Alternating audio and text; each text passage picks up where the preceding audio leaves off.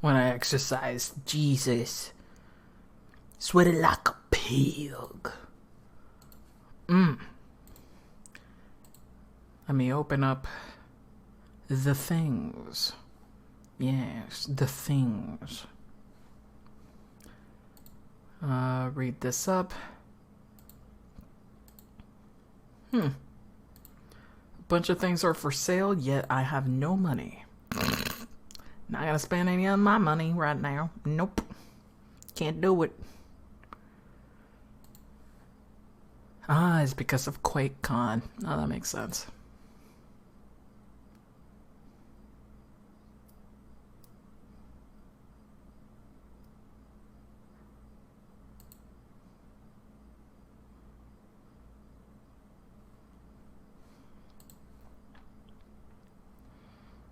Alright.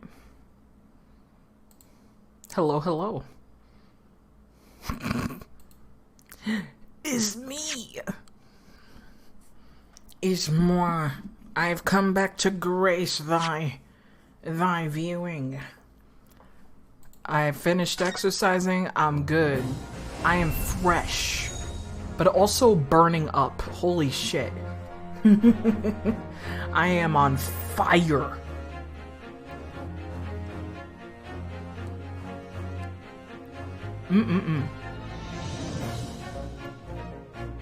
I'm in the mood to hear other music than the title music. Let me go to the thingies. Auditorium, please.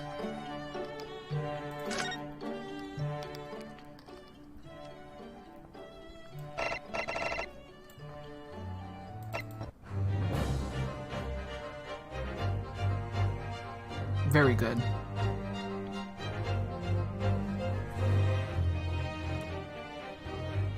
Nice little scrap theme.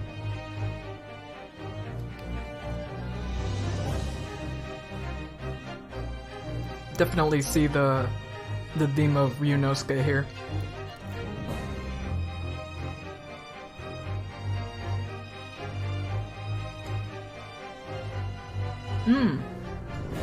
By the way, I'm eating.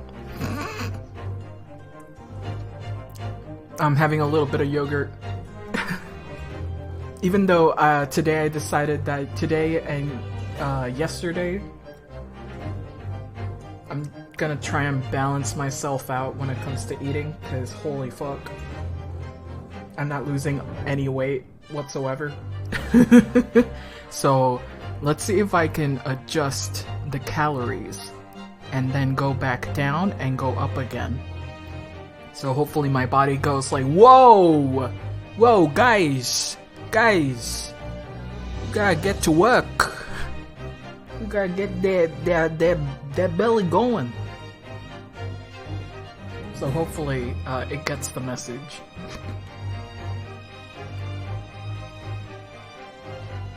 Let's see, Chobani. Give me some of that yogi, baby. Give me some of that Yogi Bear. And some raspberries. Hell yeah, raspberries. I don't even know how many raspberries I have in here. I'm just gonna say 15. That's probably incorrect, but who cares?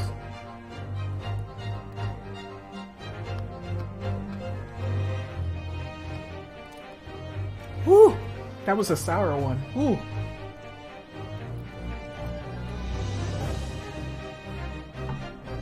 Also, let me adjust some of the points. I forgot to adjust some of the points. So let me do that real quick.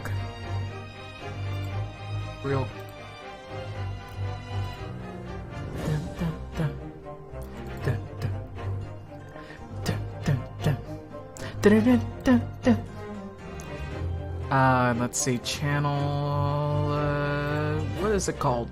Channel points. Let me listen to a different song here while we wait.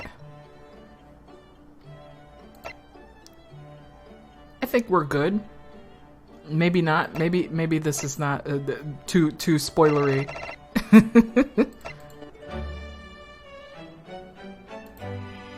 I'm not gonna go there yet. Let's see.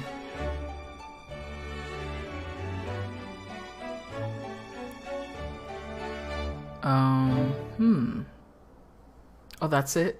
Fuck!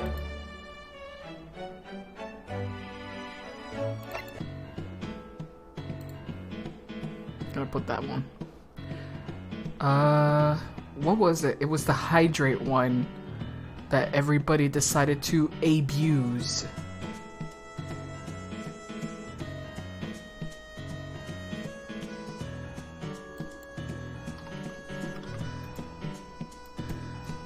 Let me cut down the cooldown.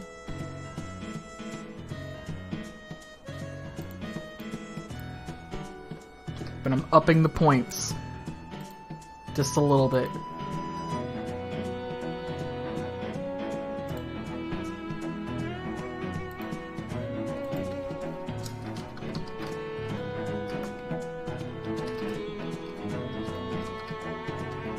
Hello, hello.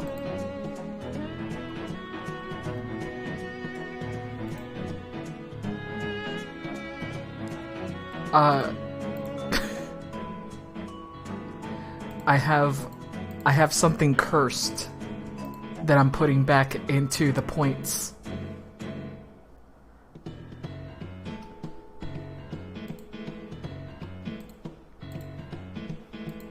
Slops. Slops have returned. Yeah.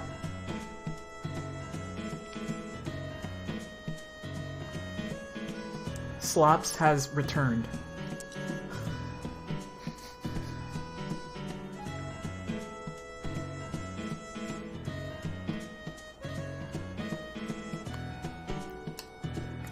Don't worry, there's a limit on how many slops. You only get one. You only get one, motherfucker. One!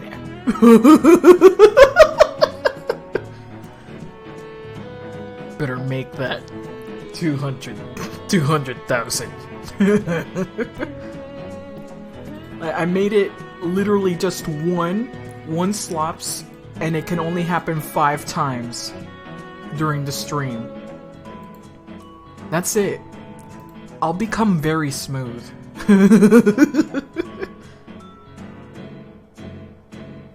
I'll become super smooth.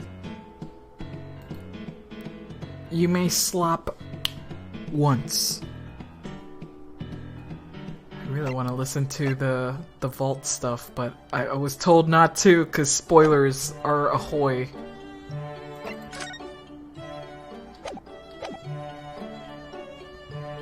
Big spoilers. Also, there's way more of these than I thought there would be. Goodness. Susato's success. Key of knowledge. Ah, I see what you did there. Yeah, I can't look at any of... I can't look at these either? These are spoilery too? Fuck! Shit! I wanna look at the things! I wanna look at them! I want the spoilers. Close game. Gouge your eyes out. Pull out your ears.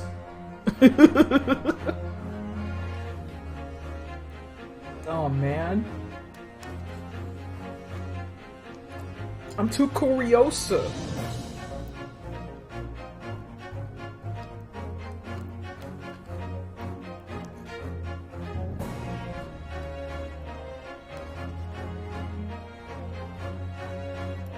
I mean, we already know Kazuma's there.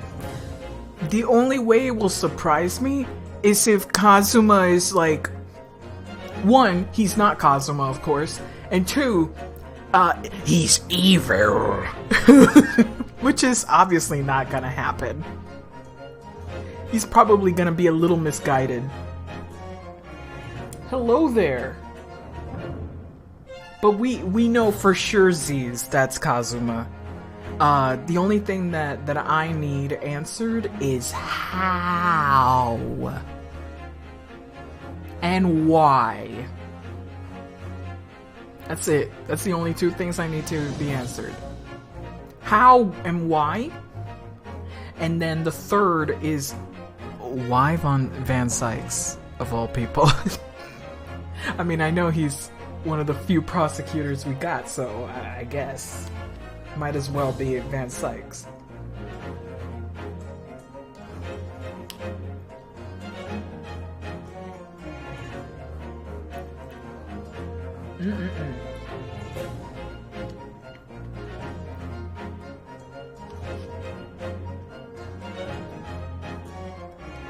Oh no!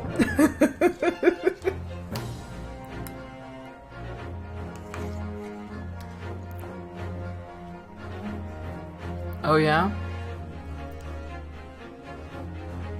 The reason why I also suspected it is because I did see fan art with him wearing a similar suit, but it was white, and I was like,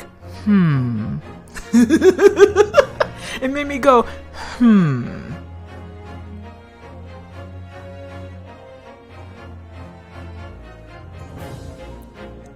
The monkey meme just, ooh. Oh yeah? But as for like how the trials go, I am completely in the dark. Thank God. I don't know the overarching like mess with like I still have no idea why this is all happening and why Kazuma has a thing. I don't know why Sykes has an issue with the Japanese, even though he's now working with a Japanese man, which is interesting.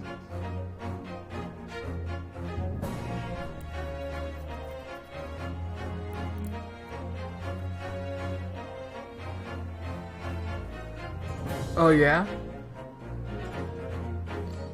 But that's about it. I did not know that Susato was going to be a defense lawyer at one point. I definitely did not know that. That was awesome. What a great way to excuse the game to make a semi-tutorial and still tie it together with the story. That was really good. That was well done.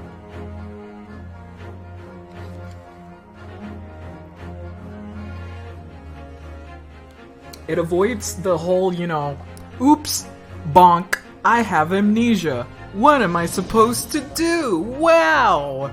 You know, I'm still not over how stupid that is. That's still very dumb. Mr. Turtle.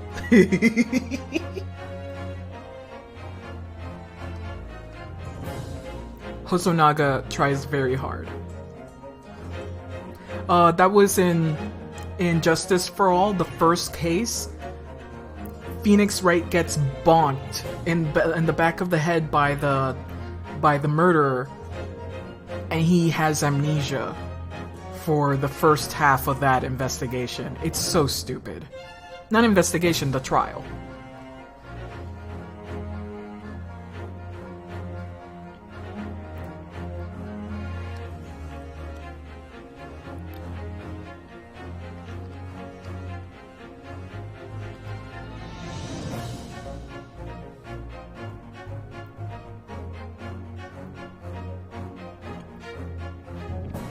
I haven't watched your next plays after the first game. The second game is pretty good. I honestly really like it. I really do enjoy it. Not to mention, it has Zikilea. Zikilea will always live in my head.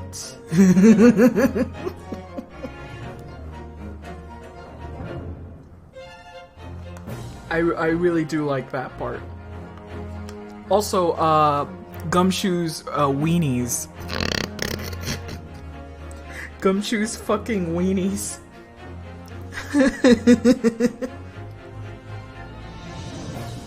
What else was in... The only, like, dud is probably Big Top Turnabout. Even though I kinda like it. Because it's rough. It's a rough start.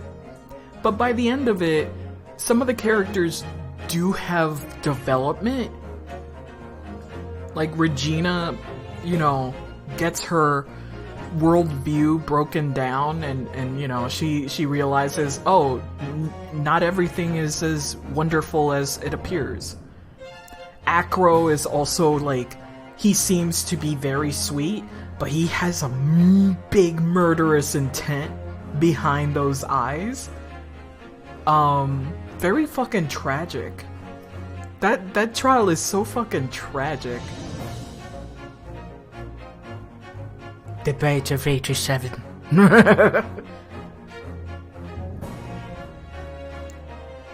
And, Mo, I think his name was like Curly or Mo. It was obviously the Stooges kind of name.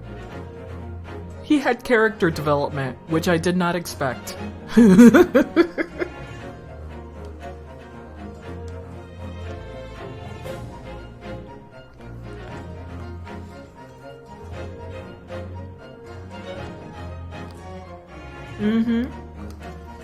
Yeah, that is fucking dark.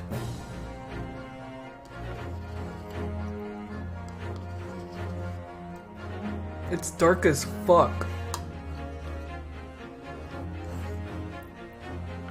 The whole... I understand what the writer was trying to go for. They were like, oh, look at this fun, colorful, happy place, but in reality, it holds many dramas, and a lot of it is very dark and tragic.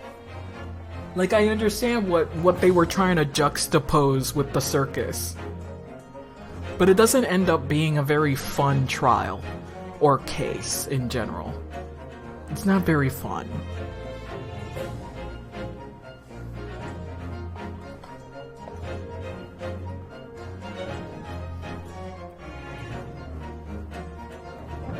Yeah, they really cannot process grief at all. They really can't.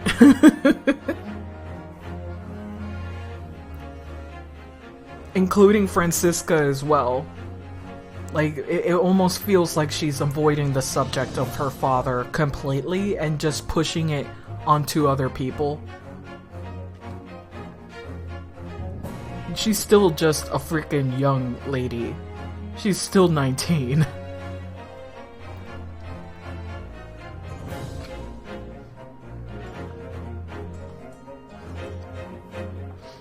What I have noticed so far is the Great Ace Attorney has a lot of revenge. It has a lot of revenge. And karma. Which is interesting. Revenge. Have you noticed, like, Van Sykes, his entire thing is that you deal with him, you can't escape from your karma. From your bad deeds.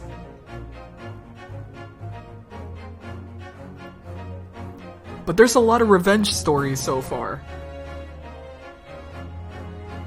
First with the reporter.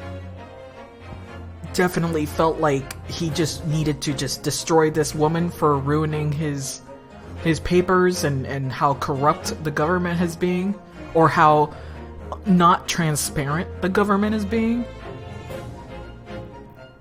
And then we have Miss Green's revenge, which was awesome, honestly. We have Graydon's revenge on McGilded. A lot of revenge is happening in the story. A lot of the culprits, we definitely sympathize with a bunch of these people. A lot of injustice has happened to them.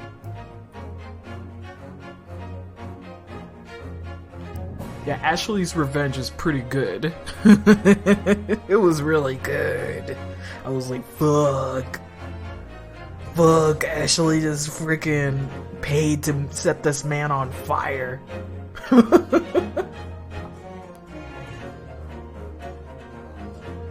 That's rad. But then, in the end, Ashley turned into another McGilded by doing that. unfortunately. He was willing to let a little girl take the hit for him. And that's pretty villainous. That's definitely very villainous of him.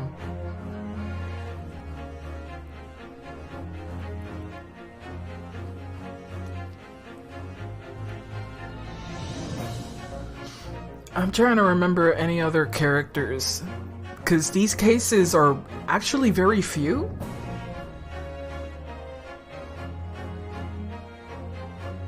Oh yeah, straight up killed Windy Bank, yeah.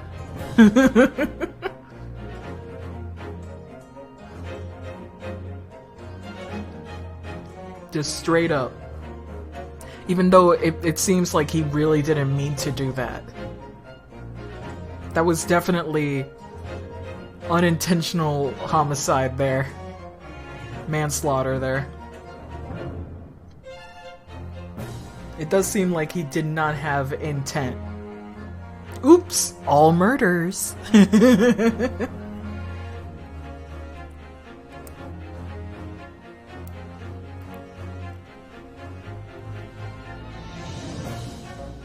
Let's see.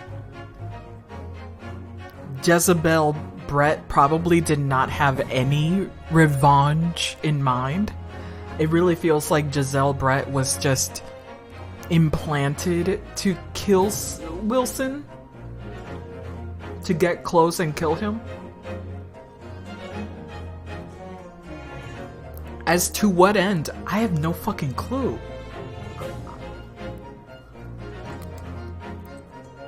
I think Giselle Brett was like an assassin. That's the only thing that makes sense to me. To me, she's like, oh yeah, hot lady, seduce man, then kill man.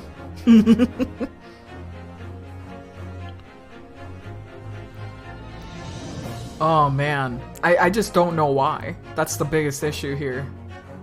We have no idea why Wilson was freaking killed. Just no clue. No idea.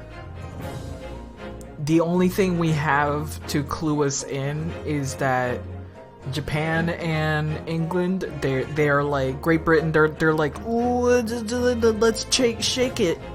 Let's shake and bacon.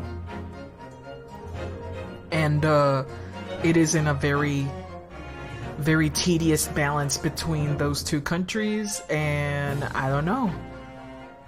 I don't know, man. Now we got a dog collar. With a B. With a B on it. Which I can only think of that it's the Baskerville dog.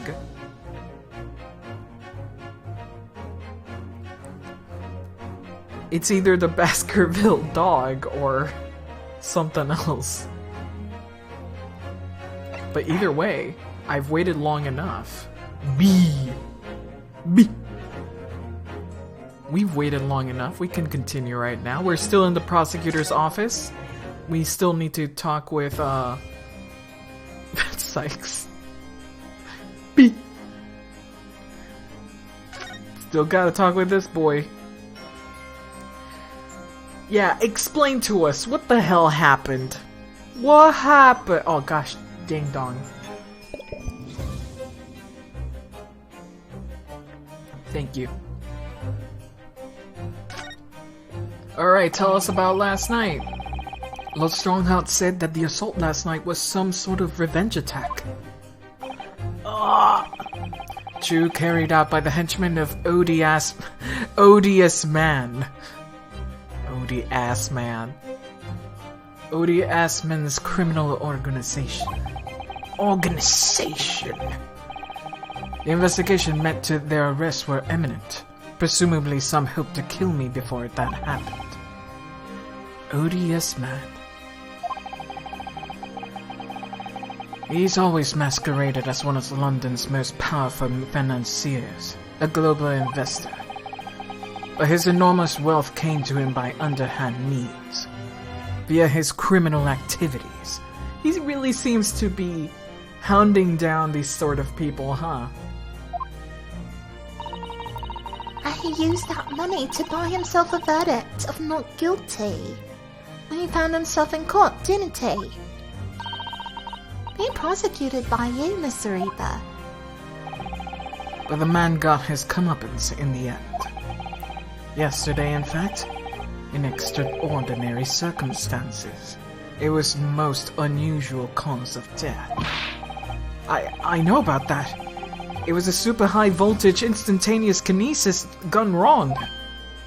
Oh, it's a big surprise. Are we still doing that? I hope not. That was a one-day joke. When your prosecutor rival spends time in court with other people outside of you. Hey, you gotta... babe.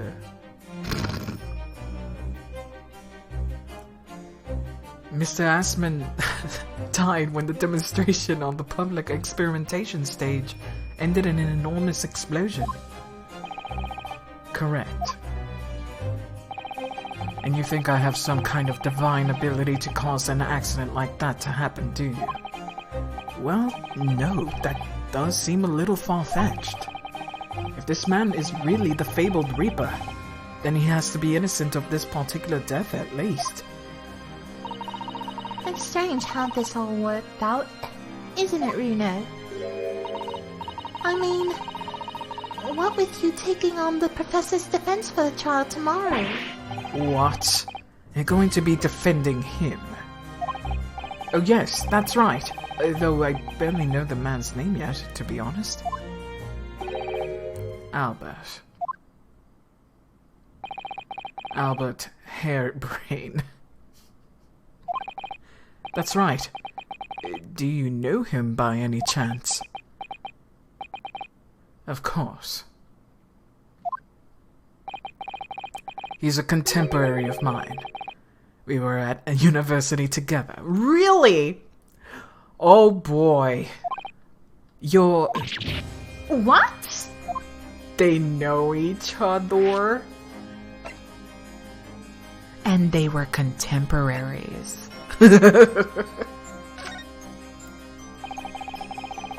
I'd understood that Professor Hairbrain was from Germany, though. Hairbrain's from a respectable British family. After gaining the University of London, he moved to Germany to carry out research, that's all. So you were students together? I was in the Faculty of Law, of course, and he in Science, so our paths rarely crossed. But curiously, we got along, though I've not met him since my university days.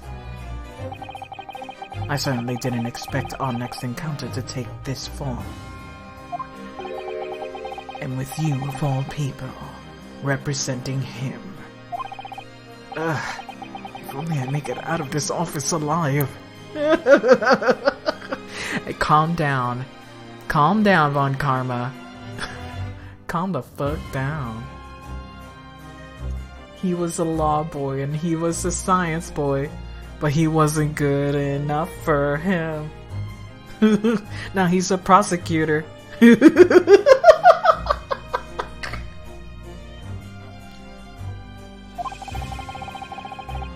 Oh man.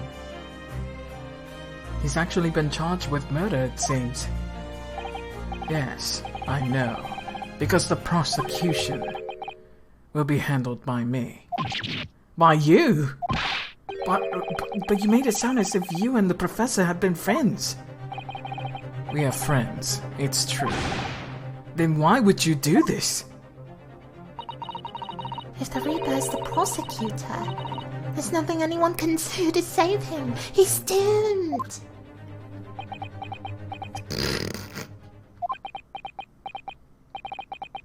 What's Lord Van Sykes thinking?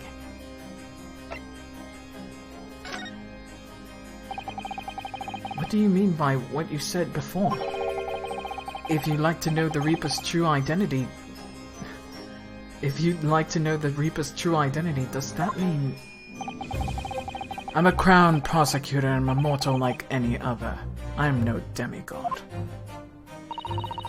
But they've all died, haven't they? The people you prosecuted, I mean. Whether or not the trial ended in a conviction or an acquittal. Those I prosecute were the vilest wretches of our society. People who without question deserve to be found guilty. The world is a better place without them.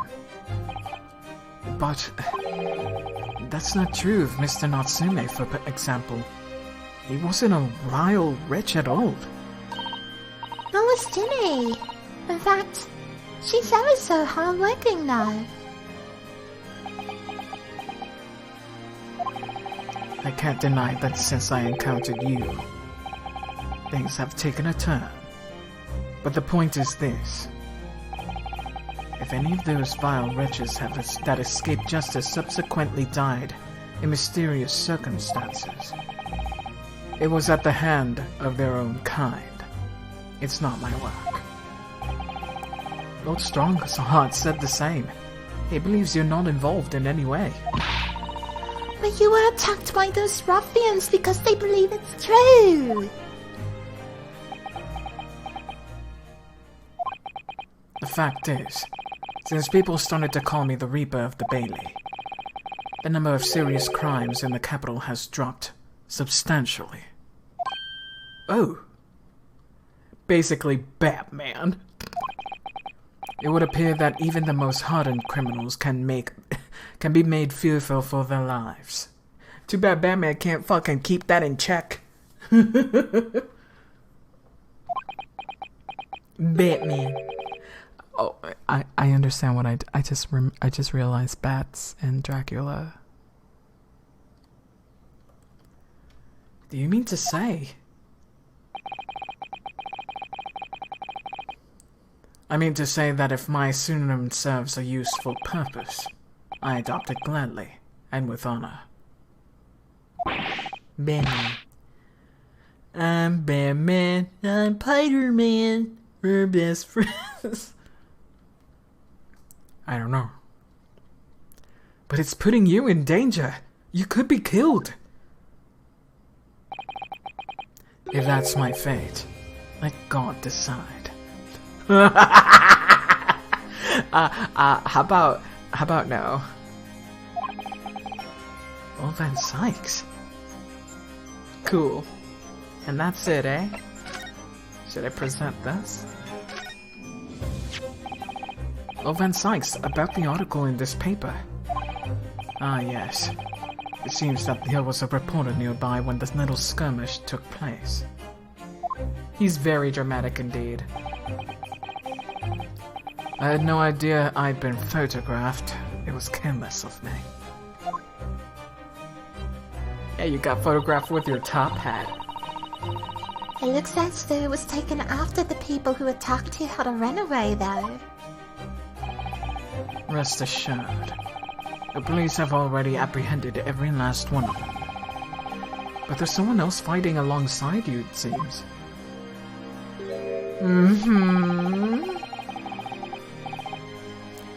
And I think it's the same man who's sitting over there as we speak, isn't it? As I mentioned already, he's my apprentice. Perhaps you could tell us a little more about him? Yeah! No. Man Sykes is like, no.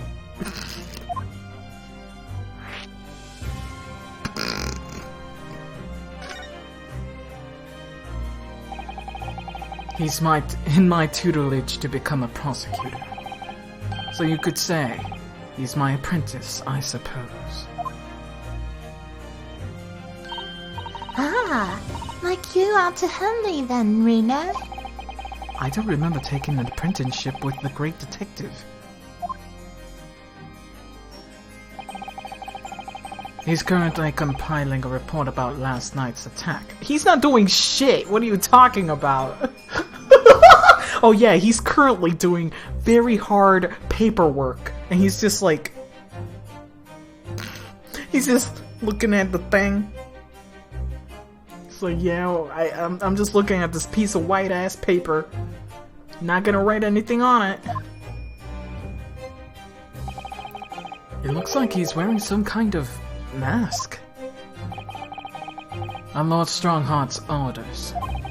Nobody knows the man's face, or indeed his identity. But why would you agree to take on such a clearly suspicious individual? Lord Strongheart's orders again.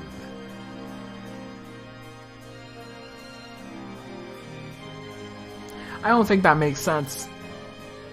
Or else, why would he even be here, right? He would just be back in Japan. He's not one for meaningless follies. There will be a good reason for his actions. I hope you're right. Oh! Well, well, well. Look at this boy. Look at, there he is. There he is. Dooby dooby doo doop doop doo. Ah.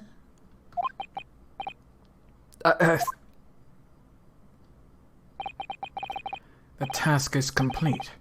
Good. In that case, you can collate all the briefs. Oh, collate all the briefs. Sure, do my handiwork. Oh my goodness.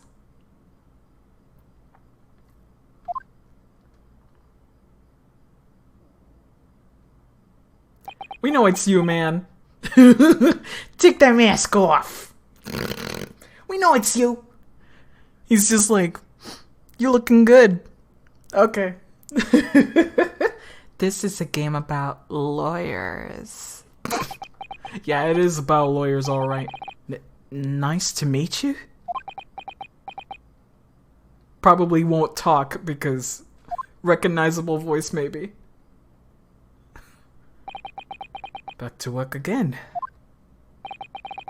That was really strange though.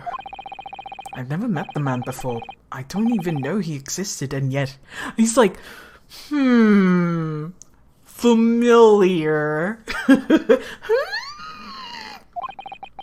Somehow it didn't feel like our first encounter.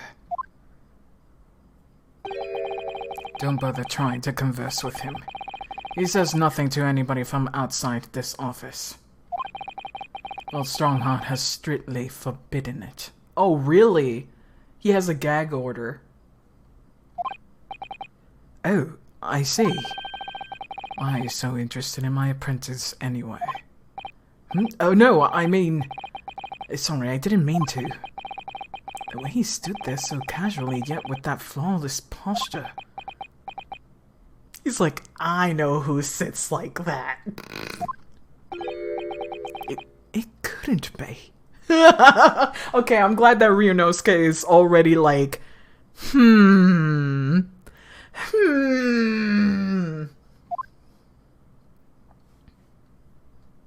suspicious.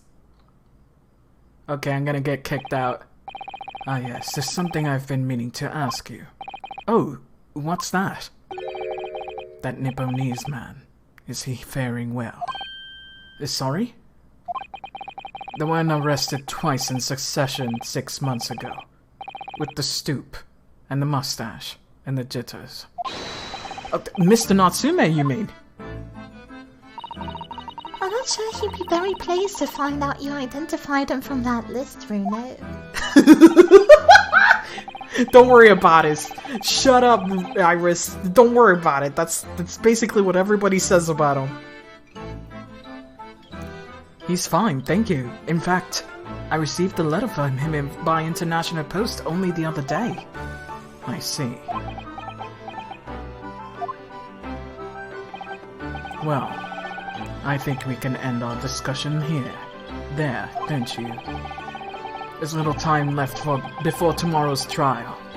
I advise you spend it investigating the case. Yes, thank you for the advice. And for the conversation. I can't believe he's asking after Saseki-san. After a Nipponese? Is he changing? No, not that quickly. Don't hold your hopes up, Ryunosuke. in one moment he's going to say something like Mongoloid to you, and it's like, oh! And you're gonna feel that racism. You're gonna be like, oh! By the way, did they still use that like a thing to identify Easterners? Easterners? Dude, it was so fucking shitty. Like, Ryunosuke's gonna be like, oh! Don't say that word! I'm not sure whether to feel happy about that or worried. I never imagined that the Reaper would be friends with the mad scientist, did you? How's it turn up for the books? A mad scientist? Oh, you mean Professor Hairbrain? Yes, it might be worth quizzing the professor about this relationship with Lord Van Sykes, I think. Bye. Love you. Goodbye. Yeah, he did not.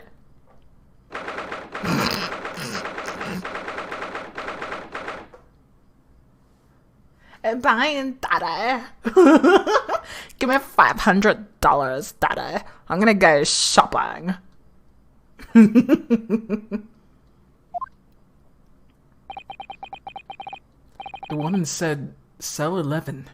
That's this one. Oh, there's someone curled up in the bowl in the back corner, look. What's his name again? Professor Albert Hairbrain, wasn't it? Excuse me? Professor Hairbrain.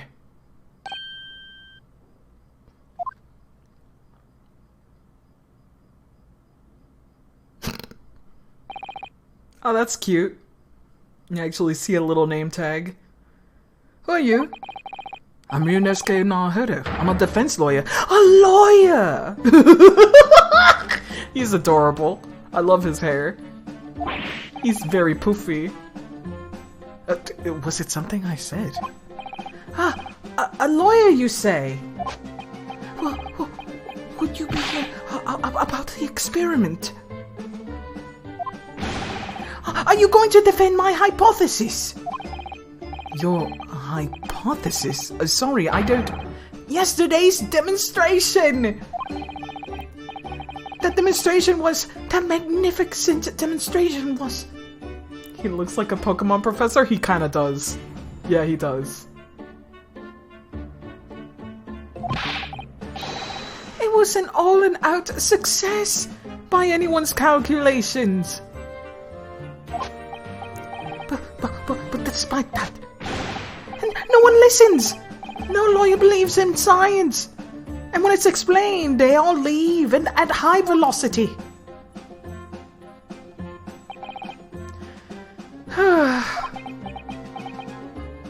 Jiggle hair physics. Listen, you gotta have some jiggle at some point. Now, it's probably not a good time to mention that your zeal made my concentration leave for a while, too. Alrighty. Yesterday's demonstration.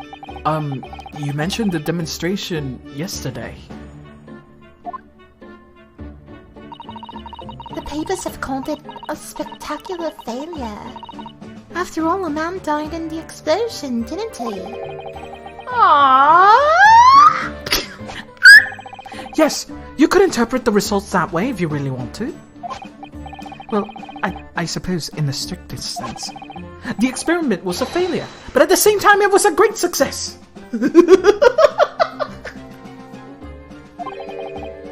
You've lost me. I saw it with my own eyes, right in front of me! Mr. Assman was spontaneously disassembled! Oh wait, the body doesn't exist? The body doesn't exist. Until then, everything was going exactly as my calculations had predicted. At that point, he should have been beamed to the Crystal Tower by instantaneous kinesis. Schrodinger's body. However, the machine exploded and Mr. Assman, in fact, perished. Yes, I can't deny that part of the experiment was a failure. Wait, is his body around?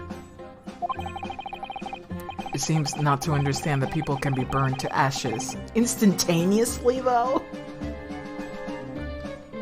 So what you're really saying is, the large explosion that killed Mr. Assman was an accident, correct?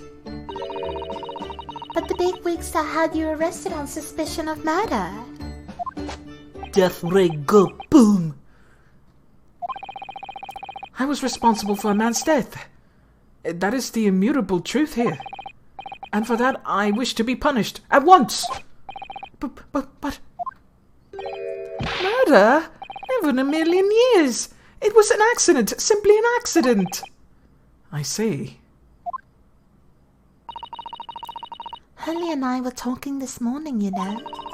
He said the situation would change completely depending on whether it was treated as an accident or murder.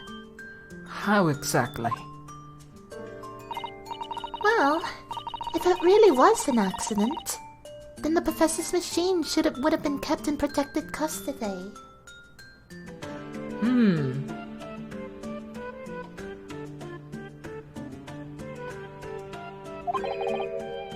On what grounds?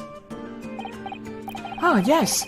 A newly established here in Britain, the Special Dispensation for Scientific Equipment Act. Wait. And that went past me by. And if the case is treated as murder, then they all say the machine was the murder weapon. Oh wait, fuck! That's not who's talking. Then they'll say the machine is the murder weapon, and they'll be able to pour over as much as they like. Pour over it. If they examine it in detail, they'll find out how it's made, and then they'll copy my idea. My precious hypothesis will be stolen. The machine must be protected from that at all costs. And that's why it's imperative that the whole incident is thrown to have an accident in tomorrow's trial.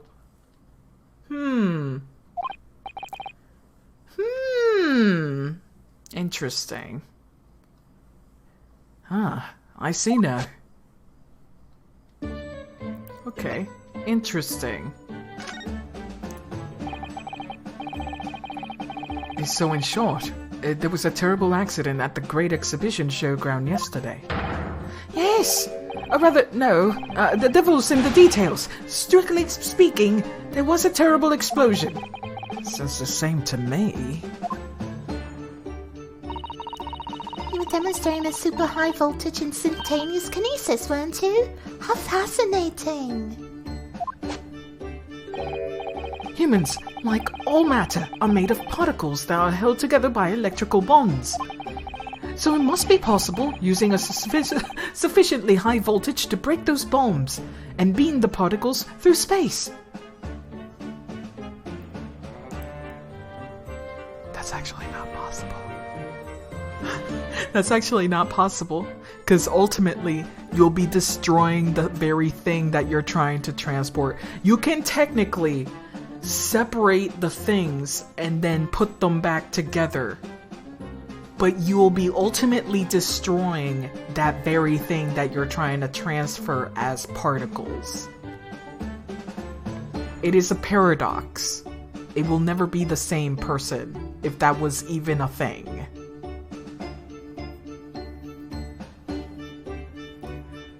The official Twitter tweeted a her like appreciation post. Oh my god. That's great. You're destroying his hypothesis. You're the biggest hater. I am. I'm sorry, but Star Trek is not possible. You can't disintegrate and then reassemble the parts. It's just not, it's not gonna be the same person. It's a paradox. But teleportation, Pepe. But Pepe, teleportation. Not in my fanfics. There are certain things that are genuinely possible. You could transfer metal. You can transfer things that were already in its particle form and then transfer it over with electricity. Absolutely. But a human being? It's a little more complicated than that. It's a little more complicated than that, sweetie.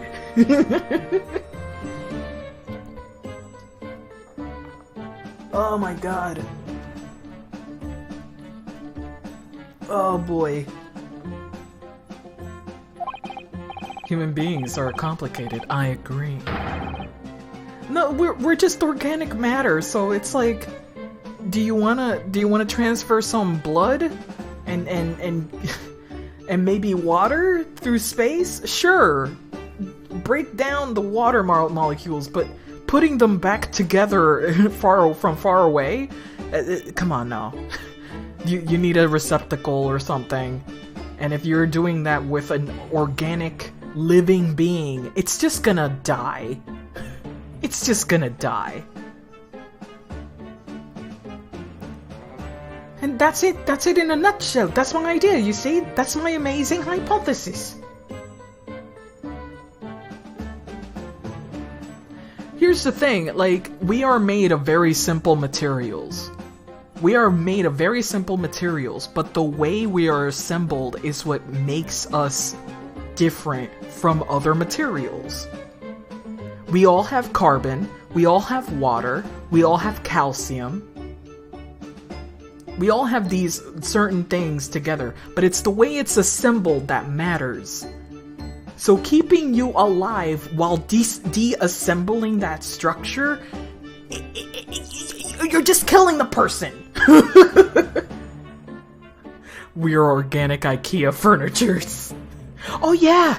Can you imagine that we do this correctly and your guts are outside of your fucking body? There's just too many questions. There's too many things that can go wrong. Would you like that, to be transported and suddenly fucking have your eyeballs in your hands?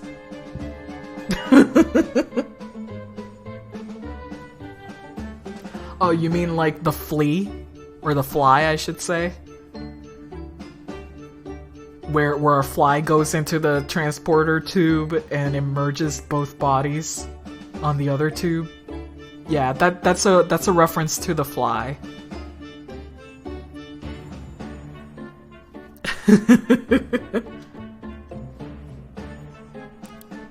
No idea is new under the sun, unfortunately. But that's cool, don't worry about it. There's another Fly movie, it's a black and white one. And of course there's the original story.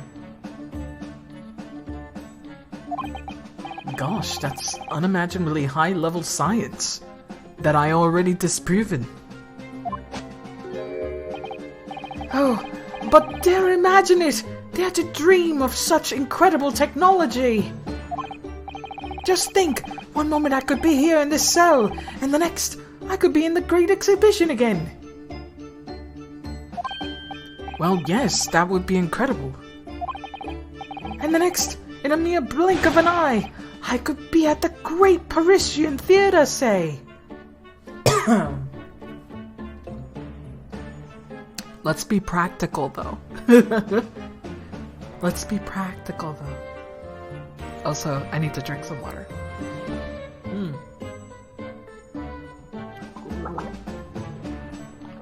Oh my god.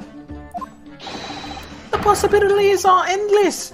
The whole of our vast planet would be within our reach! So no more hiding in wardrobes on rocky seas or for 50 days. Cool. I don't really see it like that. What do you mean, Iris?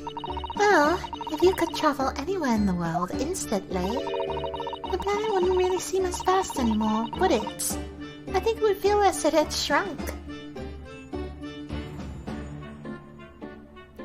That is a good point. That is a good point. Sometimes the journey is just as enjoyable as the destination. My word! That's That's exactly right. What are the implications? What does this mean? Oops. That's got the Professor Bunny Brain. Bunny brain. Really worried by the look of it. There's no implication. The world doesn't shrink. Don't worry about that. She was just being sentimental. Clearly, this is yet another case of just because you can doesn't mean you should, I suppose. The point is, my calculations are flawless. The science works. But without a practical demonstration, it means nothing. And that's why always the fly in the ointment. Because practical demonstrations cost a lot of money. Money that young scientists like you don't have. You're poor. That's exactly it, yes. Honey's always complaining about it. He says the government should invest more in science. He is right, actually. He's absolutely correct. And we should just stop investing in frickin' companies that all they do is take advantage of these brilliant minds. Flat Earth, broke. Shrunk Earth, woke. Shrunk. Smollett. Earth will be bored by the sun before it has time to shrink. Why does that sound ominous to me?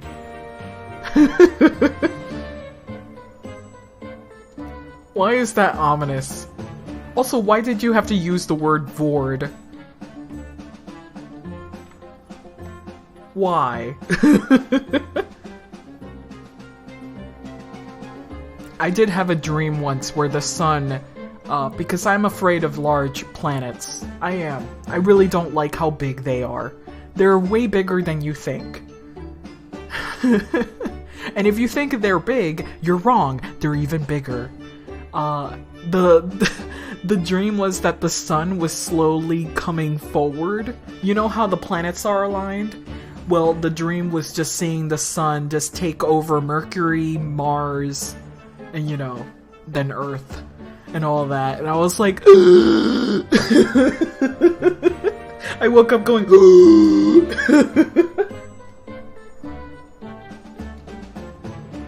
It was a very existential dream. Because here's the thing, if the sun was as close as it is to Mars, we'd just be dead, by the way. We'd just be dead. Like, it would destroy our atmosphere. So, it's alright. Sorry for being off topic, but Toys R Us will come back to the US at Macy's stores. Are you fucking serious? Why won't it die? Toys R Us, go to sleep. Go to sleep, Toys R Us.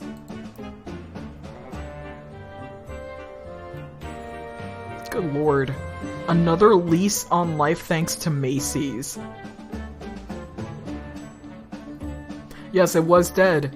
It was bankrupt for a while. It was super bankrupt. But I guess the brand has some legs. Alright. Well, anyway, I bumped into him in the right time. I met the well-known investor, Mr. Esmond. The victim who died in yesterday's terrible accident you made.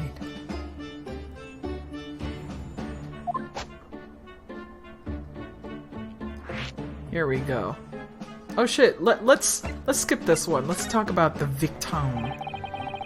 The full name of the man who died in yesterday's accident was Mr. Odious Man. Odious Man. I fucking hate it.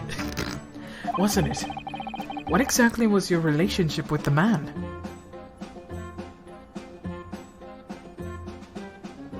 The shop is not bad, it's just a toy store. The only thing that made it bad is that toys just became extremely expensive. Not a very lucrative store.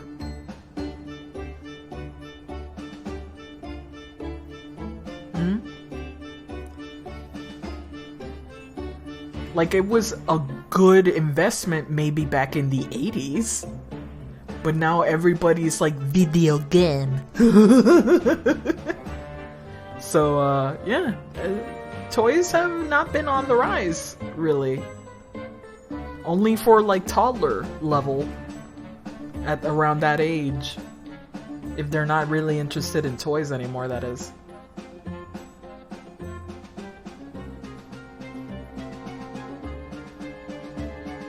There were some Toys R Us exclusives back then. Oh, freaking when it was about Pokemon and the card games and all that shit, there was some exclusive shit. Oh my goodness. That was hard to get. Jesus Christ.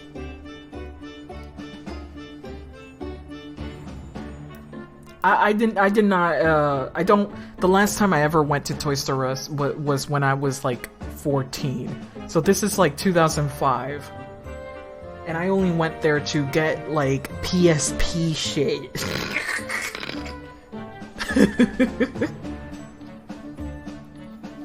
He also visited me in my laboratory in Germany a year ago now. And he said he wanted to invest on my immaculate hypothesis. I thanked my lucky stars. I see. So you hadn't really known each other until then. Money for scientific research. I'm so envious. As far as I was concerned, the man was an angel. Oh, really? An archangel, even. He was prepared to fund a practical demonstration of my hypothesis for presentation at the Great Exhibition. And if that went well, I could expect an additional financial support for my research from the British government. Mr. Hessman provided me with money and an exceptional engineer. He produced a machine to my precise specifications. And then your dreams were blown to dust in one enormous explosion. As you can see, I owed everything to Mr. Hessman. I would never, ever have thought of taking the man's life. Well, he seems genuine enough. I don't think he's lying. Alright, varsity years. I understand Lord Van Sykes is a friend of yours from your university days. Yes, that's right. I was studying law. He was studying law, whilst I was studying science. What was he like back then? Good question. Unassuming, gentlemanly, and all-round nice fellow, really. Sorry, I think you misheard me. He was happy. I'm talking about the cold-hearted, merciless prosecutor Barak von Sykes. What was he like when he was at university? Talk about a leading question, Reno. As I said, an unassuming and extremely pleasant gentleman. He was very nice. After all, he is the little darling of the Van Sykes. The little darling. A points. Little darling. He was the little brother, eh? Little brother. That's definitely his brother. God, let's see. After all, he's the little darling of the Van Sykes family, with all its great aristocratic origins. What the hell? What's going on here? Who's giving me messages? After these messages. After these messages.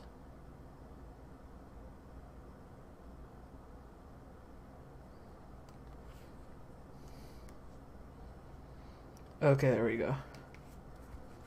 Let me take this out. That was a message I had to freaking do there. Did his bro die in the war then? I don't think so. I think it's going to be worse than that. Also, please stop messaging me. I'm already out of work, dude. I'm already out work. It's a coworker, and I'm like, dude, tell me this tomorrow. Yeah, it's a coworker.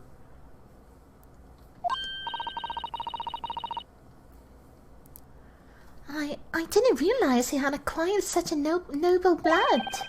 Little darling.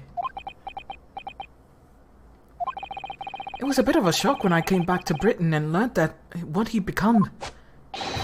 The Reaper of the Bailey, no less. Yes, that's right. I did hear, though, that there was a very big event in his life that completely changed him after the graduation. Yeah, of course, there it is. There it is. Really? What sort of events? Wait, fuck! It's Ryunosuke talking about that! Really, what sort of event?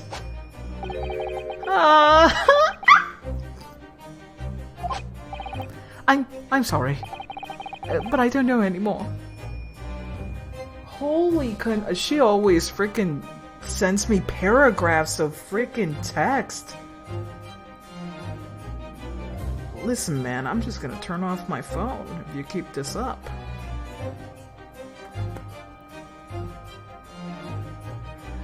She doesn't want anything with the job, but she's telling me information that I really won't be able to do because I've been off the clock for 2 hours and a half now.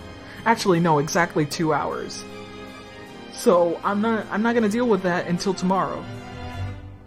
I'm not gonna do any of it. I'm not even gonna confirm. I'm off work. I don't even want to hear about work. She's nice. But, you know, maybe send me this tomorrow instead of right now.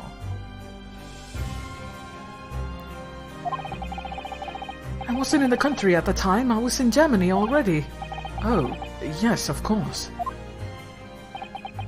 If he's heard all about the Reaper, I really don't have the heart to tell him that Lord Van Sykes will be the prosecutor in court tomorrow. Hey, we're getting backstory from Sykes, finally. So, Professor, let me just make absolutely sure that I understood you properly. The huge explosion that occurred yesterday, that was an accident, you're saying? You had no intent to harm the victim, who was in fact the sole investor in your work. Is that correct? As correct as 2 squared is 4! I swear it! Yes, it's true that the man perished in the machine of my invention. So I know that I'm far from blameless in all this, but still, I would never use my discoveries, my inventions, to take a person's life. Not in a centillion years. I'm a man of science. That's all I know. You have to believe me, please. You believe me? You believe in my hypothesis?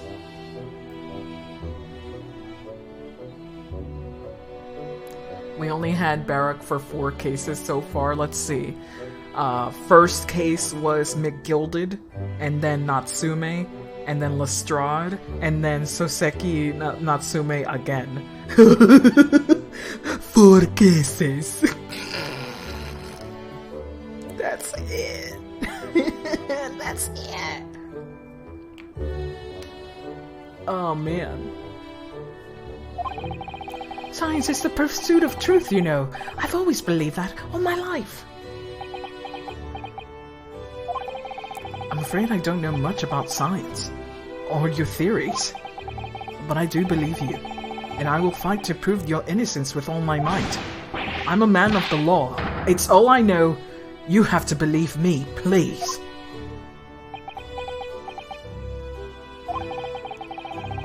When I went to live in Germany after I graduated, I learned something very important. Nationality, class, lineage, none of that matters. As long as you try your hardest, you can achieve anything. Let me have a word with you, sweetheart. There's this thing called, systematic.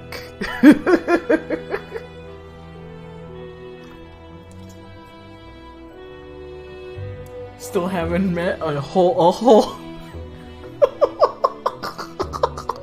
Ah, yes. In a perfect world, that would be true.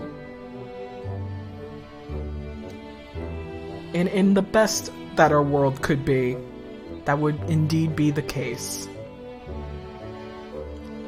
Thank you for that, Professor. I thank you in advance for defending me tomorrow in court. Because even if we take race away, there's still classism. So, you know, there's a lot of barriers. There's a lot of barriers. I wonder why there's no black people in these games. Are they just avoiding it? This is by a Japanese man. I wouldn't... Listen. Do you want them to write a black character?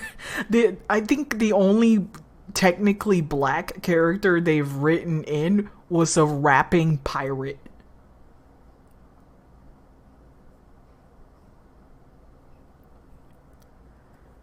You know? I think one of my biggest issues is when they make the villain darker than lighter. At least so far, most of the villains have been white, rich people.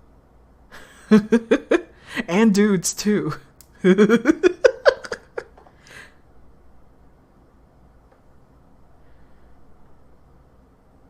Yeah, absolutely. I much rather not have it in than have it in and be it like a token character of sorts, you know? So, you know. I wish it was better, but I wouldn't count on the writer to do better. You know?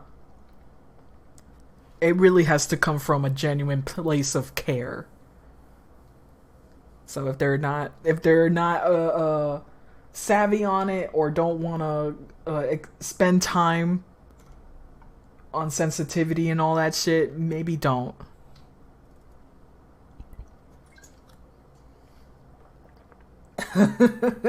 It's like Kojima.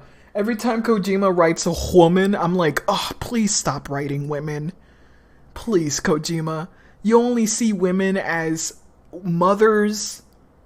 And the only time you wrote one good character woman, she fucking dies. And historically, there weren't that many dark-skinned people around that time, even in Europe. Actually, historically, there was a lot of people. There actually was. It's just systematically erased from the books. It's really hard to dig through, but there's actually a lot. So, you can keep looking in there, but historically there was a lot of African British people. Even back, like, listen, we're only even talking about 100 years ago. Are you really telling me that 100 years ago there wasn't a single black person in Britain? Come on! Come on! Come on! There's even like a section of like Asian people in Britain at that point. So no. Even this game says like it's the center of cultural diversity.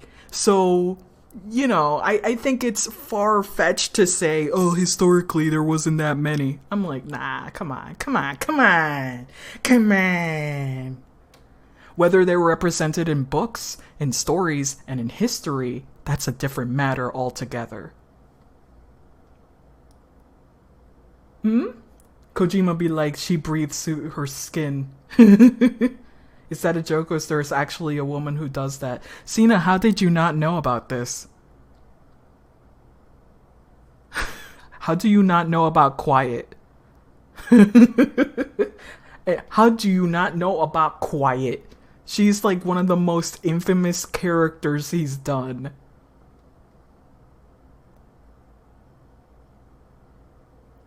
Isn't there a theory that's like Beethoven was black? I don't know about that one. Don't know about that one, and that seems highly suspect.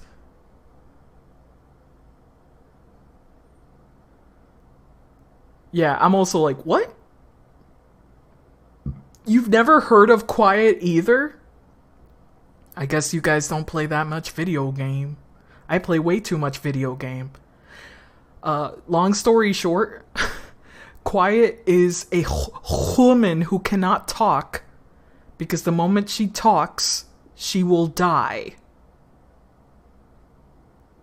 She will fucking die. That's why she's called Quiet.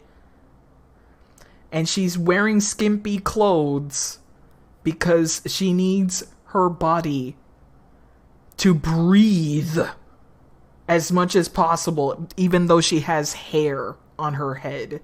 Like, it wasn't really well thought out, because if her skin was then turned into like, oh yeah, I do photokinesis and photosynthesis, I should say, then she shouldn't even have hair follicles. They just made up some nonsense with her.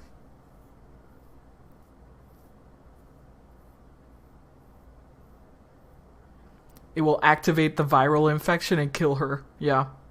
That's not even one of the worst characters Kojima has done when it comes to women. It's not even the worst.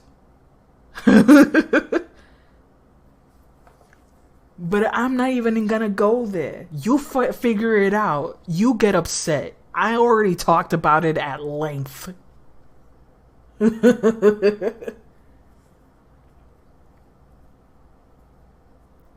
At least he's not Detroit Become Human guy. We just know way more about David Cage than we know about Kojima's actual life and the way he's treated people. So I wouldn't hold Kojima to a greater standard.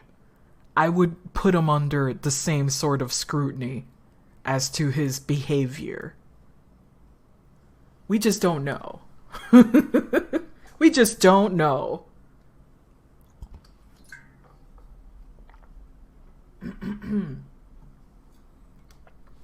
Here we go. Alright, he accepted us as lawyers. Lawyers. Alright, Reno, it's time. Time to visit the great exhibition. Sorry? Well, that's where the incident happened, isn't it?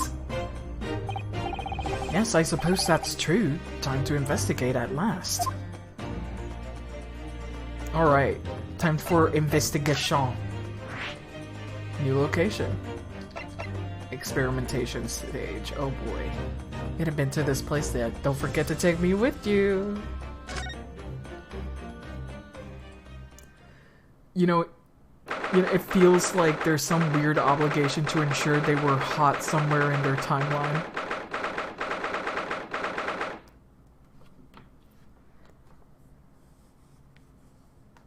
To Michael Rodent? Oh no. Oh no, not Michael Rodent.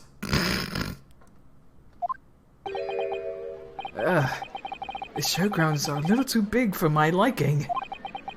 We've been walking around these dense crowds for 2 hours now, and I felt myself swooning 3 times.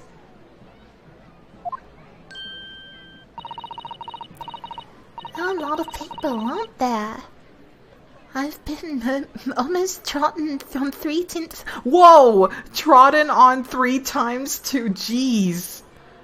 Iris, get on top of his shoulders. You need to become taller. I've almost been trodden 3 times too. Be careful, won't you, Iris? Don't let go of my hand. Aw, cute. We finally made it through the throngs, though.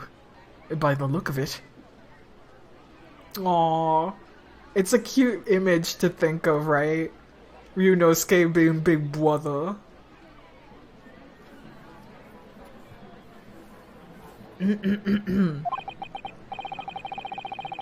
Yeah, Michael Rodent. We don't speak of the other name. His name is Michael Rodent.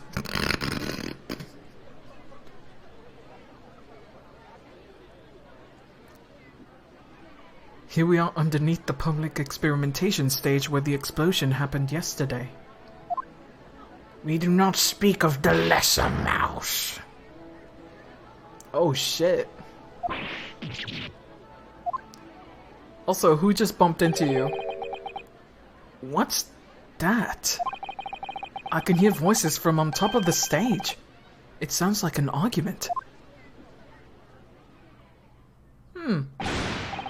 Oh shit, it's Lestrade. Alright, I had it with you this time. I'm warning you, I'll arrest you in a minute. Oh yeah? You're on the Inspector. Give it a shot. I ain't got no evidence and you know it. Wait, I know those voices. You cheeky little mouth on you, young lady. You've got a cheeky little mouth on you, young lady. But a night in the cells will teach you some manners. Just try it, I dare ya. If you want a bag of chips run down your throat.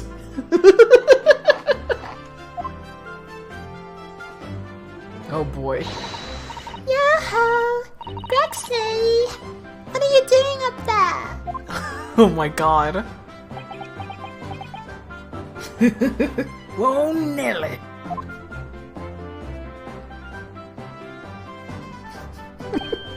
Ah! It's you! Here! You here! You here! You here! Your ladyship! How are you, your ladyship? I hope you're doing well, your ladyship. Does that make her 3 times a lady? I'm not well at all. I've been far too busy everywhere. Did you all notice that she has a new outfit for this game? Yes. Yes, we did notice. She's on the up and up. Her clothes now fit. Her clothes actually fit now. I wanted to ride in the balloon, but it was 3-hour queue. Also, Natsume also had his yukata instead of a suit. Unbelievable! I'll go have and work for you at once, your ladyship.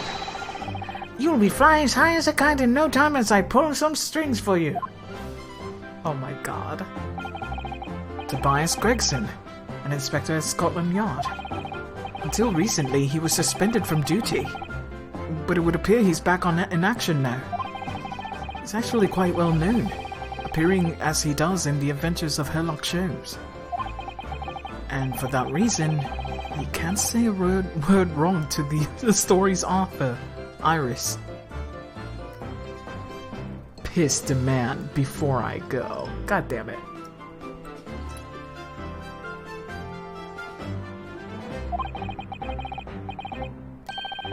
But there are limits, surely. Or there should be. Watch it, sunshine. Sorry. What gives then? Don't tell me you're in this case. Yes, I'm acting for the defense. So we're here to investigate.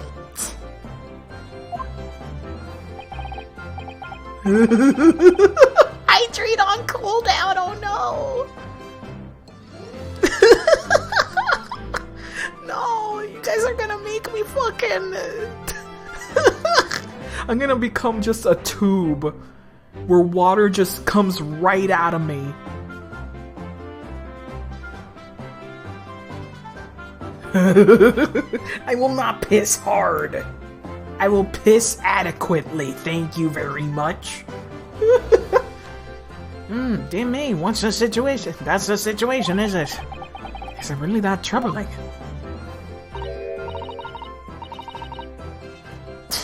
Let me see 5 bob. That's all you got? Look at that. Her clothes now fit.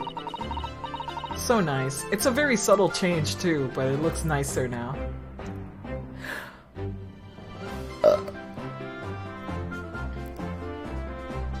Why is Slops only 10,000? Oh god. Maybe it's a mistake. Slops, now affordable. You're a lawyer, ain't ya? You could stand to carry a bit more copper under your pockets, Mr. Naoto. What? Hey! That's my last bit of spending money, and that is... You can't have it back.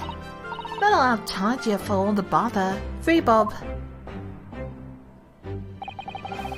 This is Gina Lestrade, a pickpocket, while diver, born and bred in the East End of London. In the case that led to my own suspension 6 months ago. I will not give you— SHIT! Oh, god damn it, here you go. I guess here's the slops.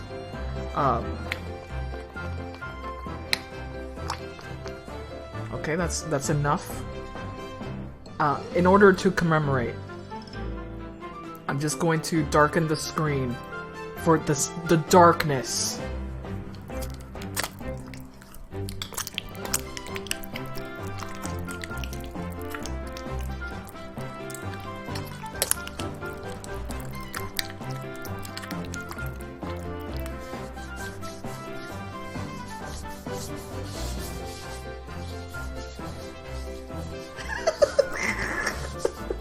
I'm so smooth now, wow.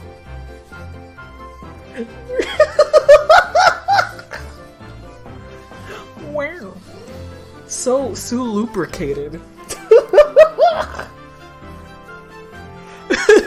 For those wondering, Slups is just me putting on freaking hand lotion. I am now moist. You could dump some hentai play at some point, oh no! Oh my goodness.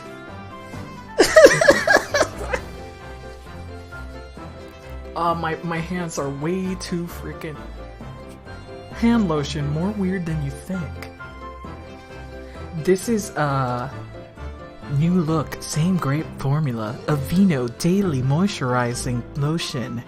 Nourishes dry skin. Clinically proven healthier looking skin in 1 day. It's completely odorless.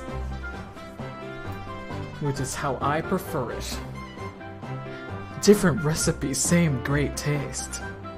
Yeah. Now the slops are over. There you go. Game is back on. What do you mean this reward is on cooldown? Yes, of course it is! I wasn't going to let you abuse it.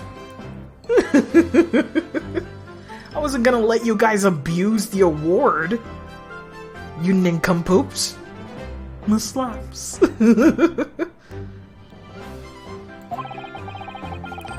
This is the young girl that I was defending in court. What's your problem, Odo? Diver? Pickpocket? What's with all the name calling? You want a bag of chips rammed down your throat and all, do ya? I thought you were proud to be a diver, Gina. You were just arguing with Inspector Gregson about it, weren't you? I assumed that you've been up to your usual tricks here at the showground.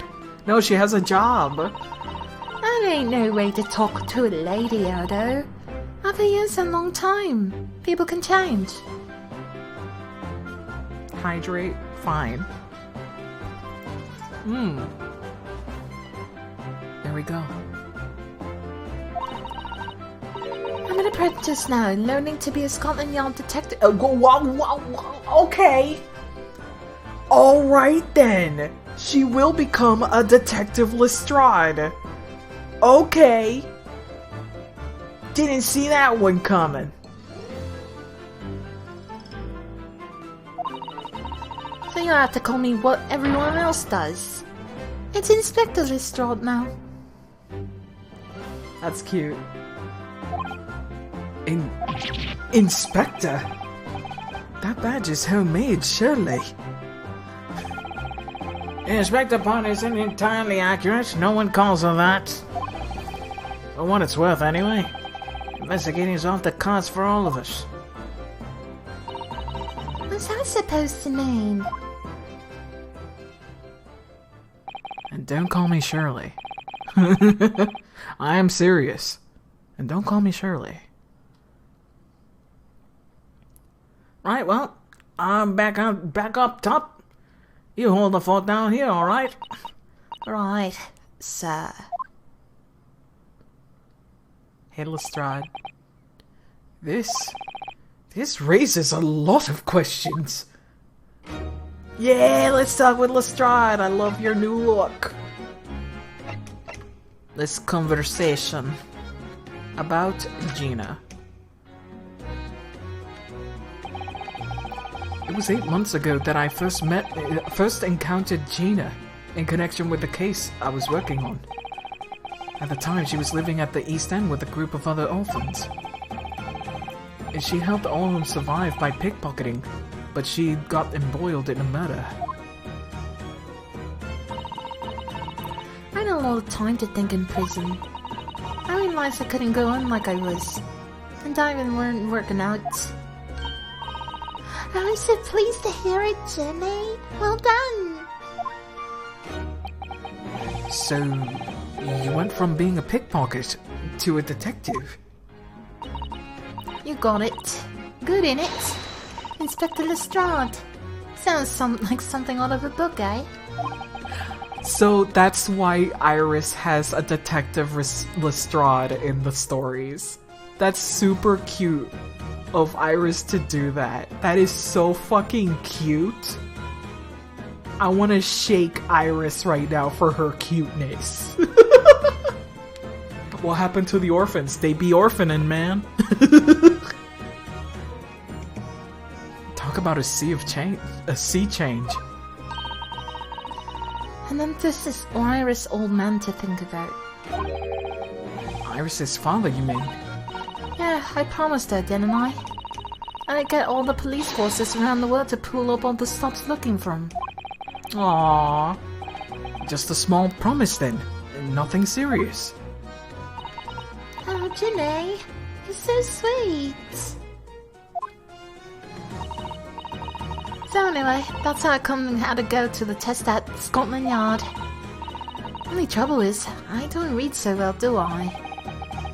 Just a small problem. Nothing serious. And that's when Hurley approached Grexy and I asked for help. Oh my god. It's too soon, Starlight. It's too soon to tell Iris. So the inspector said he'll take full responsibility for Janae and make some sort of apprentice. That was very magnanimous of Inspector Gregson. And brave. Oh, you know Hurley. He enjoys finding ways to make people do what he wants. That's you, Iris, actually. The great detective likes digging for dirt, in other words.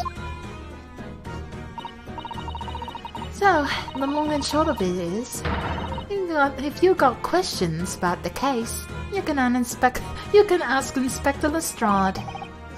Alright then, Inspector. Actually, there's still a big mystery surrounding Gina, isn't there? Any drinkies?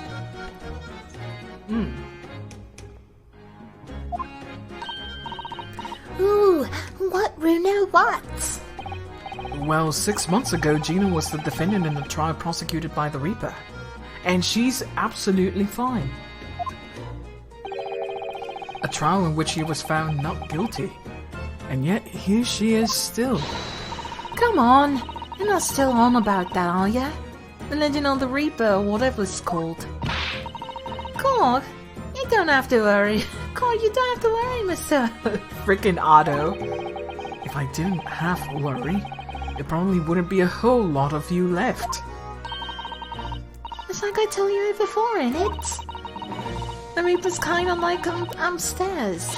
So he knows what I'm like on the inside. I say really there's nothing wrong. Fucking So she's basically saying, hey, I'm a good person, so I'll live. If you's a bad person, you'll die. That's it. That's all it means. I mean, that seems to be obvious, right? Nothing wrong might be stretching a point.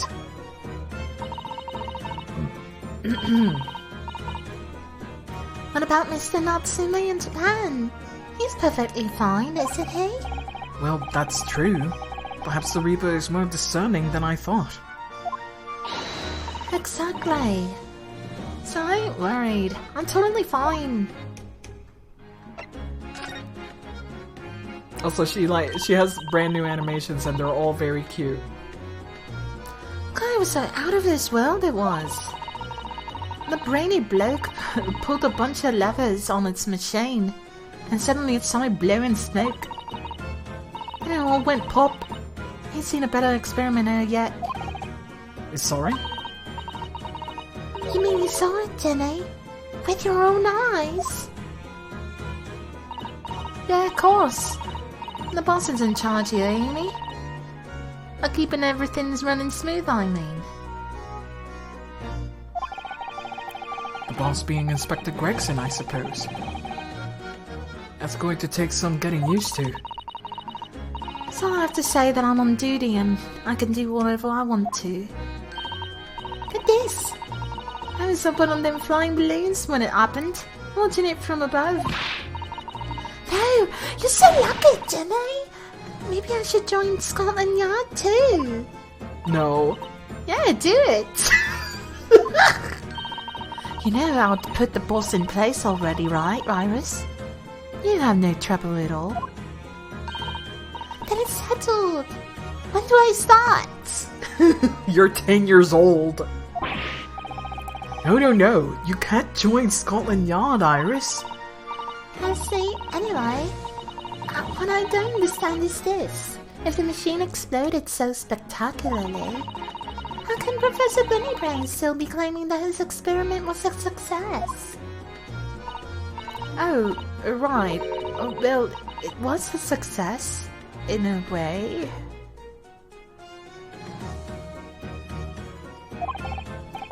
It was. How can it have been? Successful experiment. Surely after the whole machine blew up, no one could call the experiment a success. It's like I said, it did sort of work. I mean, yeah, there was a load of smoke and that whopping great bang. But where do you think they found the victim's body, eh? In the crystal tower over there. Okay, so the body is around. What? In the tower? He was shot through that? That's hilarious. I'm sorry. Yahoo!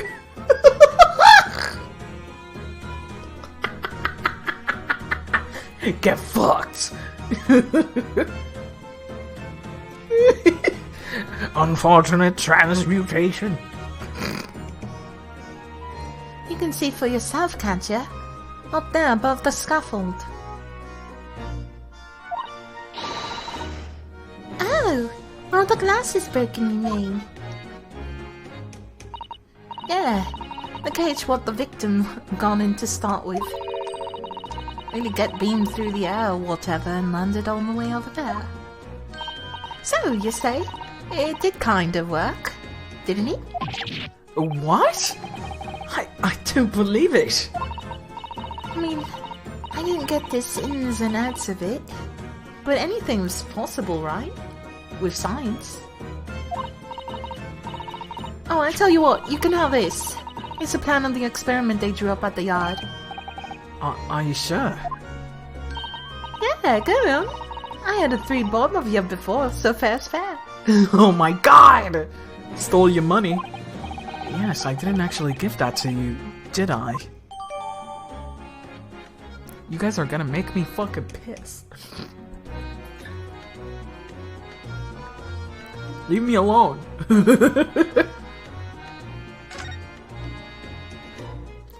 About the investigation. Evil. You are all evil. Something Inspector Gregson said before seemed a little strange. We're getting a flashback to this. It just happened, like, not even 10 minutes ago. Come on.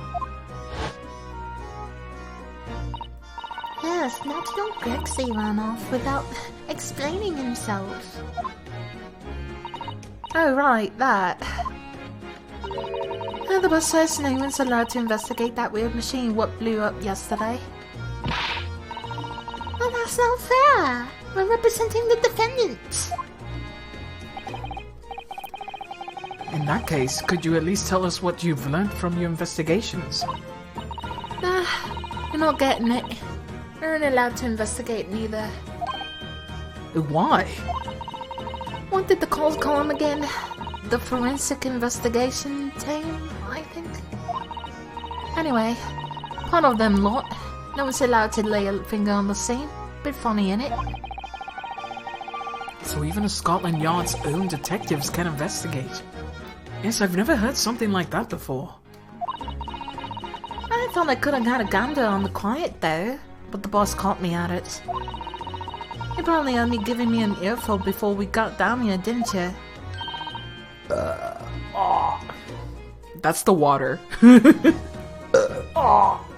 Why am I so burpy? I'm a disgusting human being. It's not bleeding fair. I think you were giving him as much of his info back as I remembered. Yeah, well, sometimes I think it's holding chips what make him so stubborn. You say something to him, Otto. Go on. See if you can get through them. He's up on the platform above us, is he? Where the machine that exploded is. We can try. Can't we, Bruno? Grexy will listen to us. Alright. Before we do that, though, let me present some things. Oh wait, let's look at this. Okay. A trajectory. Interesting.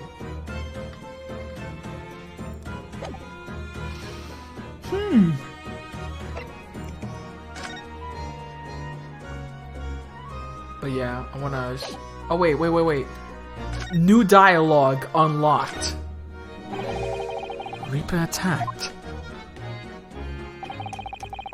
It's the kingpins of the criminal underworld generally managing to escape conviction in the Reaper's trials.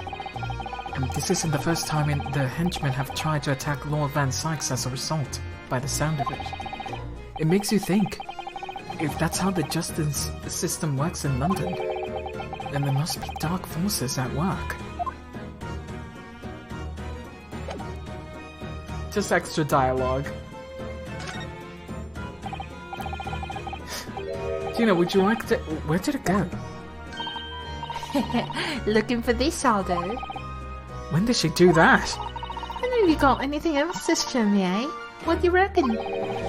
Give that back first, please.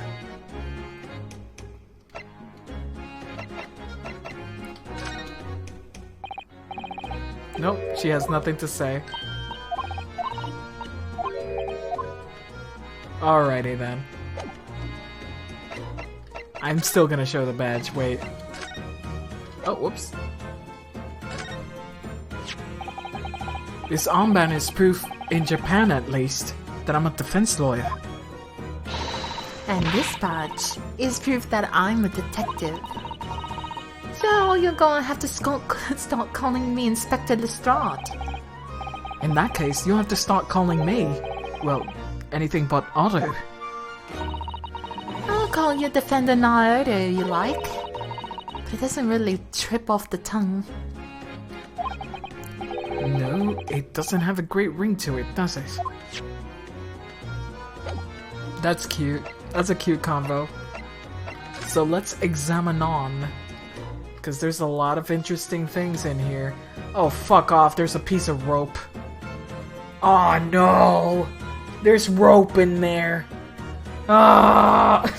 And it's Is that a fucking crossbow? Is that a fucking crossbow?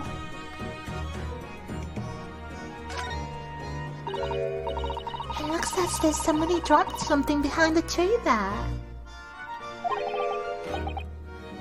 Dropped or hid? Okay. I think it's a crossbow. Jesus Christ. Oh man, that looks like a freaking, you know, one of those catapult bows. What is this? Some kind of machine that exploded. Maybe. It could have fallen from the platform above the blast, perhaps. What's going on here? Oh, nothing! I think I'll hang on to this just in case.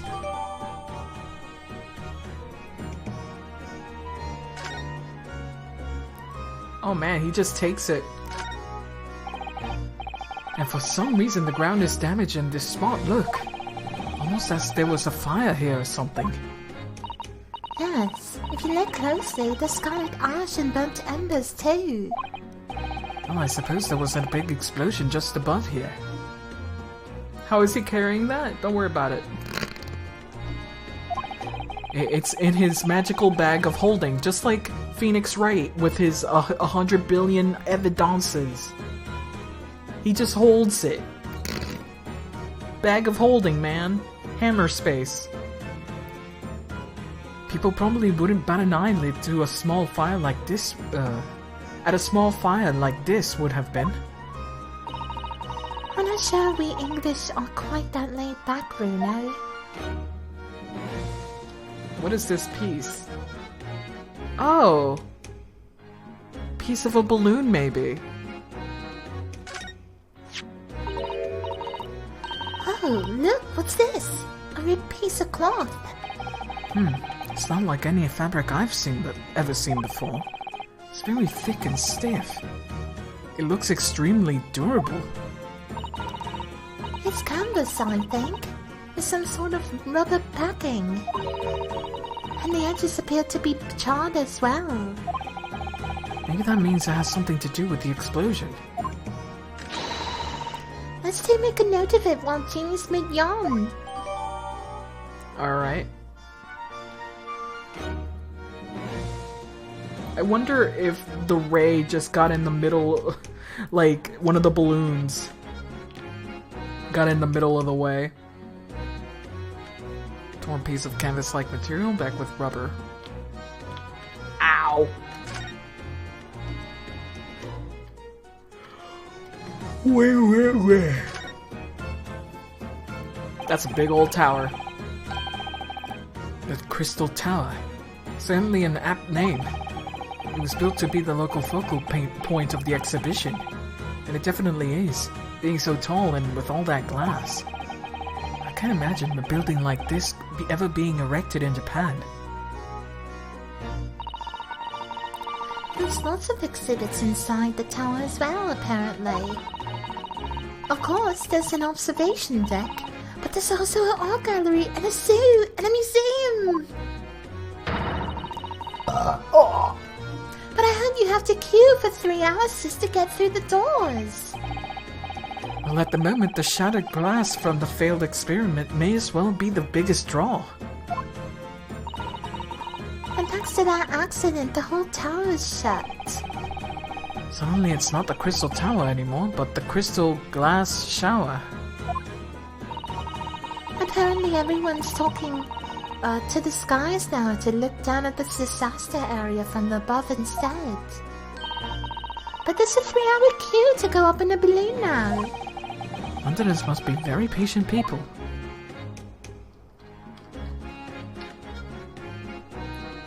Alright, last thing.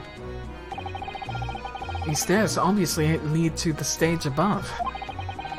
We should go up there and investigate the exact spot where the experiment was being conducted. Oh, well fuck! Okay. I didn't expect that to happen. Wow, that's actually a 3D model. Nice. That's gonna move. Huh. Interesting. Very interesting. So that's it. That's it, is it? The machine that blew up.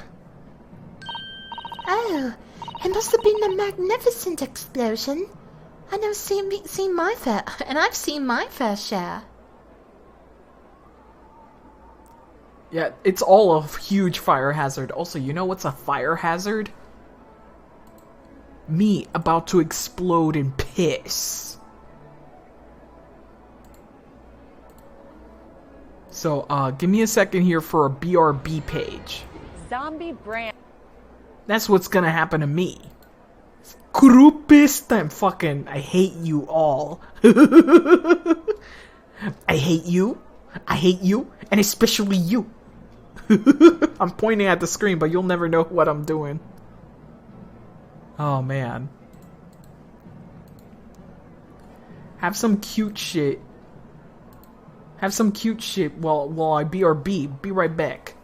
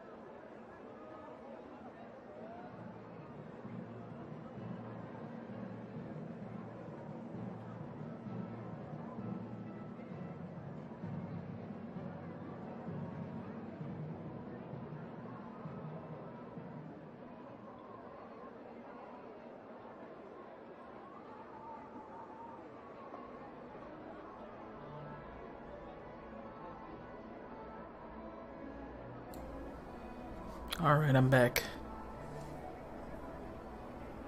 Let me put this back here. Perfect.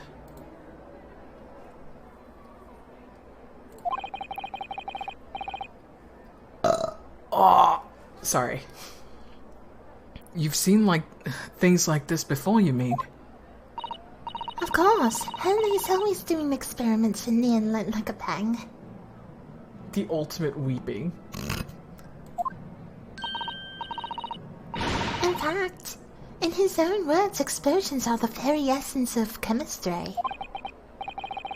Ah, that might explain the smell of burning that frequently comes wafting up the stairs. One time he made something that exploded with such force, it took the roof off the building. I wish you'd been there to see it, Runo. In love with the science. In love with the science. Gotta love that science. It's hard to get excited about that, given that I now live in the roof. Well, anyway, that's enough about that. It's time to investigate. Which we can't. Yeah. Oh, look, Inspector Gregson is over there. He seems to be deep in thought about something. Well, he's eyeing up the machine carefully. Really? It just looks confused to me. Papa. Papa. Papa. Papa. There are all sorts of strange buildings here in the Great Exhibition Grounds, aren't there? I seem to remember something similar about being exhibited in Japan one time. Oh, in your country, Runo. I do wish I could go and see it. I present a particularly steely samurai with a present of one of Hurley's stories I've written specifically. And I see if I couldn't get Hurley into jam against some Bartitsu master of ninjas. Bartitsu? You might not find many of those sorts of people around as you think. Bartitsu? That's the first time I've ever heard of Bartitsu. Oh, well that's dull. Oh, but I do know a prosecutor with a Chonmage top knot that I could introduce you to. A Chonmage? Really? You really think I have a picture taken with him, do you? Assuming he's recovered from the trim concert we gave him a year ago, yes. It's a martial art freaking developed in England? Okay. Unbelievable.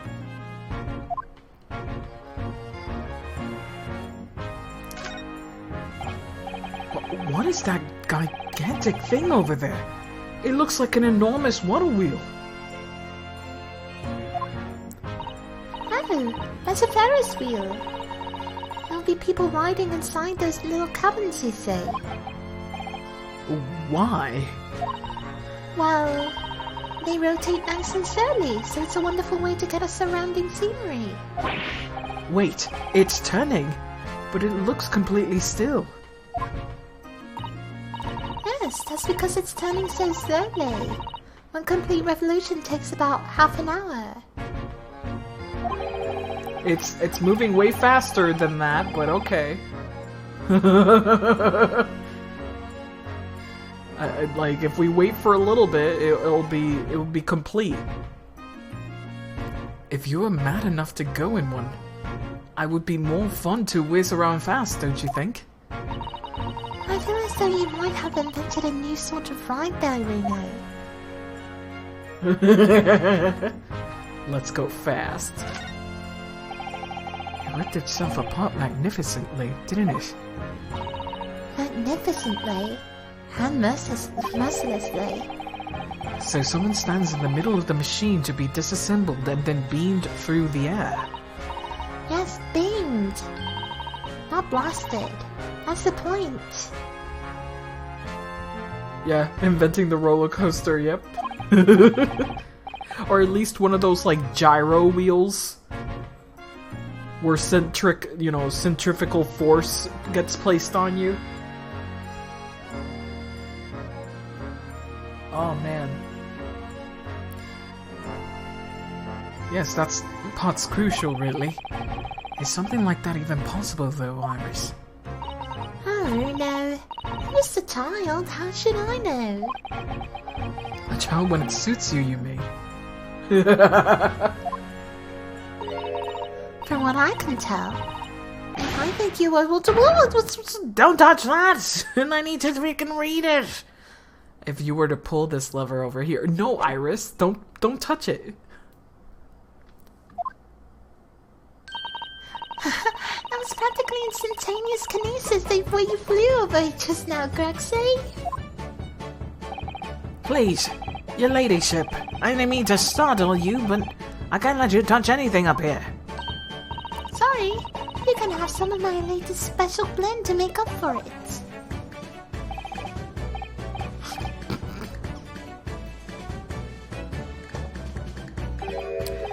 Ah, wonderful. This stuff is really wonderful. It's just like old times, this is.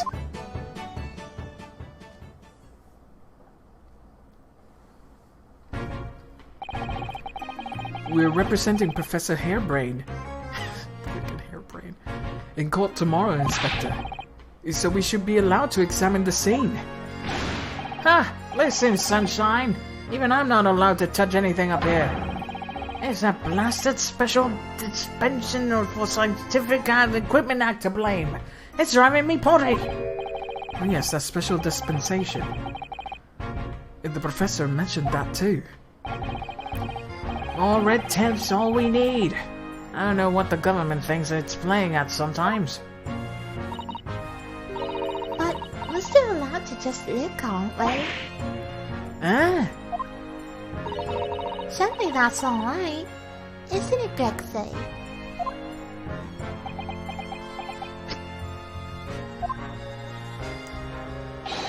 Of course, your ladyship. Anything you say, your ladyship. But please don't get your dainty hands dirty, will you? Don't worry. We wouldn't dream of touching anything, would we, Bruno? Let me drink. I just took a piss, please. Have mercy on me. She really knows how to get what she wants. I still wanna examine us. Considering how badly damaged everything is, Professor Hairbrain was lucky to escape unscathed, I'd say. We should have a good look around the machine while we can, I think. Touch anything, I'll make sure I kill you before we get strung up myself, you hear? I wouldn't touch a thing, I promise. So please, spare a thought for your digestion. Anyway, do you really think this machine could actually disassemble people like the professor claims? Yes, looking totally incredulous. Give it a rest, Sunshine. If we're all allowed to examine this bleeding scrap of metal, maybe we could answer that question. But we can't, can we? Because of the annoying rules, you mean? Exactly, the annoying, obstructive, flaming rules. Oh, look at the base of the machine there. Oh yes, there's a tool of some kind poking through the wire mesh. It's a screwdriver, I think. Oh, isn't it a lovely one? The handle is in the shape of a capital A.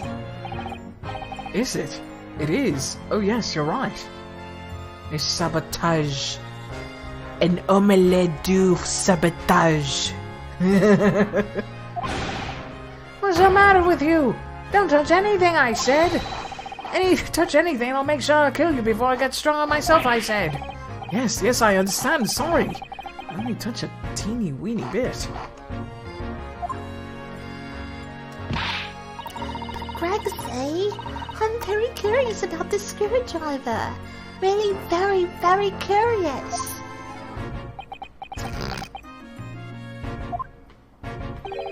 Of course, your ladyship. You're so clever, your ladyship. Fancy spotting something like this?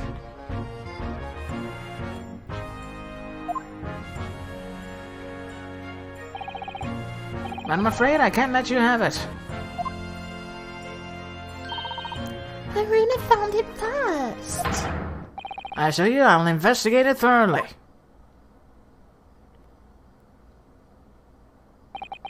He's gone off with it.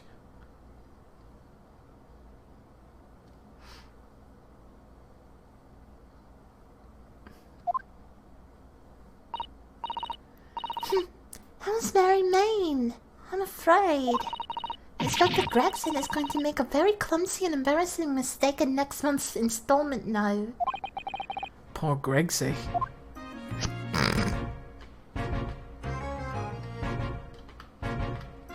Alright, nothing on this. Nothing on that. Oh, I can actually move up. I can actually move up. Interesting. Okay, cool. So those chains are heckin' broken. Interesting. Yeah, I already knew that. Alphamage.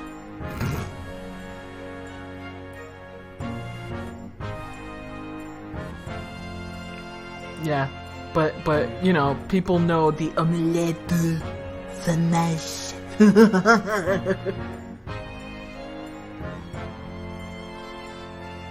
Let's see. An amazing horn-shaped device is pointing towards the crystal's tower. I suppose once people are disassembled by the machine, they're supposed to shoot out of that thing to wherever they're going. I don't think it's supposed to shoot anything, Runo. You're supposed to beam people to Crystal Tower where they'll be reconstructed in their original form. Well, I don't like the look of it. If it wasn't as amazing as it looks, the accident wouldn't have happened in the first place, of course. I suppose that's true, yes. But nothing ever goes according to plan, does it? Omelette de fromage. The cheese omelette. The cheese is omelette. And de fromage.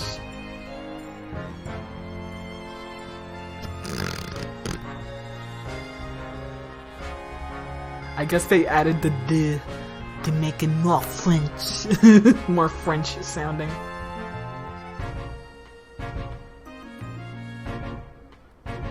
Cheese omelette.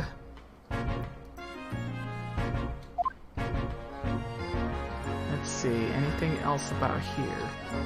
Okay, nothing about the chains. What about the balloons?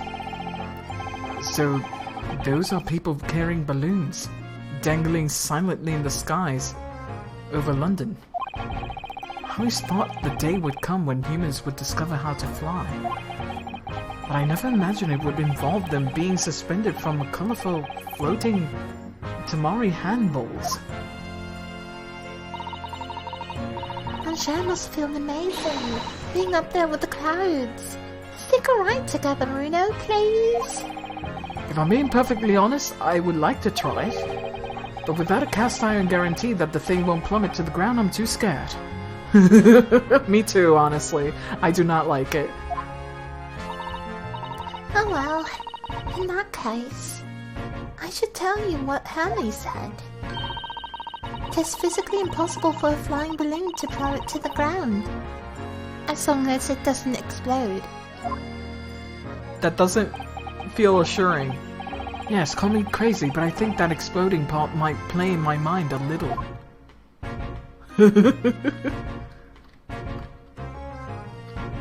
Alright. I think we're good here. I don't think there's anything else that I'm missing, eh? William and Turner, eh? Nope. Doesn't appear that I'm missing out on anything else. Let's converse. Using high voltage electricity to somehow disassemble a man's body. and then beam him across the crystal tower. It's an extraordinary thing to attempt, especially in public. True. It was by far the most unusual of the experiments planned for the exhibition, mind. To be honest, I'm a bit surprised it was allowed. Carrying out something so dangerous with so many spectators present, I mean. The government's doing everything it can to promote new science and technology at the moment. They're even more worried about being ahead of the game than the odd spot of public safety infringements. If they can be the first to develop some new technology, it takes Britain more powerful in the future, you see. Yes, I suppose that's true, in a way. So the powers are placing heavy emphasis on scientists' rights at the moment. This is feeling a lot like the space race, quote-unquote. Where every American on Earth believes America won. When that's not true. At all, actually. Because America at the time was so, like, military, we must be the strongest. But it really does feel like the whole space race thing. Cold War and all that. Even though it was very clearly, Russia has the most achievements comparatively. Russia has the most achievements. But hey, America being Americaning. Let's see. Placing a heavy emphasis on the scientists' rights at the moment. Okay. What sorts of rights? And making it so any theories of brains have remained their legal property, as it were. Right through developing into it a practical idea and even going into production. Ah, I see. Which is infuriating reason us coppers aren't allowed to touch the crime scene. Because a new highfalutin special dispensation for Scientific Equipment Act forbids it. Ah, I see now. Yeah, copyright basically. A patent. A patent basically. That's what they're trying to develop, a patent. The only people with permission to investigate here are from some brand new department at the yard. The Forensic Investigation Team, it's called. We've been relegated to keeping guard. The Forensic Investigation Team. Any old fool can see that's all a heap of scrap metal that was a sham to begin with. I'm pretty sure copyright and patents were already invented. I'm pretty sure that was already invented. We're talking about the very early 1900s, so that's definitely already a thing. But just because it says scientific equipment on the paperwork, we can't do a flaming thing with it. Poor Greggsy. He's very head up, isn't he?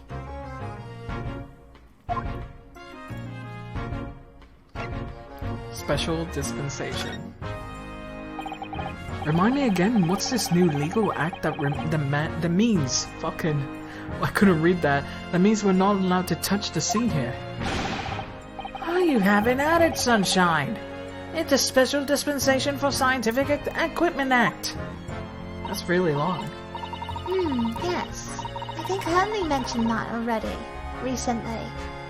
With a real twinkle in his eyes, I remember. I'm sure he did, your ladyship, I'm sure he did.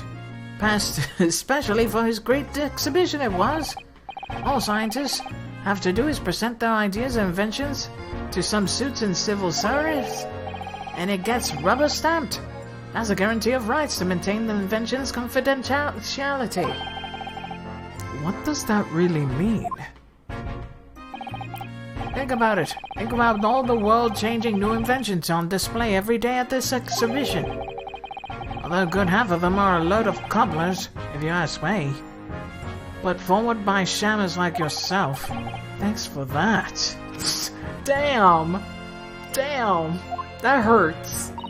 Oh, I love how absurd some of the inventions are here. It's all so fun. It might be fun to you, but a member of the force has to be present at every single demonstration. Can you imagine, eh? Hang science, that's what I say. Oh, I didn't think so. That sounds like my dream job. You'll soon think otherwise after spending a day guarding all the shammers' bogus contraptions. But if they are bogus, how can anyone hope to demonstrate them? There'd be no point. Yeah, well, there is a point, sadly. Sorry? Thanks to another of our government's bright ideas. If any theory or invention is deemed to show potential, the government hands out a research grant. The scientists get funding. Exactly. And that's what they're all after. All these shammers coming up far and wide to clog up Hyde Park. And who has to keep them all safe, eh? Who has to smile politely and welcome them? Us coppers, that's who. So now you can see why, can't you? Hang science. Hang it. Oh, maybe I can see your point.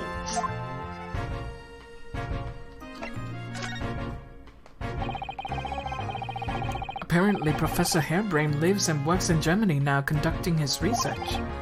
That's right. Came back to Britain specifically for the Great Exhibition, as I understand it.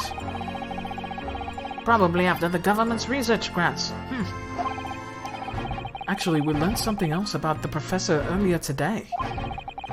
It's about his time in further education. It turns out that at the university with someone we both know, Lord Van Sykes. What's that? That's news to me.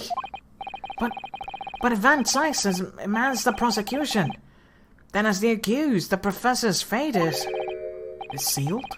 Because the Reaper will get him one way or another? Blimey, that man's beyond me.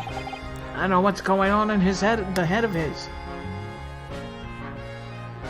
The only science I need is making real cat boys and girls.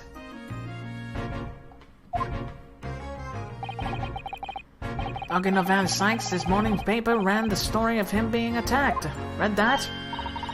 Oh yes, the Mr. Reaper's completely fine. Nothing to worry about. Yes, right. Glad to hear it. Still, the Reaper, huh? How long is that business gonna keep up, I wonder?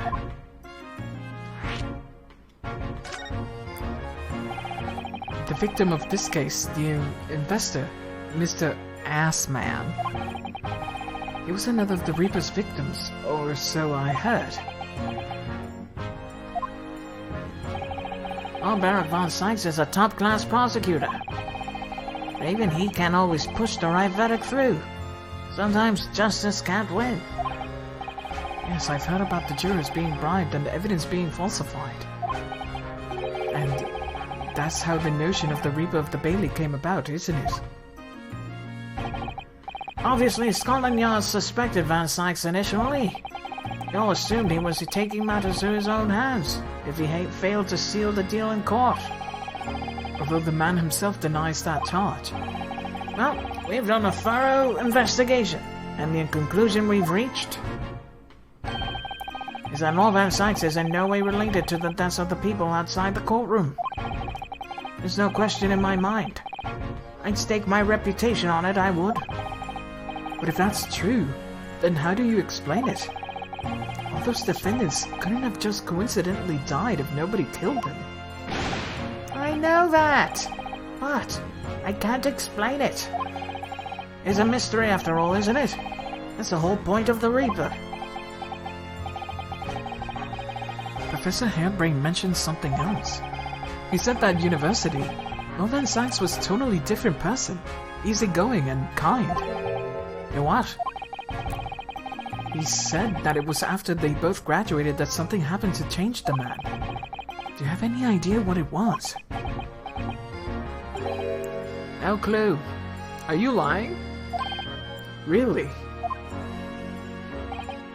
Look, I've got my hands full watching over this frustrating crime scene. Why don't you go and make a nuisance of yourself elsewhere, eh?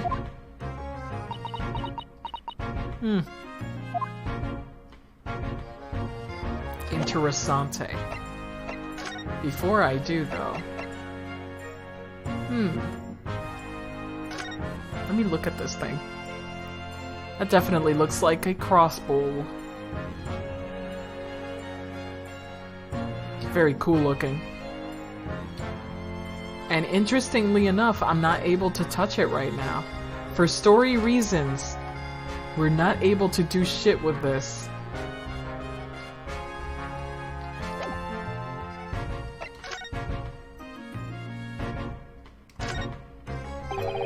It looks like layers of thick canvas with a thick rubber lining of sorts. I've never seen anything like it before. You can do something with it? Okay, I'll look it back again.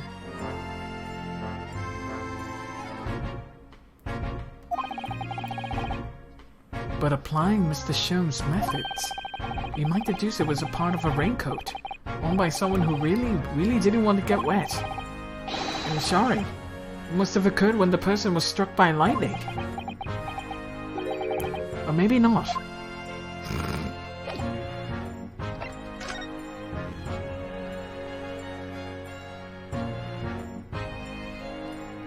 Okay, fuck! Wow! Very specific, eh? Ah, there's some sort of lever there. There it is, it's a crossbow, like I said. Big ol' crossbow. What is this? It looks like a cross between a bow and a gun. Ah. Ah, you're very close. I think it's probably used for the same thing too.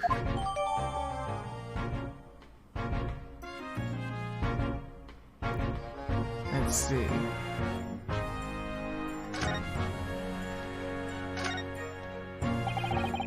Looks like you wind this thing around in order to draw the bowstring back and create tension. You must be able to fire arrows with a huge amount of force using this device then. In fact, I would imagine it's far more accurate and powerful than a Japanese longbow. I really have no idea what I was picking up when I spotted this at the exhibition grounds.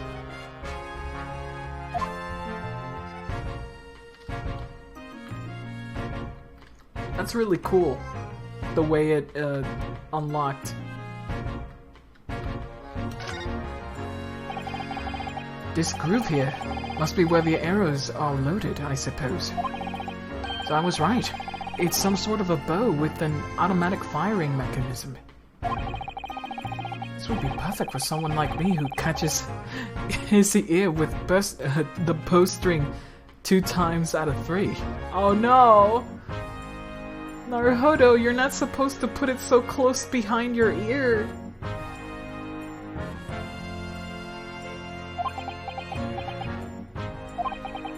In fact, if I had one of these, maybe I could have beaten Kazuma at Kyoto archery training. Yeah, looks like he does Kyudo. He's bad at it though. Of course, freaking Kazuma is better at doing a refined freaking bow and arrow shit. Alright. Oh yeah, I forgot, I was gonna present this stuff. This is the symbol of the defense line where I come from, Inspector. Ryu's brace is actually an archer brace? Oh, cool! Oh, well dang. I thought it was like, you know, a brace for just swords. That's neat. Love it. Well, it doesn't pass muster here in London. You might as well chuck it up in a deep fat fryer. No one ever said that to me before. Mr. Sherm suggested I feed it to a doctor. Wow! Everybody's so mean! If you fry it first, you can feed it to me. Does he think it's made out of potato? Oh my goodness. Inspector, have you read this paper?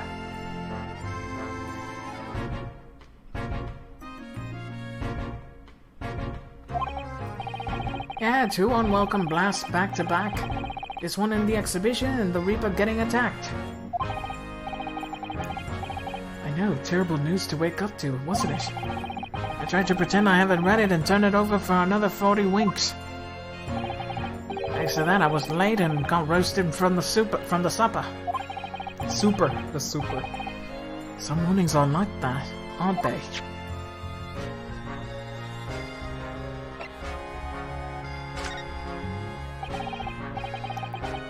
What do you make of this?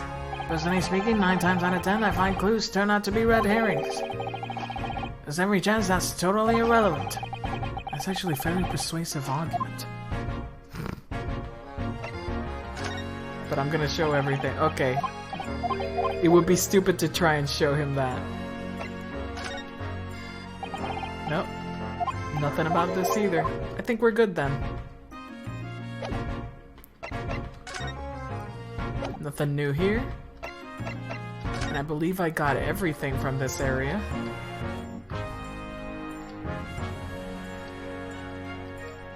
And up there. I'm gonna try and go up there again, just in case. Yeah, it looks like everything's been done here.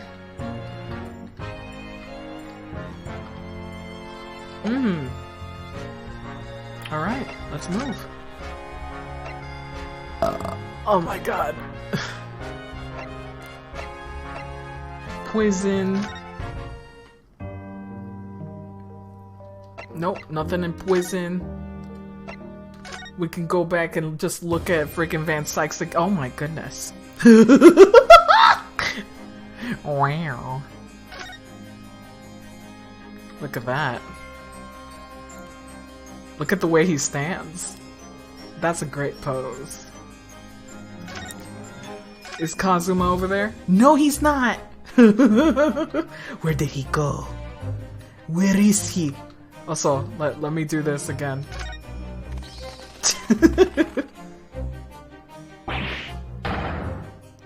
Bats. I read this.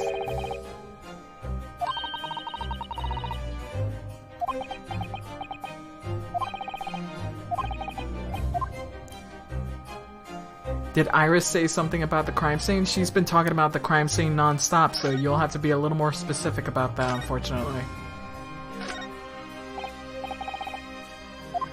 Oh, hi. I think he's ignoring you, Runo. The prosecution and defense should avoid speaking outside of the courtroom as a rule.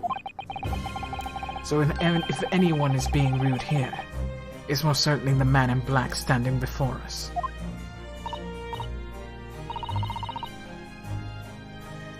Oh, I see. Well, thank you for setting the record straight. Did you see that? He spoke to me, Runo. Iris, you lucky gal.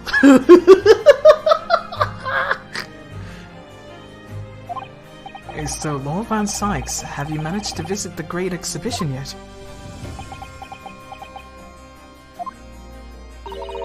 He's definitely annoying you. Right. No niceties either, then. Alrighty then, we're done here. At least we got to see that.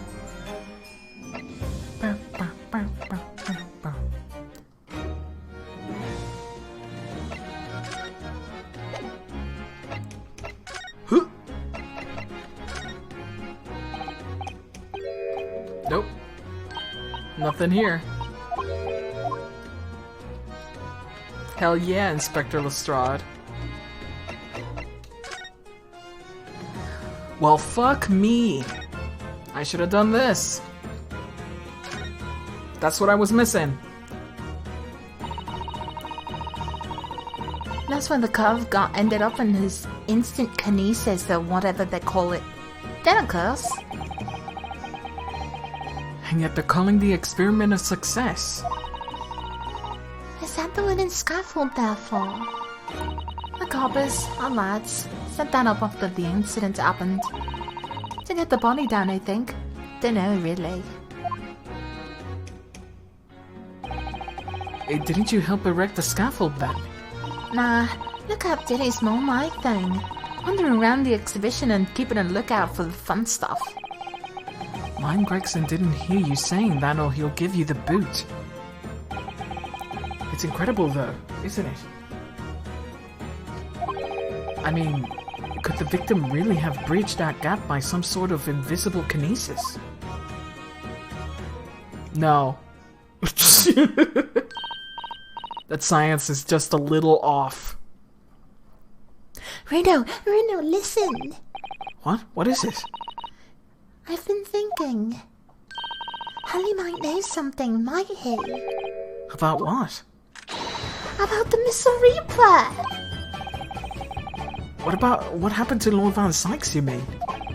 Because it sounds like something very significant occurred after he graduated from university. Something that completely changed his life. Maybe, but I have no idea where to find Mr. Sholmes at the moment. He's in the middle of a big case, isn't he? And he's going to appear right now. Madame Tuspels? Yeah, this is what you need. What's this? Some kind of entrance ticket. Madame Tuspels. Is this supposed to mean something to me? You don't know it? It's the most popular attraction in London at the moment. It's very close to Baker Street, actually. You could go now if you like. No, we don't have time for visiting attractions today, Iris. We have a big trial tomorrow.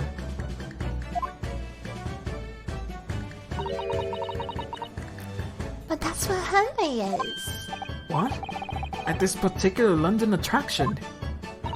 Yes. How is it that you know where he is? Hurley told me.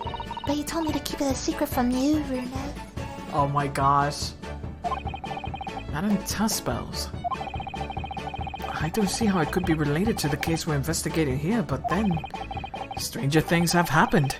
And when they happened, Mr. Sholmes is usually at the heart of them. Alrighty, we got a new place to go to.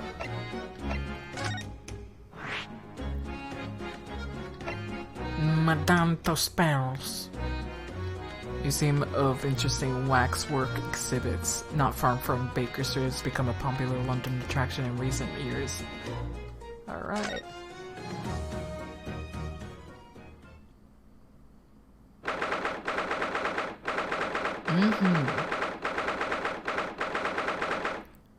Oh boy, waxworks, eh?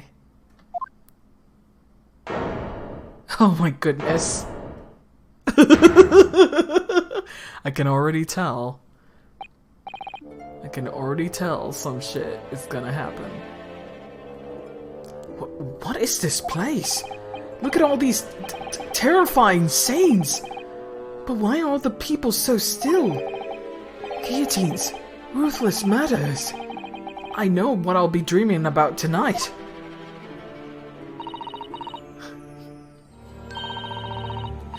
Oh boy. They're all wax models. They're amazingly realistic, aren't they?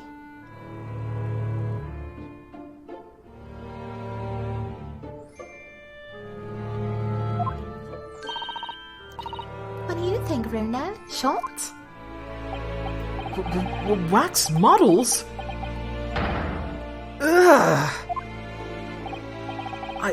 I read about dead bodies and wax once in a magazine about strange phenomena. Depending on how corpses are kept after death, parts of them can turn into wax apparently. It's called adipoca,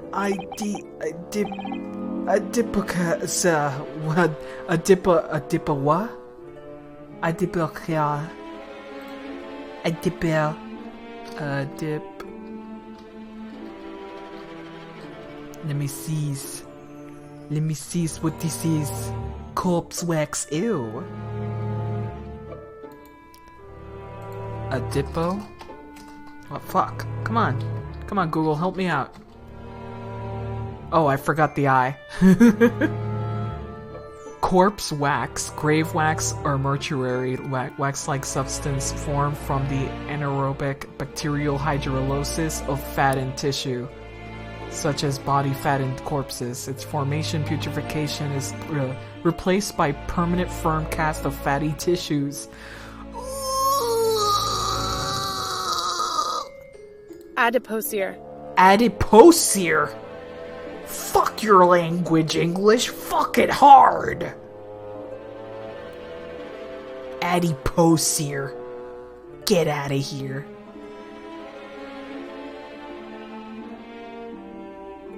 Also, yes, it's very gross because it's gray in color. That is nasty.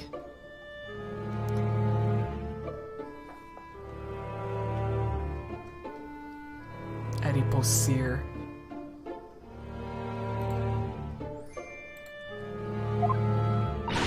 Stop talking about creepy things like that, Reno. You're scaring me. Anyway, adipocere doesn't form readily, you know. It's only a very specific... Ugh! What now? I've just remembered something else I've read in another magazine about strange phenomena. There was an old lady, maybe a witch, who used to pour molten wax over corpses and put them on display. None of the exhibits are real. They're all entirely man-made replicas. They can't be. Do you really expect me to believe that? Just look at them. They're 2D. Oh.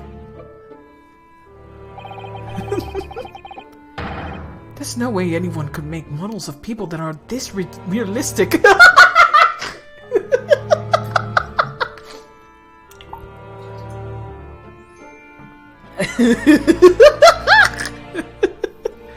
Of course. Wait a minute. Wait a minute. Is that supposed to be Jack the Ripper? Wait a minute.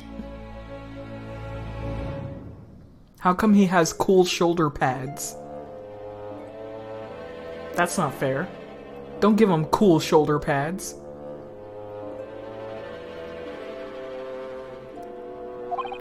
And they're all such gruesome scenes. Wait. What is it? Oh, no. I must be seeing things.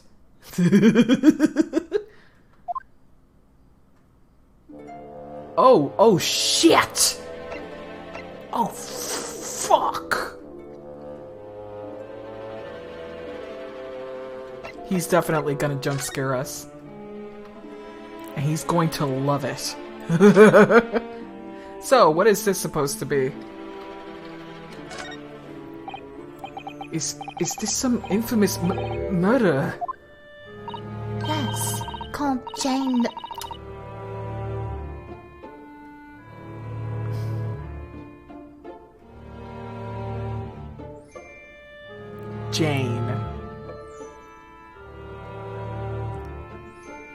Jane the Ripper. All her victims were young women. I knew it.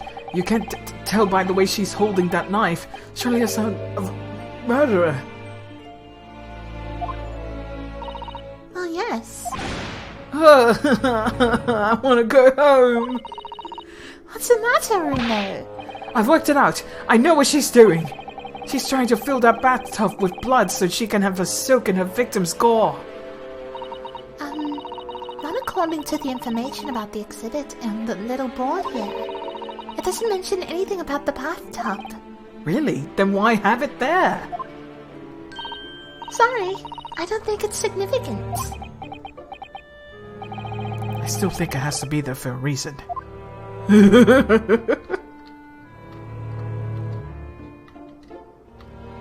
I also think it has to be there for a reason. I agree. This motherfucker. You know what? You stay there. You stand still, you piece of shit.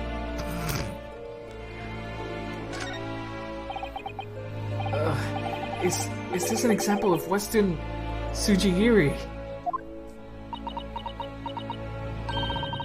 I don't know what that is.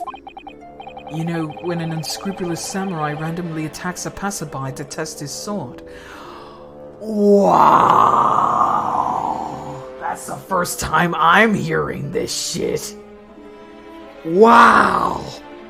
That's a thing? Naruhodo? Sujigiri. That's messed up. Hey, random person. Let me fucking kill you to test my blade. Ah, yes, this sword will do. Yeah, it's a real thing. Yeah, of course it's a real thing. Of course. Jesus Christmas.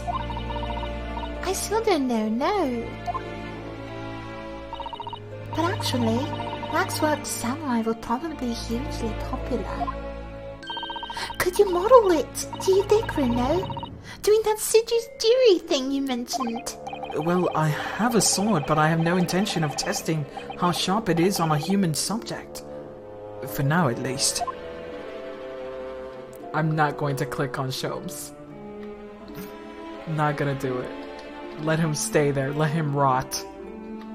Oh, wait. Step ladder. Step ladder. Step ladder. Oh, that's a funny place for a little ladder.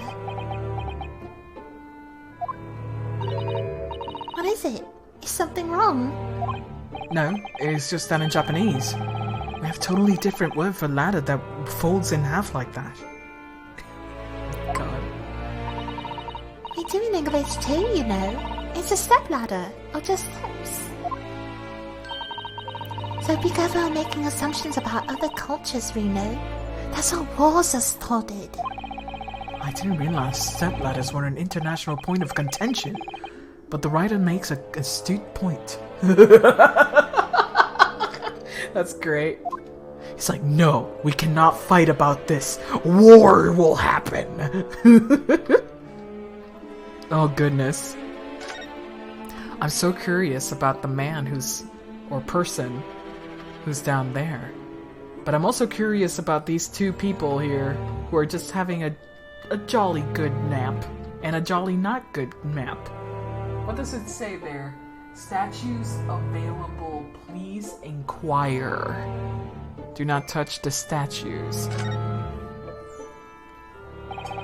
These models are so well made, I can't tell what's a waxwork and what's a real human. Or maybe all the exhibits are real people.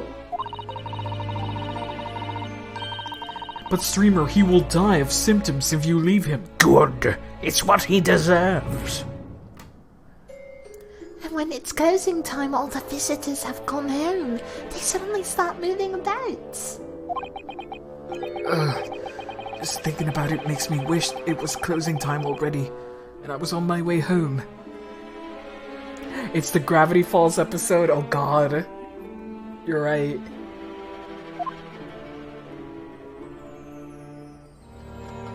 Alright. That big heavy curtain is a very prominent position, isn't it? I have a nasty feeling there's something truly terrifying behind it. Ah yes, that's the famous Testbells Special Exhibit. It depicts one of England's most notorious Nick killers. If you want to pay an extra fee and have a look. Pay more money? To be even more terrified? Oh, let me think about that a moment. It was only a suggestion. Spionosuke sneezes like a kitten. I don't think so. I think it's like a... It's this!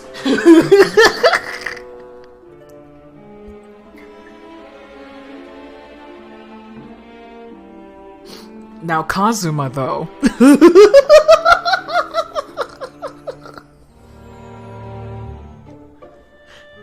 No, Kazuma's like just a small little like a little kitty.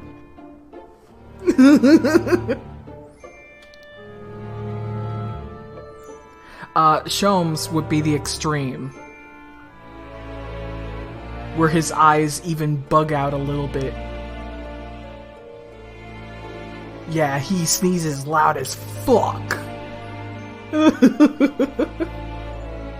Dad sneezes. Ah, shit!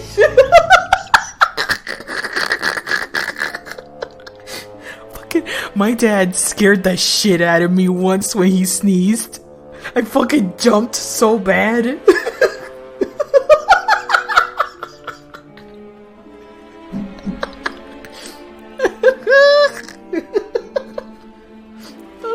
My whole family has a dad sneeze. Oh no.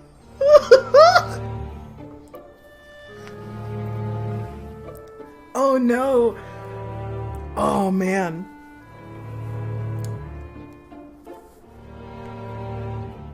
Shom sneeze, falling over backwards animation. You know what's really cool? Here's a character tick I have that I think it's going to sound really ridiculous, you guys, but it's a real thing. I swear to God, it's a real thing. Whenever I think about something truly arousing, like truly sexy, whenever like I'm having like actual horn dog thoughts, and you guys are gonna be saying, but Pexy, that's all the time. And I'm like, no.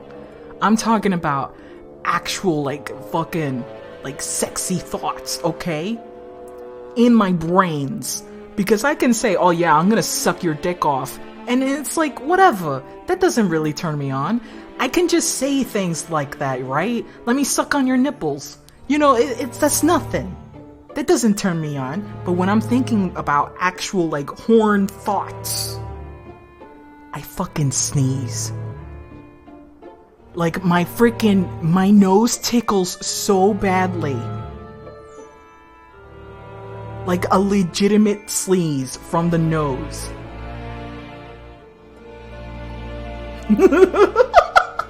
It's really funny, and it's a real thing. You know how some people are sun sneezers?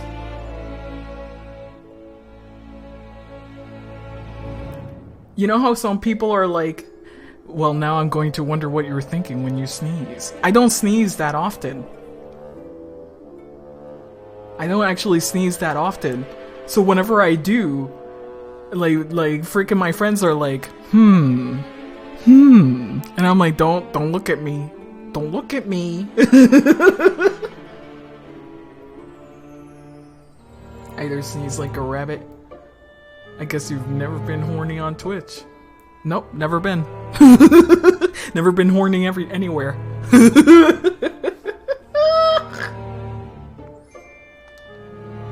Like, haven't you noticed that sometimes when I'm actually about to sneeze, I don't actually sneeze? No, with these, I'm guaranteed to fucking sneeze. I cannot stop it. And it's a real thing. And I tried researching it, but there's not enough, like, scientific paperwork about this shit.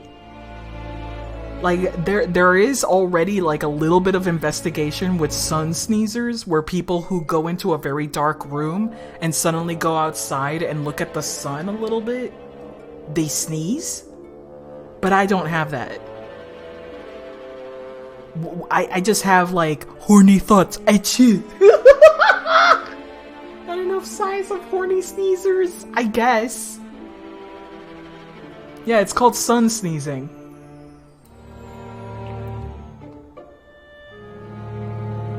Yeah. Yeah, it's a real thing. You just put sun sneezing and you'll actually find other people that do that. But for freaking horny sneezing, I barely find people who do that shit, but it's legit. It's legit.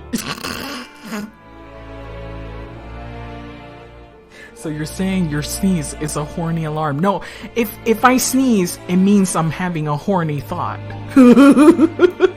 An arousing thought. Like, it actually has to be arousing to me. Because I can draw some pretty fucking nasty, sexy shit, but it doesn't really arouse me. Like, yeah, whatever. Because I'm not really thinking about that in that way. I'm thinking about, okay, I gotta put his tongue in the butthole I need to like make it press up or something, and maybe I'll make the character go right there in my prostate, baby, or something like that, right? Yeah, I have to write something like that, and I'm not really like in the mood for anything. I'm just drawing and concentrating on drawing. That's really bizarre.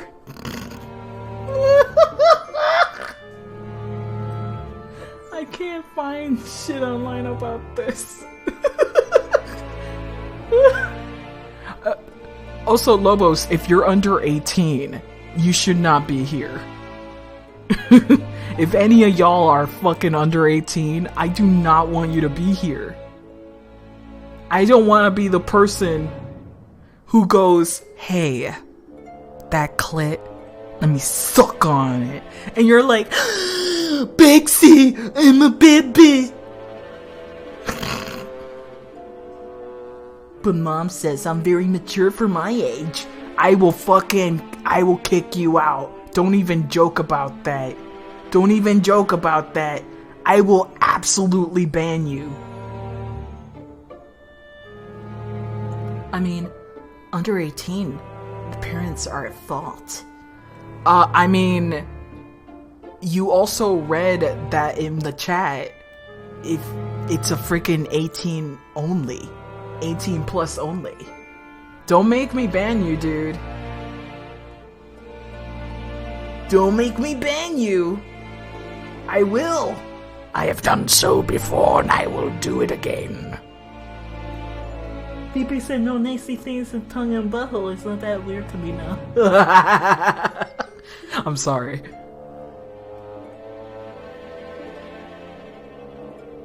Yeah, but we're not talking about that, Bloody Coffee Kitten. That's completely separate from this. This is my space. This is my space.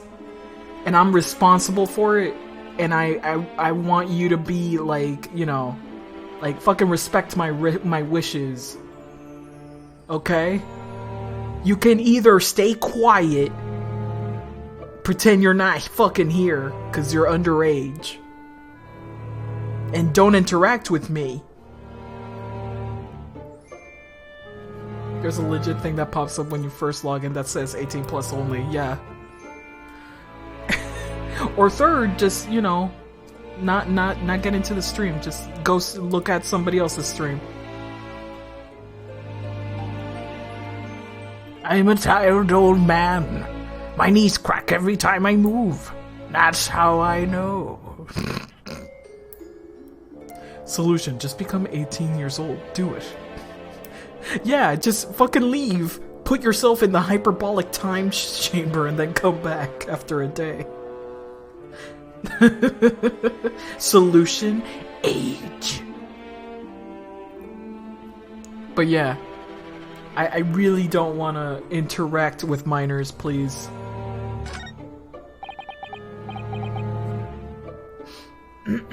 Especially in this space right here. Like in this curated adult room area.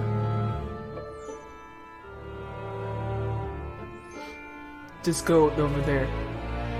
Love Mutender, you'd be surprised how many fucking children have confessed that they weren't even freaking 17 yet. The old sinners here. They just straight up confessed. It's like, yeah, I'm not 18 right now. And I'm like, okay, here you go. Boop. Deleted. It was like, trust me, I know that teenagers like to be called kids. And the one kid that had no idea what age was adulthood. I know adulthood age is very much a society-made thing. But there is a clear difference between a fucking 17-year-old versus a 27-year-old. There is a clear difference between those 10 years. Now, whether there's a difference between 18 and 17, that's where the waters muddy very gravely. Which is why I'm like, man, should I just ban all 18-year-olds too? And just go the surefire way of going 21 and over? 21 and over is pretty surefire way of like, yeah, use an adults. You're fine. Keep going. Your brain doesn't really stop developing until age 25. Yes, but I would say like 21 is pretty good. Pretty good as a, oh yeah, you're an adult. You can be responsible over your actions. But a 17-year-old may not really know that their actions really do carry consequence in the long run. Maybe you need 4 more years to understand that. I don't know.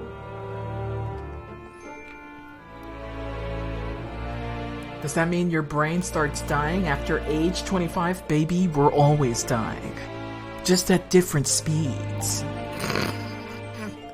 Brain dies all the time.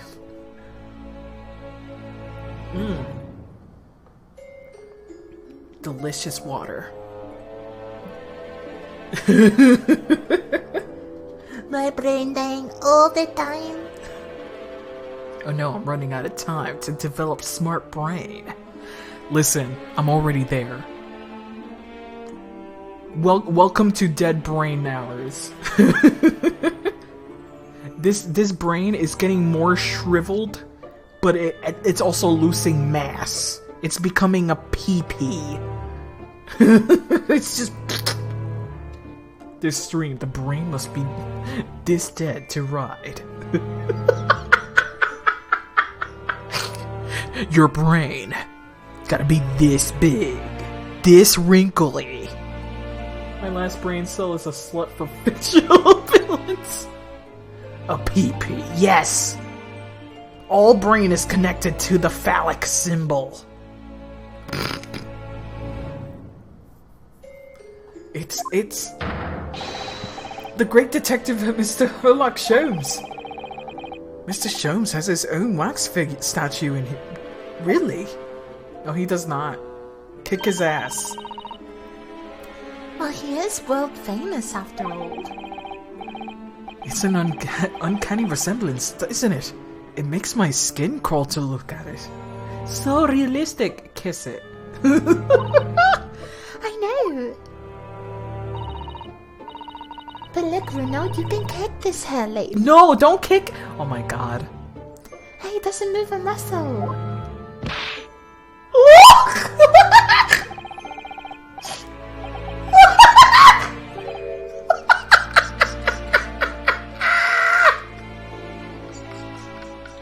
Pain!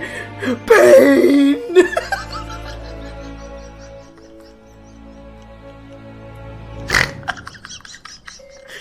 The way he moves slowly!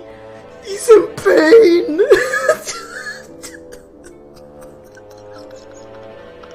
Where the fuck did she kick? The shins. Right in the shins. You can't go around kicking exhibits, Iris. Wait. Oh my god. He just snapped back. It just moved, I'm sure. And not just a little bit either. Hmm? Really? Did it? What a dork. I love him. And look closely. There are beads of sweat on his face. Of this waxwork model.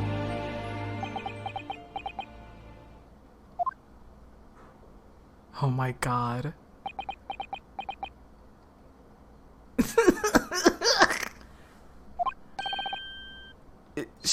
Shall we move on, Iris? Over here, look, there's a great murder scene to enjoy. Much more appealing. Hold it! My dear fellow, I take exception to your recoiling in such a manner. As if you've something truly abhorrent. Mr. Sholmes! Hold it.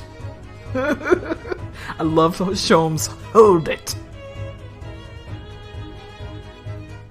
I knew it. Iris, what possessed you?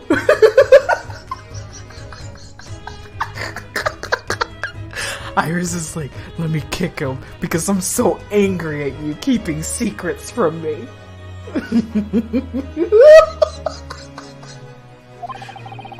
I strictly forbade you from divulging my temporary waxwork secret to Mr. Nahodo. Temporary waxwork? What do you mean? And that kick? Could you not have exercised a little more restraint? You winded me. Karuna has something he needs to ask of you. Ah, a question. Like, no longer angry. ADHD brain. Activate. And I thought you'd probably get bored too. So here we are. Well, I can't deny that your timing was impeccable. A mere 2 minutes more being stationary like that, and my great brain, upon which all my success has been built, would have turned to wax. Thank goodness we arrived in time. Indeed. In many ways, a pair of you just saved the world from an unimaginable loss. Oh, Hurley. You do like to talk nonsense, don't you? He could know something, it's true, about Lord Van Sykes, and what happened in his past to change him. God, I did not expect Iris to fucking kick him so hard.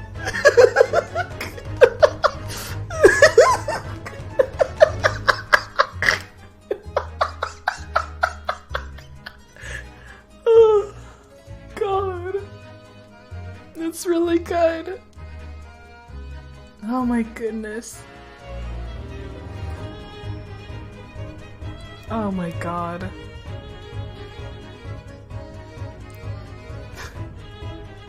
A sick drop kick.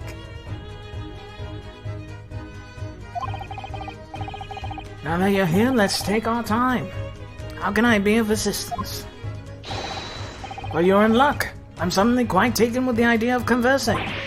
Oh, well, actually, I'm quite in a hurry. And if my eyes don't deceive me... Oh, if my eyes don't deceive me? Fuck, that was not him. I believe something is afoot within the walls of this very museum. I know a most fascinating case, if I'm not mistaken. Really? Moreover, I have a strong suspicion that it's related to the matter about which you come to me now. But how could it be? We shall speak again presently, my dear fellow. But for now, I must return to my work. What, back to being a temporary waxwork exhibit? Showing off his freaking biceps, his skinny ass biceps. I also just wanna see if there's anything else here. Huh. We get to click on this again. These models are so well made, I can't tell what's wax and what's a real human. That's how Hurley gets away with making himself a temporary exhibit for the day. Maybe there are other people posing as exhibits in here then. Or maybe all the exhibits are real people. And Oh, wait, I already read this. Wait, no. I already read this. No. Already read this. And nothing came of it. God damn it, why did you give me the chance to do that? Because that definitely is a real person.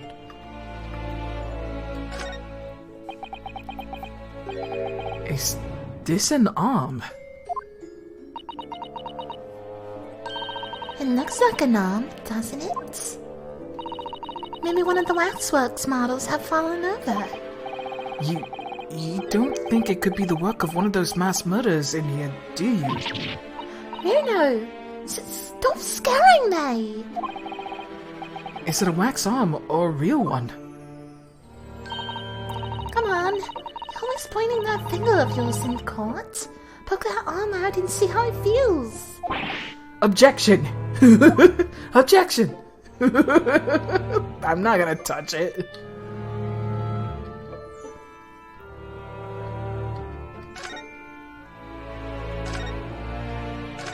Let's see if there's anything else here. It doesn't look like it. Alright. Let's converse. Madame Two Spells. What is this place? Stop being a statue. Madame Two Spells came to London from France 3 years ago, I understand. So she opened this little waxwork museum last year. It's enjoyed great popularity in London. There are museums like this in Japan too, but these displays are something else. I mean, they aren't made from actual real people, are they? The extreme realism of these waxwork models are a particular secret of the Two Spells family, they say. Oh shit. That's not a good thing. They've earned renown during the French Revolution for the waxworks of victims of the guillotine. Ugh. That sounds grim. The gruesome scenes were portrayed with such realism in the expressions of the faces of the condemned. Jeez. Apparently, the sculptors would make models directly from the corpses, out there on the side of the executions. That is, extremely morbid. That really turns my stomach. As one of the several legends about the Two Spells family. Whether there's any truth in it, I could not say. But anyway, this museum houses models of famous people from all over the globe. Nevertheless, the most popular area of the museum, quite some mountain, is this House of Horrors. House of Horrors? Beheaded politicians. I'm not sure if I want to see that.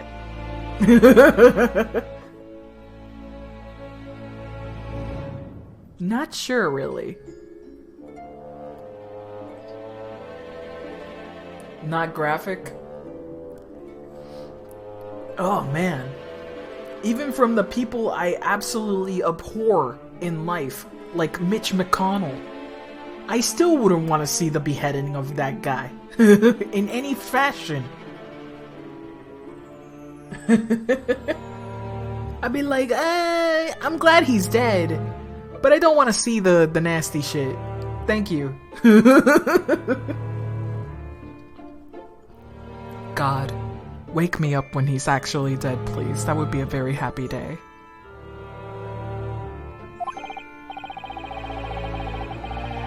And I have no qualms about that. No qualms at all.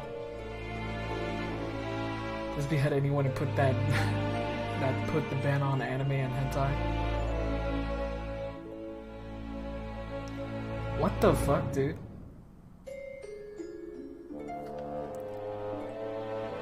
That's a little extreme, don't you think? And also unnecessary. And not funny. I am really that hype in my opinion. Well, any kind of dismemberment is not hype. You know, it's fine. Visitor numbers are dwindling now as a result of the Great Exhibition. The people usually flock here to see the exhibitions of some works of London's most vile criminals at their gruesome work. Naturally, also the miscreants portrayed here are sent to the gallows. Do they even stiffer now than the models of them? Have you heard of poor taste?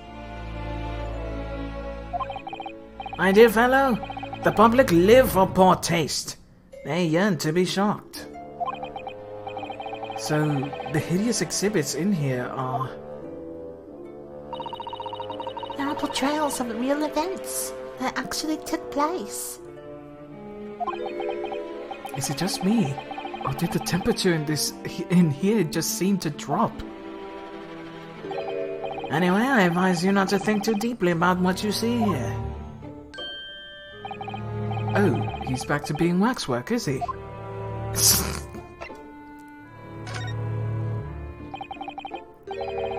What do you mean by a temporary waxwork, Mr. Sholmes?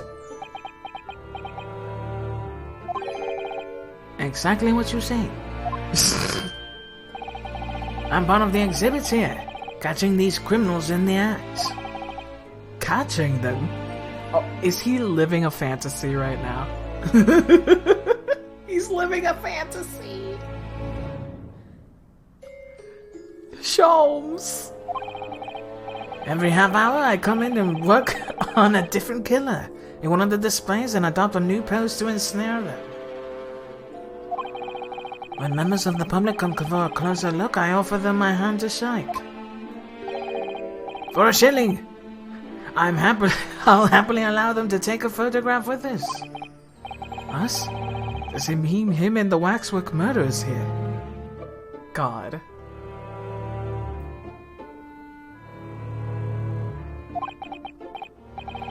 But why, Mr. Sholmes? He needs to charge more, do you think? My dear fellow, isn't it obvious? For the money! He really roared at me there. Very fitting for the House of Horrors. As it stands, I may struggle to pay this month's rent. And I have ravenous iris to consider. Oh my god. Here we go. Oh, let me drink.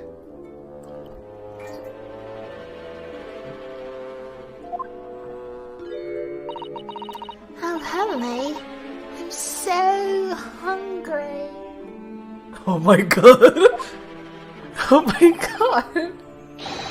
If push comes to shove, I shall have to ask you to do your bit, Mr. Naruto. Why don't you work, I don't know, a part-time? What the hell? What's he threatening to rope me into now? Get a job! So with that in mind, how about a photograph? As a special treat, you may have your pick of the murderers and scoundrels here. The choice is yours. Maybe some other time. Remember, Mr. Naruto, ignore me at your peril. He really is. Back to being a waxwork again. Is it just me, or did his final remark there sound a lot like a curse? Something to ask you. Well, what is it that you would like to ask me then?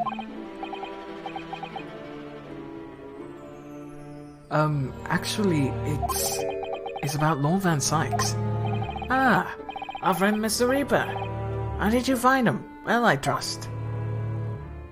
Here we go. Ow. And so I filled Mr. Sholmes about everything I've learnt. About Lord Van Sykes, about Professor Harebrain, and about the strange coincidence that they had been at the university together.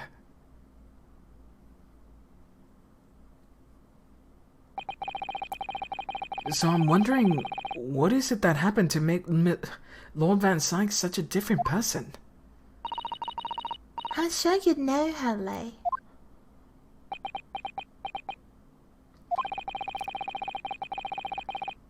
So you said that there was something going on here in this exhibit hall before. That something was afoot. And that you believed that it was related to what I wanted to ask you about. Mr. Sholmes, he suddenly clammed up. Well, it seems we've reached the unavoidable... Greetings. Oh, who this? Didn't expect her to look like that. Greetings. God damn it. He was going to tell, finally. Hello. Where did she appear from? What is she wearing? Could she look any more mysterious? I hope you're appreciating my museum. Sorry, have we? Mr. Sholmes, do you know this? Not again. My apologies. I'm Esmeralda Two Spells. Alright, Esmeralda. Green. This is my museum of waxwork. Why? You're the Madame Two Spells. Iris's mom? No. Nah, dude. Nah. Ah, man. Bien, sir. Though only 26 years young, I might add. Is that significant somehow? I'm a madam in name only. It has a certain je ne sais quoi. Is she French? Je ne sais quoi. Wait. Do we have her 26 years young?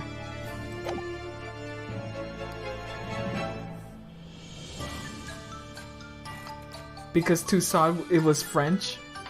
So is she French? Let me turn on the light.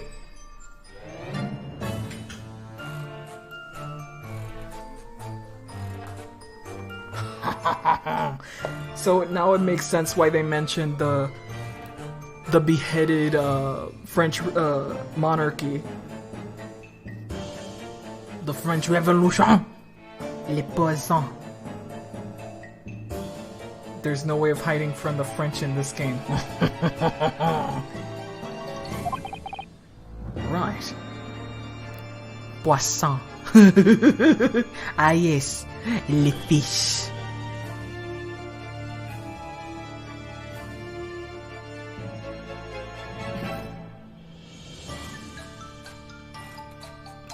Pain. Right. Firstly, I must apologize for my waxworks. Omelette infamous. That long ago from this game, yeah? The French Revolution wasn't that long ago from this game? I do not know. No idea. Firstly, I must apologize for my waxworks, or rather, one waxwork in particular. That will be Sholmes then. Yeah, that was way more than this game. This game takes place in 1900. Or close to 1900. Exactly.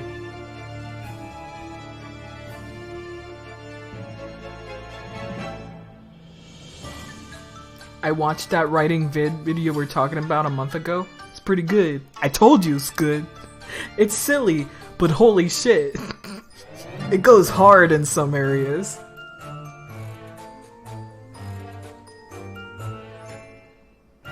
Let's see.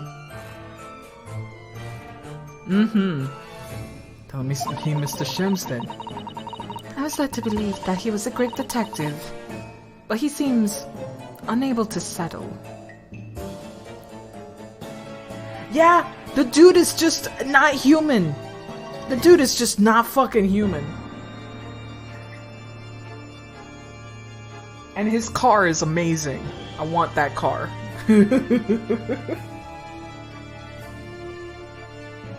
Not human, eh? Just watch that movie. It's fucking wild. Yeah, Writing Bean. I showed you a little clip of a month ago or so.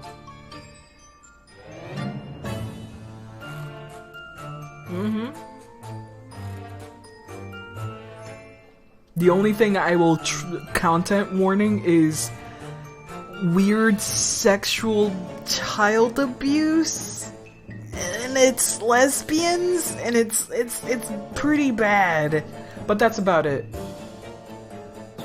It's like implied. You don't ever see it. It's just implied that she's, you know, abusing this kid in more ways than just physical. And the kid is kind of into it, which is even worse. But yeah. Why? It was the 80s. It was acceptable in the 80s. ways to make them villains, by the way. It was acceptable at the time. Yeah, the kid is super groomed, unfortunately. And Bean is like, well, that kid is fucked. Like the movie Big. Oh god. They never kiss or anything. Do they kiss? Do they kiss? I seem to remember there was something weird like that. I think it was something weird like that. Like the kid was totally like blushing and shit. They do kiss, but I don't remember if it shows. Yeah, it's like super implied that they have the sexual relations. It's pretty bad.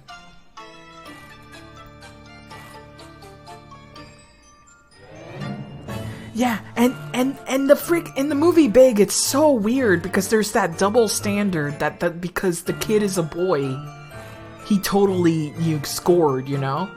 And I'm like, no, this is still fucking weird, you guys. This is still wrong. Still pretty bad. Pretty damn bad. The worst is that's my boy.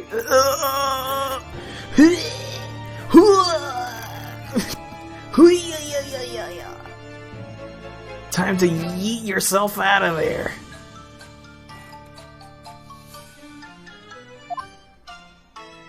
Oh, she has a very long... Oh my god. Next time you move from your designated exhibit, there will be toil and trouble. Oh boy. Time Traveler's Wife is one of the worst ones for me. Time Traveler's Wife is pretty egregious in how it tries to frame the story. Dives right into that cauldron. Hell yeah. Don't worry, guys. It's just honey. It's just honey. Don't worry about it.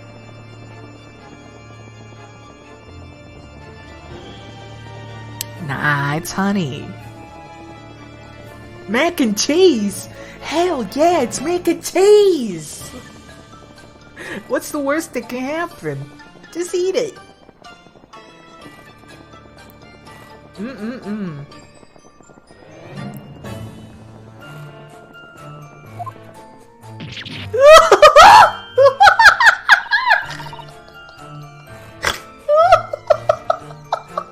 He just snaps right back. Oh my god. The way he just snaps right back. She sounds deadly serious. That's a problem. How am I supposed to ask Mr. Shows about Lord Van Sykes now? Let's not forget what Henry said before. About something being afoot. Right here in the museum, I mean. Yes, I know, but... I'm curious. I want to know what's happening here. Haven't got enough on our plate already.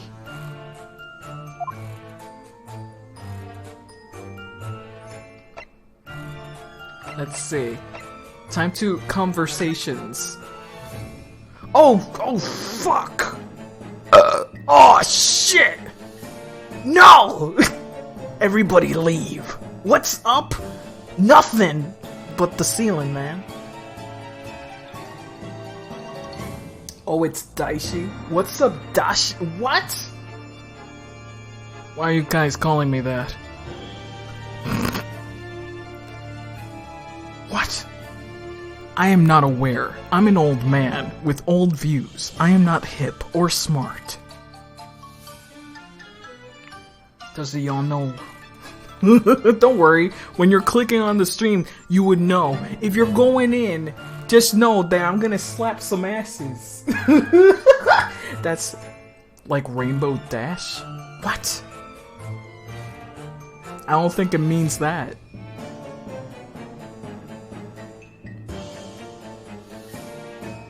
Dance, boomer. I think I deserve that. Goodness gracious. Thank you for the raid.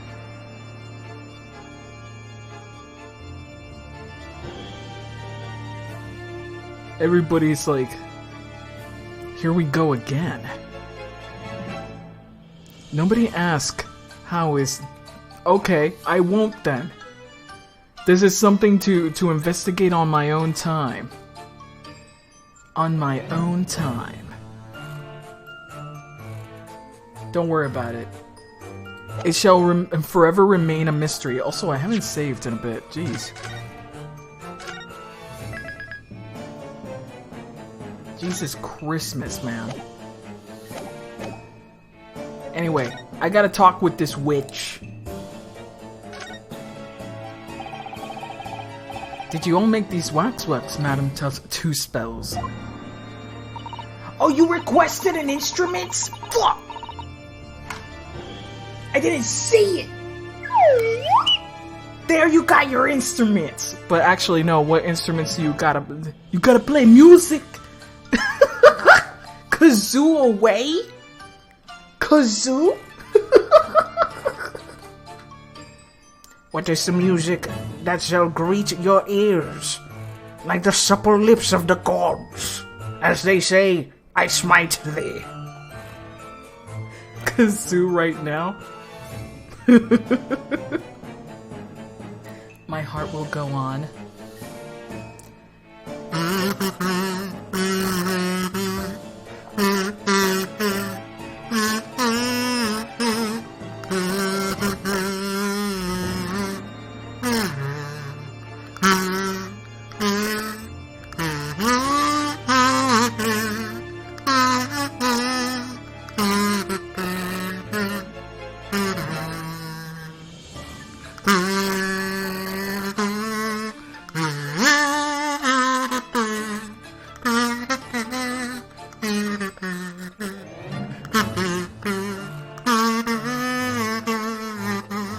Oh, beautiful. Celine Dion, go again, encore. Feelings.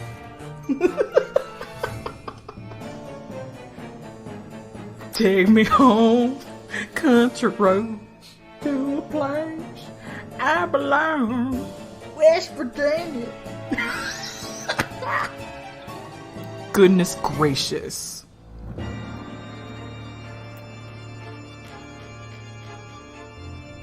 Don't hit the slop button. That's the only thing I will ask you not to do. It's the one thing you can't frickin' do. Is hit the slops button. Cause everybody in the stream will just have this little face right here. Me hovering over the slops button. Hopefully not. You thought it was the slap button? Oh, au contraire. Au contraire, my friend. You do not want to freaking press that button. You do not. That is not even a dare. Please don't take that as a dare. Don't be a child. Rewatch Titanic, and honestly, I think Jack is grooming Rose. What? Excusez-moi.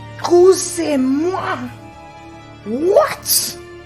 ¿Qué? How old are they? How old are they? What? She's 17 and vulnerable. He's 20.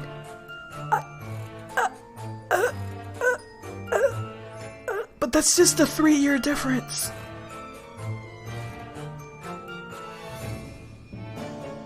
That's just a 3-year...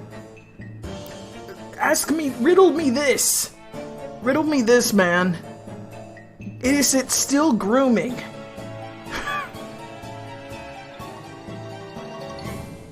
What? And the movie sexualizes her. Well, yeah, it does. That kind of makes the whole scene a little gross, not gonna lie, but,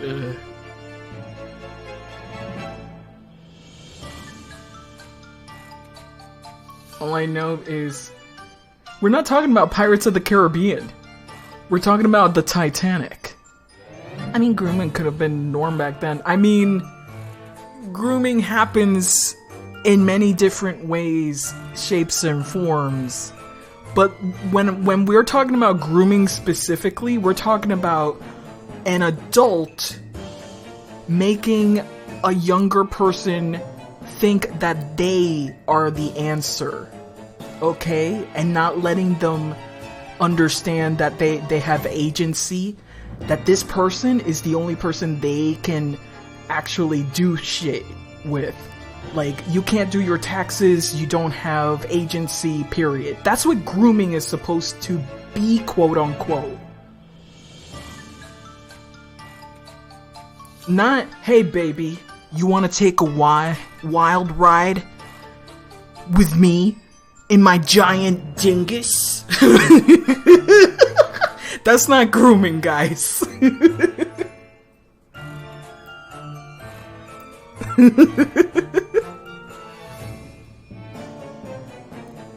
Some of his movies have not aged well at all. Well, that's actually most movies. That's like a good chunk of movies, really.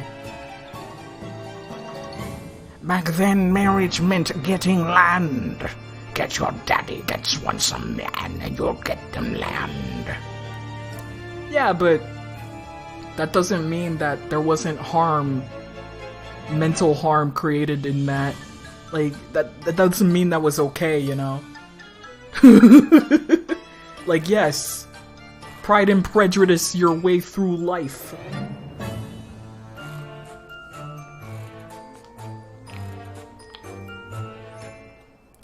There was a Kate Winslet, Kate weighs a lot.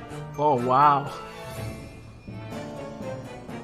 Listen, man, I'm not here to discuss whether or not these movies are good. I'm not fucking going there. Do you want to land? I did. Here's my child. Now give me your land.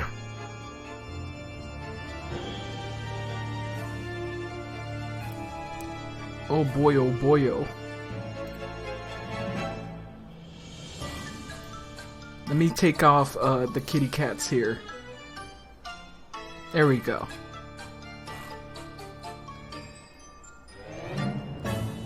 Let's see. I did the third generation of waxwork artisans, you know. Gosh. It was my grandmother who began the tradition in my family. Her fortunes were checkered, living through the turbulent times in the French Revolution as she did. Though that is when she acquired the savoir-faire that leads to the astonishing life-likeness. All these waxworks really do look as though they are alive. In fact, they look more alive than her, eh? Wow, Iris. Again, trashing Hurley.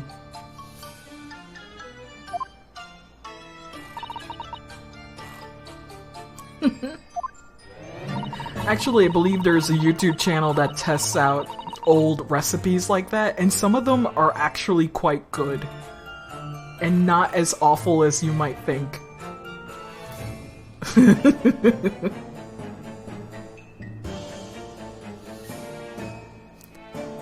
Let's see. Yeah, I forgot the name of it, but there is a cooking channel, and the dude does all the zany, weird, old recipes.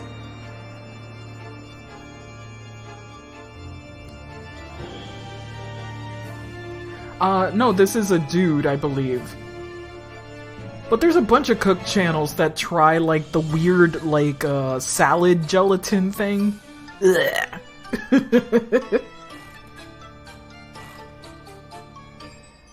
But yeah, there is another YouTube channel that tries to go over how bread was made for poor families. That stuff is very interesting, and I really like it. Really, really like it. Yeah, this is that guy. Mm-hmm. He has a bunch of shorts. I wish he would make, like, longer format videos. Because it can get a little too much, in my opinion.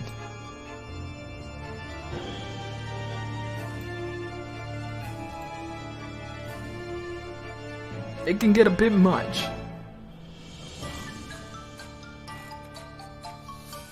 Yes. Those channels they tried making like old wine and stuff like that. Yeah, those are interesting. Very, very interesting. What you see exhibited here represents the most atrocious of London's criminal past. All the waxworks here created in the presence of real people, on which they were modeled. In the hours immediately following their executions, that is the secret of to the extraordinary lifelikeness. Oh shit. Can you imagine, dude? Can you imagine painting someone before they die? That is a little too much. I think that would take an emotionally draining toll on me. Just psychologically, I would get fucked. Good lord. That sounds terrifying. All walks of life have similar challenges, I'm sure. To carry out one's trade par excellence, one must go to extraordinary lengths. You would have to be very detached, I think. Yeah, somewhat. But seeing that many people die in front of you does take a toll on you mentally. You do lose a part of yourself. You can't really react the same way anymore to things as you normally did. So yeah, I wouldn't recommend it. If you put an eyeball in a stick, that's basically a lollipop. I mean, you're just talking about Shrek's daily eating. How many licks does it take to get to that juicy little center, right? My exhibits are a reflection of society. I create only which the public wishes to see. Why couldn't the public have wished for something less horrifying? Do not fear. Sorry. This room is the only one in the museum with such a macabre theme. I do hope you'll explore. There are models of famous singers, actors, politicians. Something for every taste, I hope. It was Iris who dragged me straight in here, come to think of it. Sorry, perhaps I should have eased you into things. Yeah, you really should have. Unless the game did not have the budget for it.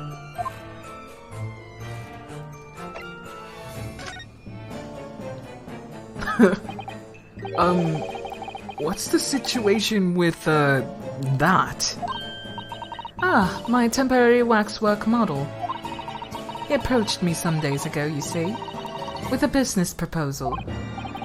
Oh, what sort of proposal? My dear madam, all these sparse exhibits need is an edition of a world-famous great detective.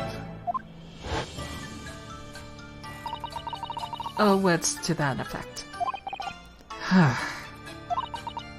Naturally, I'm well aware that Mr. Sholmes is widely known in London as a talented detective. It's great detective, actually. He's very specific about it. Yes, the creme de la creme. So I was keen to come with an arrangement with him, of course. I once had a tripe sandwich. It was terrible. Oh no. You know what I miss eating? I miss pig ears. Cheap stomach. And they're not even the best textured things in the world. They're really not. But I want to eat it. I want it. You know, Sholmes, he's got some nice man titties, I tell you what. I tell you what, I went to this exhibit and I saw some man titties, and that's all I ever need. Where are you from, Paxi? That you eat that? I'm from the Caribbean.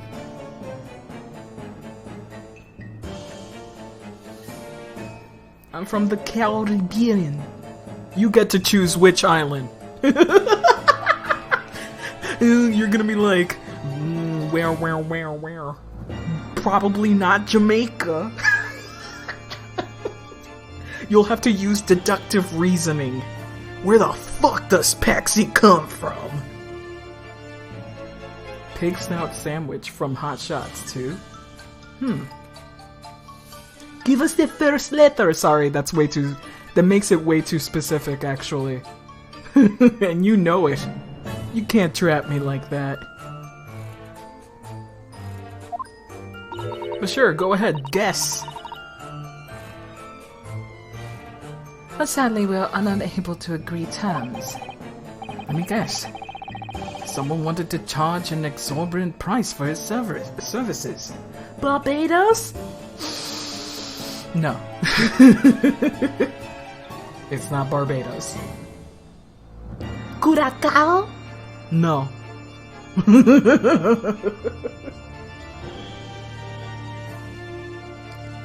Boricua? Sweats loudly. Sweats very loudly. Oh, that was really quick! There aren't enough islands in the Caribbean.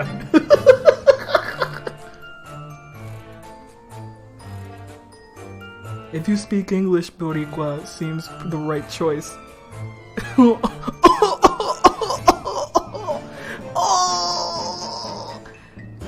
But you're right. You're technically right. A good chunk of English speakers can be Puerto Rican. Yep. I'm from Puerto Rico.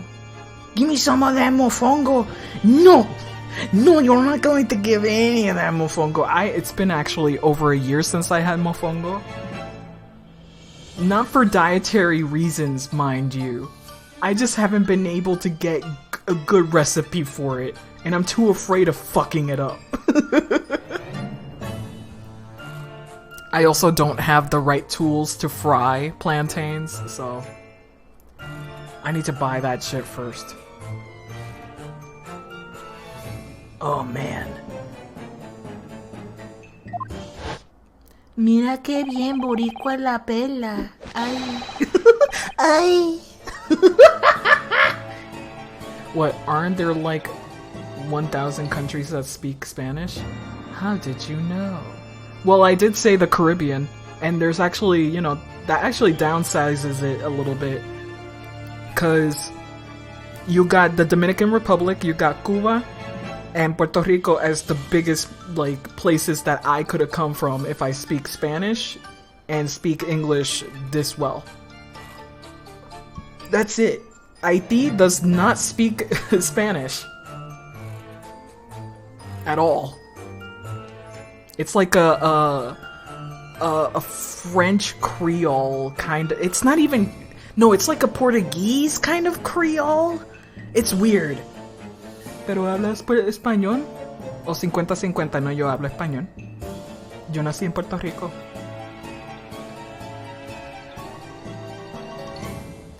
What's up with air fryers in this chat? Alright guys, let's start an air fryer fund. Why air fryer? That you need the grease. You need to be greasy. It needs to be greasy. And I will sacrifice my own eyes, my limbs. I shall be burned by its liquid. Though I would like an air fryer, not gonna lie. For mere 500 pounds, I shall dive into your cauldron of wax this very moment. Plátanos requiere aceite.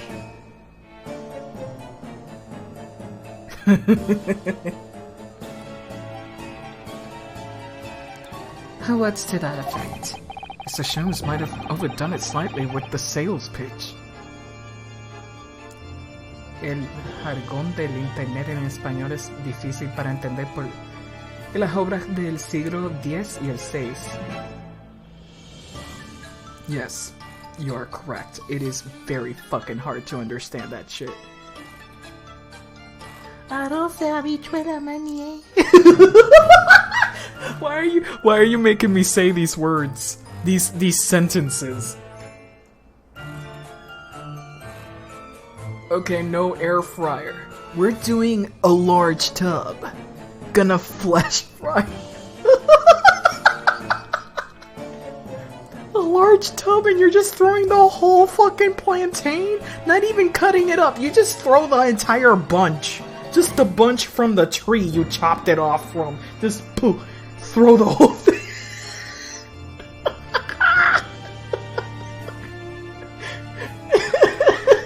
Let God sort it out. Amazing. The hardest dialect to understand is Cuban? Really? Really? I mean, they have an accent for sure, but it's not that difficult to understand in my opinion.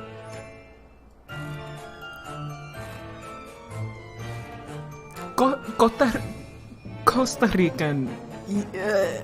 People from Costa Rica definitely have another accent to contend with, but Cubans are easy to understand in my opinion. Maybe I just hang out with too many Cubans.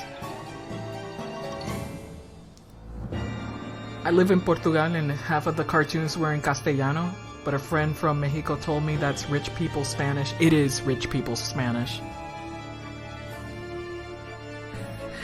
If you go to like undulation Spanish, now that's some shit right there. Undulation Spanish, go look that shit up. Cause that's too much for me. You need to calm down with that Spanish. South... I don't understand Honduran Spanish. I've met quite a few people from Honduras. I have. Their accent wasn't super strong, but maybe because they've lived here in the States for a bit, maybe they slowed down on their speech pattern, but we have to learn Spanish here, and it's a plague. They speak too fast. Sometimes, yeah. Yeah. Okay, Mr. Shows might have overdone it with the pitch here.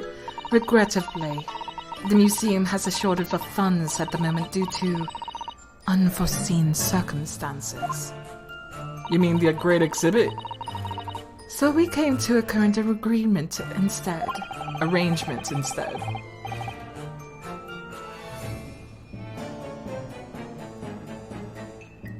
Surely he doesn't really need to do what he's doing though, does he? I would think not, but he was very insistent.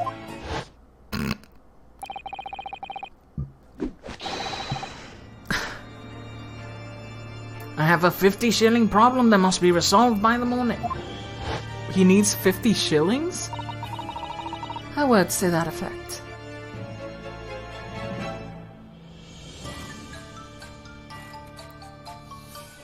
Castellano is like drinking from soda can with a spoon.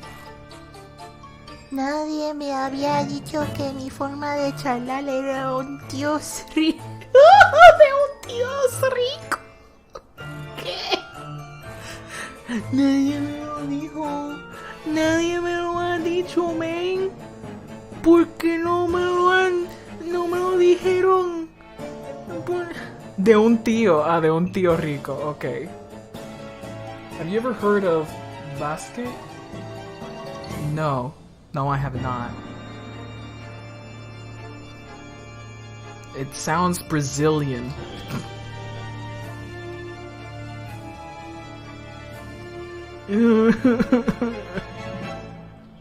Yeah, I have to change my entire tone of voice to speak Spanish for some reason. I don't know why. Its language is Spain and French? Oh, cool. That's neat. It's the pawnbroker, that's what it is. He must have something to redeem. Is the consulting detective work not doing so well?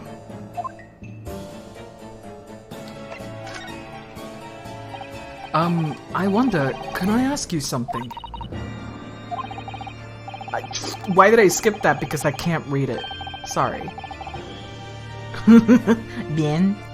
And then weird S. Weird U. What is this? What is this?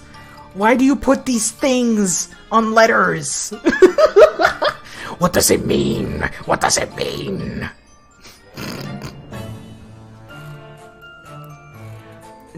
No. If you put a little mountain on top of a U and you still pronounce it the same way, I'm going to freaking... It has a noun case system. Paxi, you got an Instagram? No, I do not. I mean, I do, I just don't use it. I saw that in a manga once. Really? Still for new. Berry. I do have a Twitter, and that's it. I mean, I do use Tumblr sometimes for just archive purposes. Aw, shit! You're following here and on Twitter. I should use Instagram, but at the same time, I'll attempt at some point. Does Instagram allow porn? No, I'm joking with that. I'm joking with that one. Of course it has porn.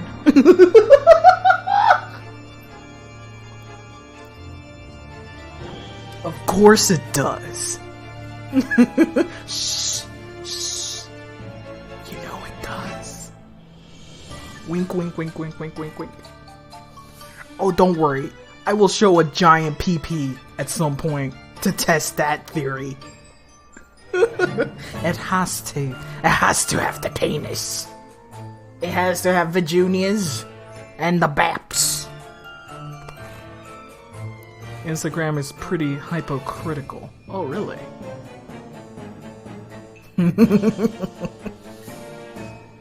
Let's see.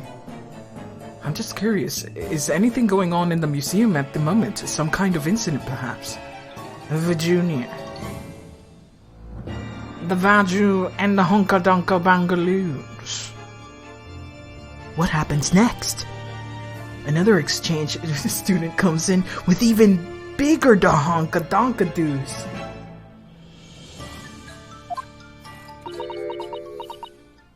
Virginia. Can you imagine?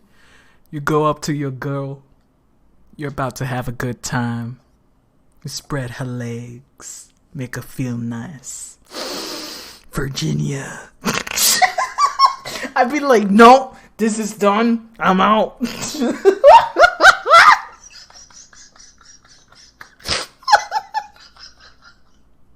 Just,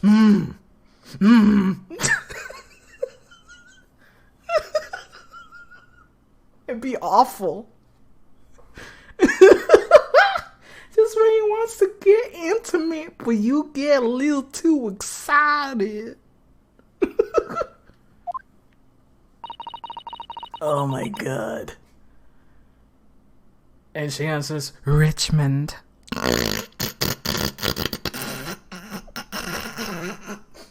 And this is why you're my soulmate. Freaking just put your hand, put your fingers in between, just hold hands tightly. And this is why we're together. Richmond, Virginia. Get it? The state and the place. Come on. Come on, Cena. Come on. Joke. It's jokes, man. Jokes. Oh, man, honey. Your Virginia is gorgeous. Mind if I like that Idaho sea? Colorado, me impressed? Get out of here. All of you are divorced from this channel.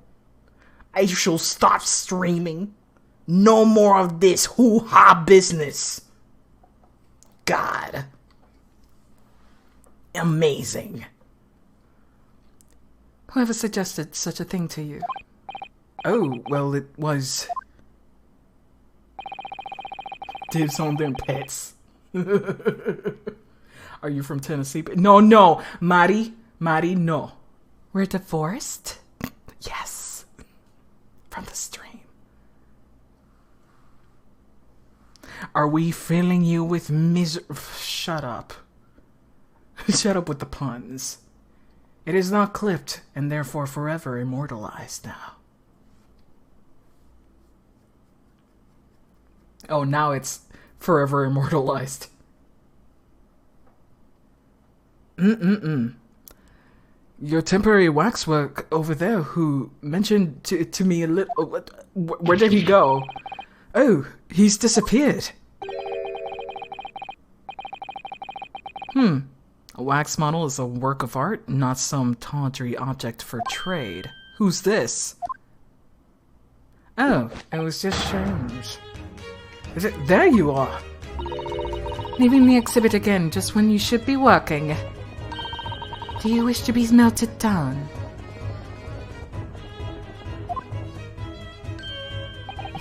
My dear Madam Two Spells, you have reprimands. We have more present concerns. The wax can wait. It's our ideas that are our current problem we must throw at your melting pot instead.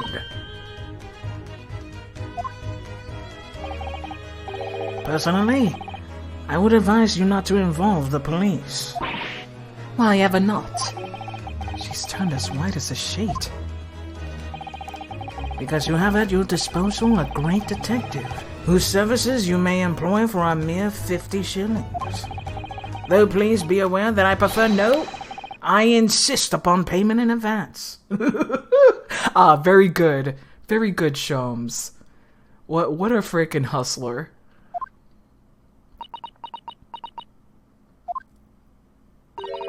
Very well. Let us see if you're the great detective is able to live up to his name. Why did I say shame? Wow, I really wanted to burn Shomes. Shall we? Before I engage on my analytical processes, I must ask you to clarify something. What, pray, is behind the curtain number 1? Curtain number 2? That is the Tussles special exhibit. There's an extra charge to see it. Ah, the special exhibit in the House of Horrors. It must depict a special killer then, I presume. Will you be so kind as to draw back the curtain, I wonder? Absolute none. There's nothing amiss behind, and maybe I should have been French accent all along. Because look at all the French words she say. Nothing amiss is behind here. Nothing amiss, madam. Maybe not. Don't worry about it. What about the arm protruding ominously from under the curtain? I strongly encourage you to allow me what lies beyond, before the situation worsens. Suddenly, a French accent. Suddenly, a French. Let's see here.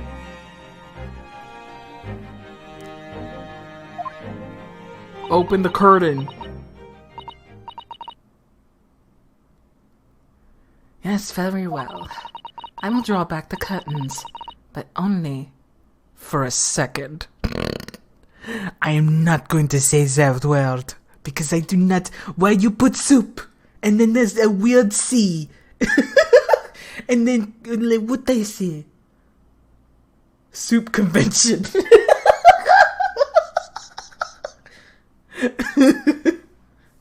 I know it's second. Suspicion. Soup. Listen, I like soup.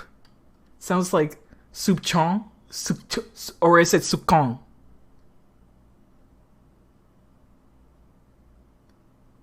No, not at all. Is it Sukong? Or is it... What? Soupson? It's Soupson? Get the fuck out of here! Why would you make a C? Make an S sound? Please, God. To suck on.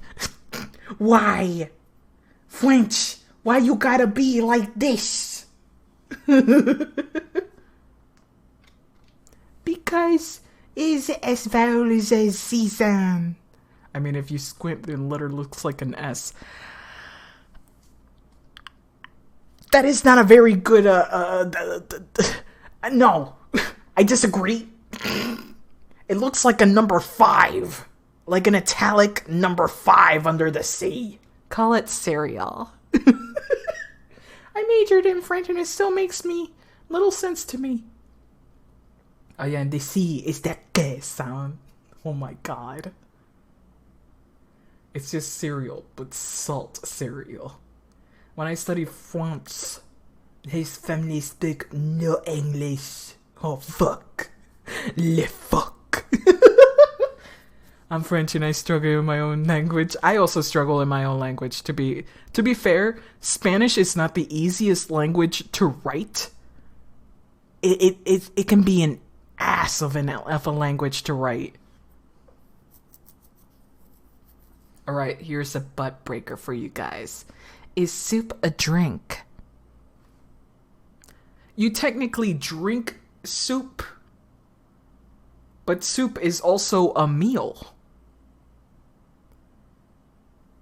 Technically, you can put soup in a thermos and drink it like a drink.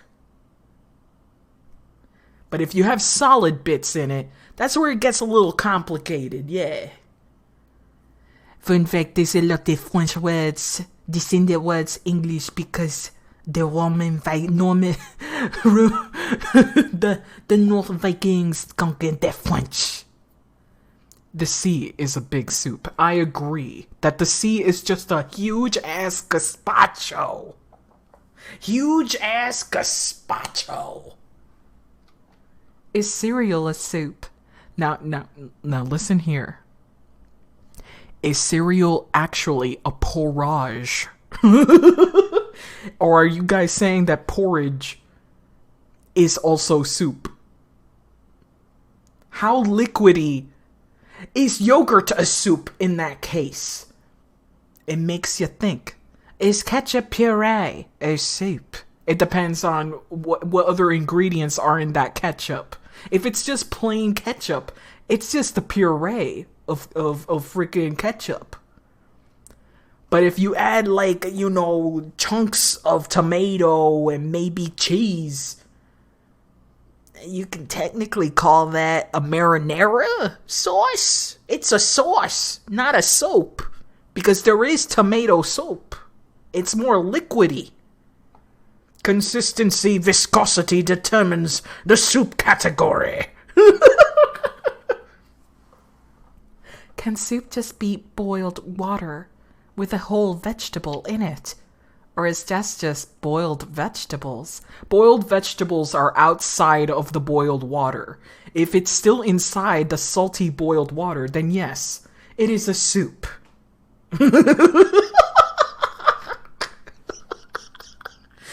In that case, if my dildos are inside the boiling water to be sterilized, in that moment, is it soup? No, because you can't consume it. But you can if you try hard enough. If you try hard enough, you can drink anything. Anything can become a soup. The silicone is just, adds to the flavor and texture. You can melt a human first? Oh, where are we going with this? Solid soup. Solid soup. Solid soup. Anything is soup with enough effort. If you try to eat a dildo, you'd be like Squidward choking on a fork. Oh my god. That picture of Squidward. Is a human meltable? Can you Whoa, no, wait. I just had a terrible thought. I should not complete that one because concentration camps existed. And they sure did find out that shit real quick. Not great. Really dark.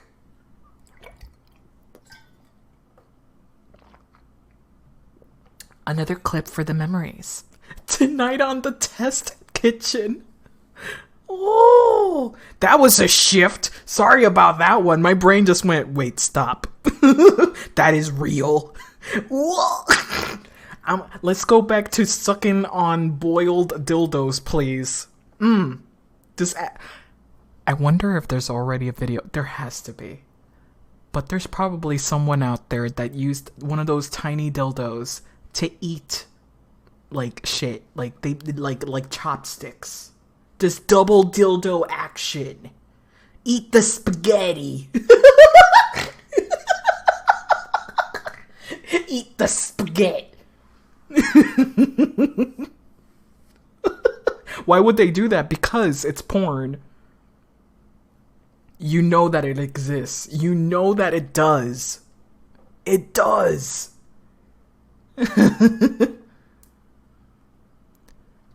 I will draw back the curtains, but only for a second because I'm still not going to say soupçon.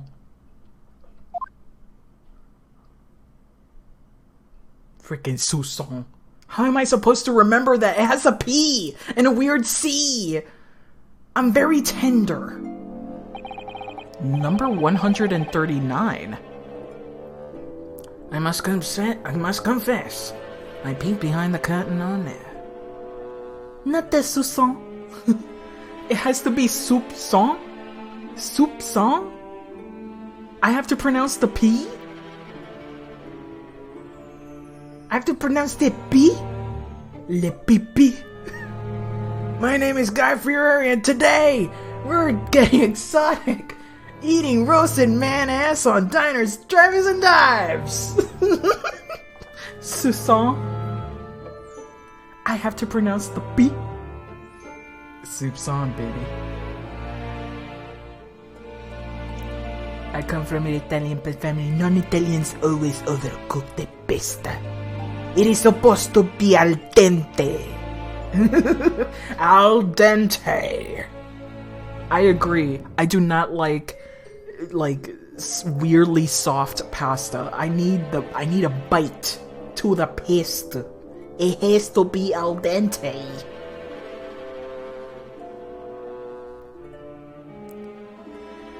It's like a love bite. Wow.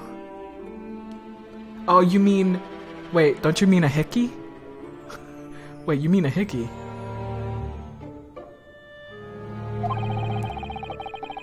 A two-spell special exhibit is very bleak graveyard scene indeed. I don't have a word? Yeah, I'm just trying to, like, find out which one of the two you're referring to. My sister always get to make us every time I make chewy pasta. I always undercook it.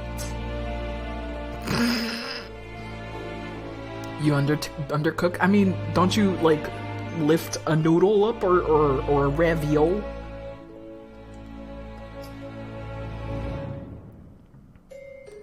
Which one of you used to just take raw spaghetti and slowly eat it for the crunch?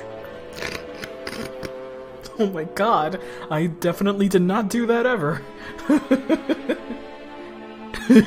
Did you dip it in mayonnaise too, you heathen? I don't care. It's fine. Don't worry about it.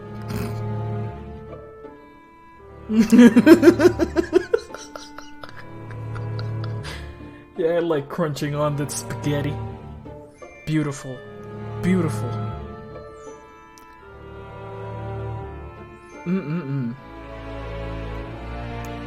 Yet somewhat surprisingly, the artwork that Kelly will expect is nowhere to be seen.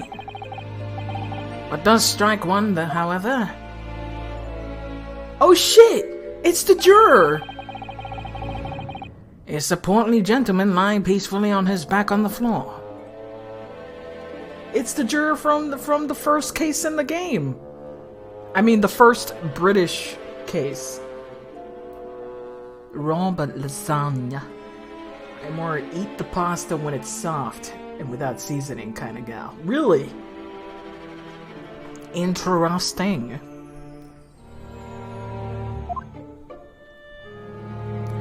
I do like my pasta to be not that salty, to be honest. I like the sauce to be Infused with the pasta. or not that much, you know, like have it a little bit separated and just have the flavors mingle in my mouth instead of on the plate.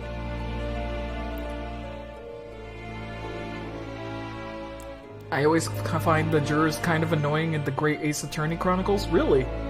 I find them just fine. They don't overstay their welcome, to be honest. Not that much. Well, well, well. Well then, perhaps, Mr. Sholmes, the man on the floor is the ruthless killer himself.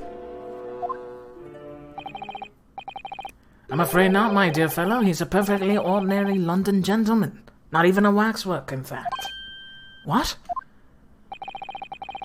As skillfully made as waxworks are, they're always distinguishable from real humans. You don't say. So allow me to present my two conclusions. The first is that sizable business transaction that's been taking place on the special exhibit. Why? Why would you say that? Why?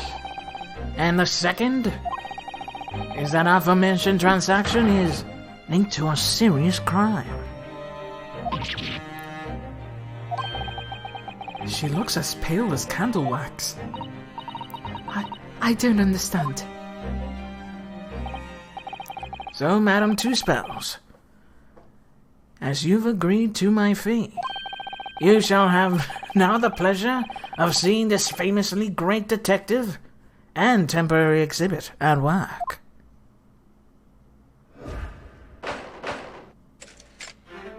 Big games. Alright. Waxwork. What happened? To begin with, we must ask ourselves what exactly is afoot here in this museum. The answer is revealed by the bundle of bank notes protruding so helpfully from your back. In my estimation, some £200. That's all my own money. So what does this large sum of money reveal? Not as much as the involuntary glance you cast it would seem, Madam Two Spells. Yes, the answer lies where your eyes now fall. The significance of £200 is revealed with that public notice. What? No. What? Come on. Waxwork for sale. Your business has hit hard times, it would seem. In short, you sold the infamous killer the centerpiece of your special exhibit for the sum of £200. No! Now let us explore the next curiosity in which we are presented. No. Who is the portly gentleman stretched out so peacefully on the floor? It would appear the man has suffered a severe shock, the cause of which is clearly known to you. Unfortunately, madam, keeping secrets does not appear to be your forte. What dealt the man such shocking blow was a cost of £200. No! What? Sholmes! You silly boy. It would appear that you twisted this gentleman around with your little finger most effectively. Did he eat soap?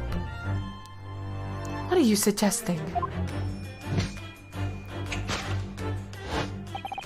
He rashly agreed to purchase the waxwork for the sum of £200. Only when he came to hand the money over did it occur to him what extraordinary amount he was paying. Come on. But the money was no longer in his hands. And the result? The scene we see before us. He collapsed in shock. You know what? I will admit one thing. If I were the one to have done this, I would also collapse. $200? No! Well, 200 pounds is different from that, but you know what I mean.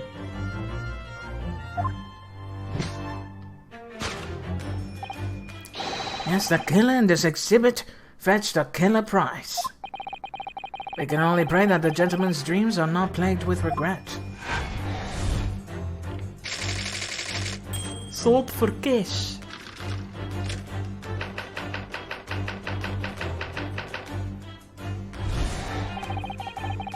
The question that arises then, what has become to the waxwork that exchanged hands? Let us consider the problem for a moment. You cannot possibly. What immediately strikes me about this conundrum is a young man standing over there. Who is this fellow? To find the answer, we only need to observe his handkerchief. Such as worn by the policeman as a secret sign to fellow members of the force that a crime is being perpetrated.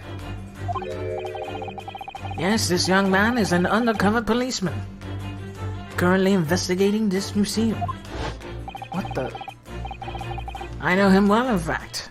It's Sergeant John Clay. What are you talking about? The man is quite a celebrity. He received triple accolades last year for policing and his policing awards. But Look at this old boy. As we turn to attention to the old man who sat beside him with particularly unsightly visage. I've been watching closely that he hasn't moved a muscle, almost in fact, as if he were in a waxwork. but you... Your reaction confirms my suspicions, madam. I noticed it at once. Observe. Oh, what the hell? There's a price tag on him. £3. A telltale sign that proves whether or not this old man is a waxwork is an obvious price tag. But that's maybe for the scarf? Damn. Through pence. A tragically low price, you might say. But perhaps the ongoing rate for aging waxworks is riddled with cracks.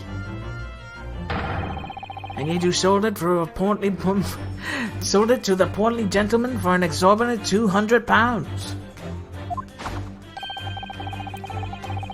The sort of plucky behavior that's sure to attract the attention of Scotland Yard. Isn't that so, madam? I do not. Yes, the waxwork you sold has already been seized by the police and remains in their custody as we speak. Your man must be united with his grave in the special exhibit, and not a moment too soon. That's a lot of jumping around.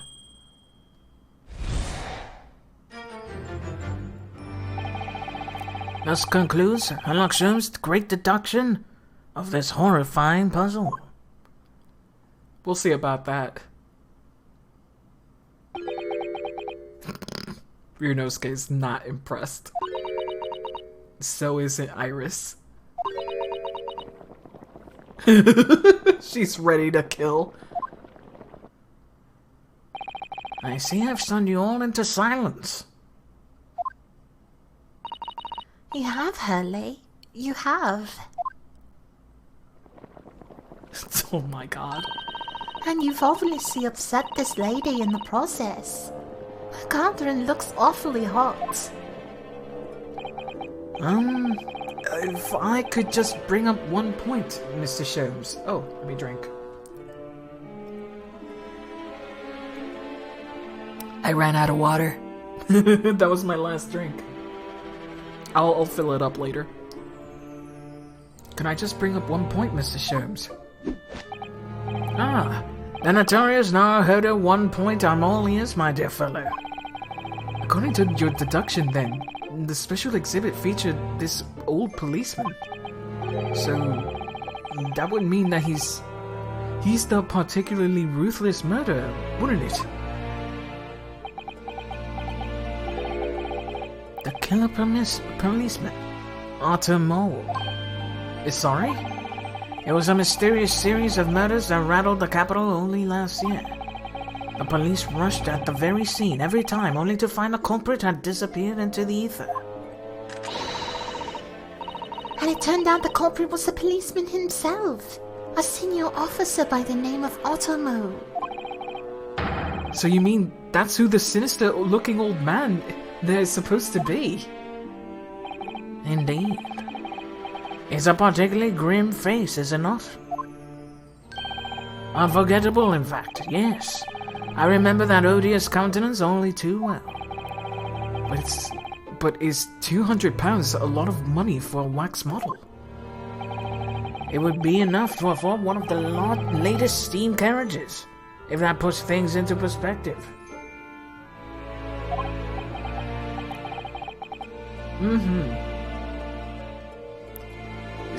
So it's quite a lot then. Oh boy.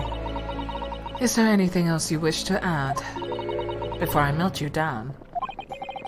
That bubbling wax is looking more and more ominous. The smell of all that molten wax is starting to worry me. Mr. Sholmes did more or less accuse her to her face, so I think I might have to call on our assistants here, Iris.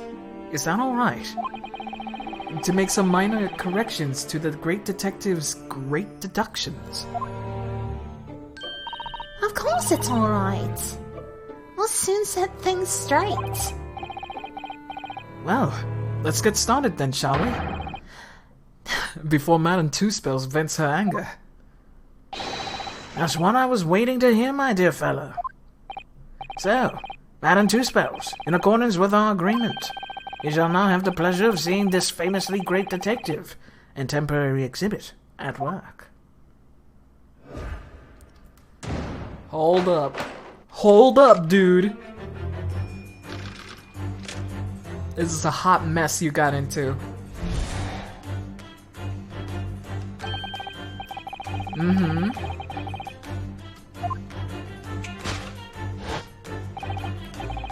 Revealed by the bundle,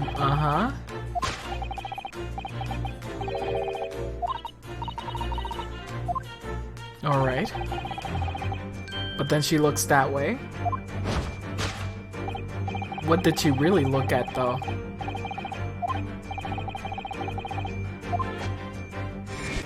It's not that, though. Okay. She definitely looked at this direction, that's true. It's true. But I'm not sure she'd sell any of your waxworks, even for £200. Oh. She must pour her heart and soul into making them, don't you think? Over and above the wax. If it were me, I wouldn't sell them for anything. For that much money, I would. But it sounds like that makes me a bad person. Aw, no it doesn't. It just means you need money. Well, anyway, I wonder if the £200 could have had some other significance. Let's follow that furtive glance again and see if there's anything else that could explain it. Alright. Let's look. Oh, Jesus. Oh, I see. I see. What's that note being pinned on the wall there? Oh yes, let's see. Dear Madame Two Spells, we've taken the prisoner from this room. The price for this safe return is £200. Huh. Have the money ready by noon on 23rd October.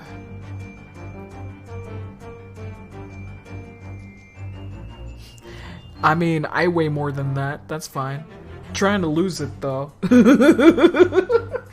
He would be very heavy. But of course, we're talking about money. What? This is it's like some sort of thing that was left behind when someone's kidnapped. It is. It's a ransom note. Exactly. All right. Let's show that. Take that!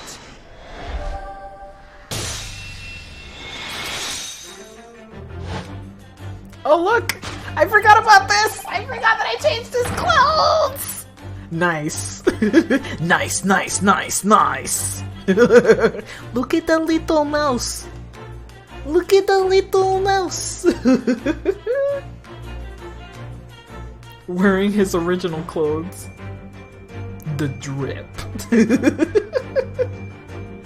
The significance of 200 pounds is revealed by that ransom note.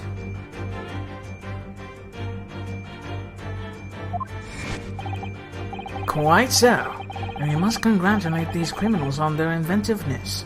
Abducting a waxwork. 200 pounds is no small ransom fee. Yet you clearly intend to pay it. The model in question has special importance, so I put together all the money I have. In summary then, 200 pounds as you have in your handbag is ransom money. Now let us explore the next curiosity of which we are presented.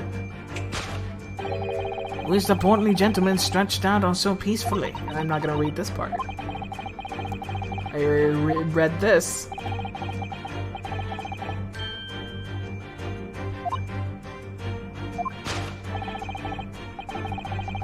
Oh my god.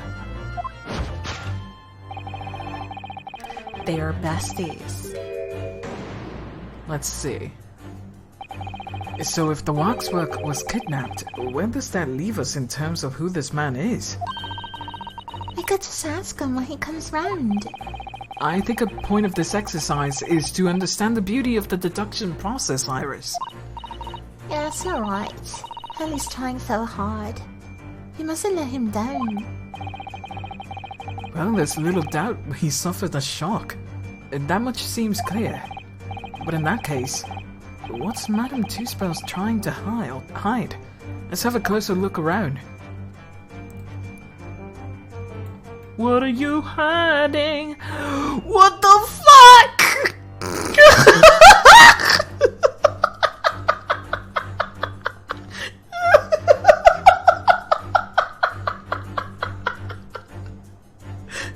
I found that immediately. What are you hiding? Just freaking, just a hand. Oh my god. That's a huge hand, ma'am. This is just Madame Two-Spells' right hand, is it?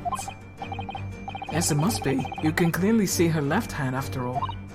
Oh, but wait a minute. This is her left hand as well, look. Don't say such creepy things, Iris, please. I guess you could say that she's close to getting caught.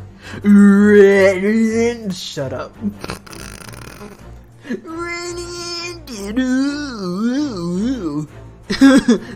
Princess. It looks like it was gonna be caught red-handed. You motherfucker. I'm gonna shake you. I'm gonna shake you down. And it seems very stiff too. In fact, it's very hard. Really hard. Wow.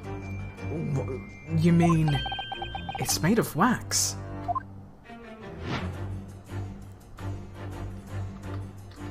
I don't think there's anything else here of note. Yeah, there's nothing else here of note. Long hair braid. I actually want to talk about that. Go ahead. It's cute. Madame Two-Spells has very long hair, doesn't she? Yes, but you couldn't tell looking for her from the front. You know, it looks rather like a whip, don't you think?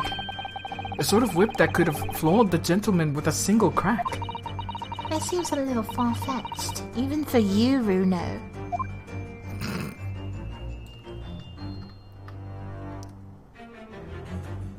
Her design is very cute. Professor Layton. Yeah, because it's made with the same people that worked with Ace Attorney versus Layton. There are people who worked on that game specifically, so a lot of the DNA from that game seeped into this one. Take that!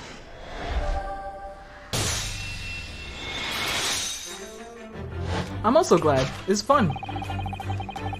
What dealt the man such a shocking blow was, of course, the waxwork hand.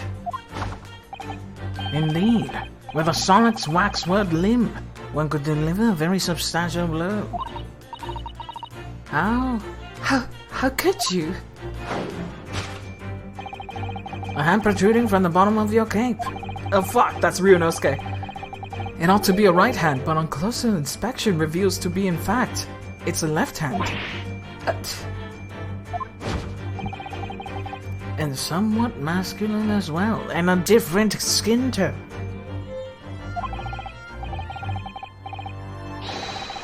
Oh yeah? It's a weird game, eh? In other words, it does not belong to you, madam. It is the hand of a waxwork model.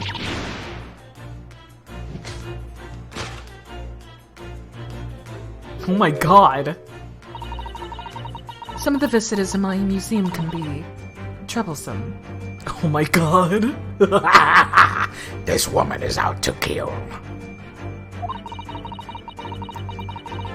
Why do people in anime say, "Kia"? Because, I don't know. I'm honestly lost with that one, to be honest. It would be so much better if you would just go... Just like most of Buckwild elements of Ace Attorney writing and the Buckwild elements of Layton, and put both in the same narratives. Nuts. Oh yeah? They meddle with the exhibits and cause damage. So you mean that, Yes, this gentleman saw fit to try and remove it as a souvenir.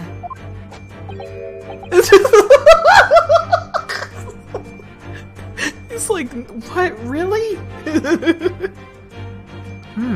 No small keepsake. Like taking a whole branch of the cherry tree when you go to view blossoms. I'm afraid I had to teach the man a lesson. You confronted the man and tried to take the alarm back. And the result? The scene we saw before us was knocked unconscious. A point we may need to revisit later, but for the time being, we have our conclusion. Yes, the killer in this special exhibit has been kidnapped. Knocked him the fuck out. Hell yeah! Kidnapped.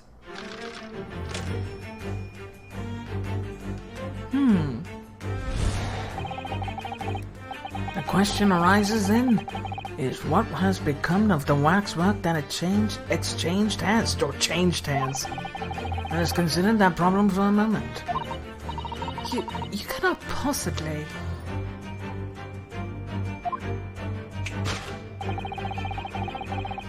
I really like the particular Sholmes animation. Where he's doing like a conductor's closing motion. Fruity little hand gesture. To me, it looks like the gesture a conductor does to close, you know, the music. To tell the orchestra, okay, stop. That's what it looks like, anyway. It reminds me of that. What immediately strikes me about this conundrum is the young man standing over there. Who is this fella? To find the answer, we only need... I already freaking read this. Okay. According to Mr. Sholmes, the yellow neckerchief is a sign to other policemen that is some crime is underway. I have communicating with his colleagues about revealing his identity without revealing his identity, yes. It's a secret that's closely guarded by Scotland Yard. That Mr. Sholmes doesn't hesitate to give away. Well, uncovering secrets is one of the true detective's nature, of course. Right. Anyway, judging from Madame Two-Spell's reaction to Mr. Sholmes' deduction, I think perhaps we not have identified the man quite correctly. Alright. What's going on here? Oh, fucking get out of town!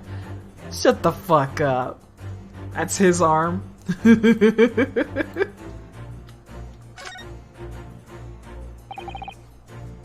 Just hidden in plain sight, eh? What the? That man has a stub sticking out of his shoulder where his arm should be. Oh, that settles that then. Right. This isn't a real person at all. His entire arm has been ripped off. From the shoulder down. His arm is been... Of course. That ties it with the thing we just found. Yes, with what we just found. Good. Take that!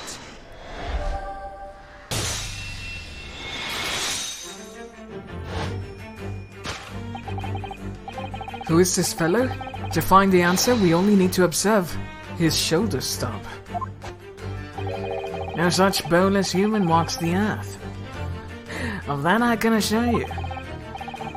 In other words, the man standing here, the young Surgeon John Clay, is in fact, defying all odds, a waxwork model. I seem to remember it was you who concluded he was a real person in the first place, Mr. Shoves. I'm glad that he's pointing it out. Also, Naru, you look so handsome wearing that. You look so good in blue! It's like a very dark navy. Kinda like a little aged up navy there. Except Mitch McConnell. Ayo!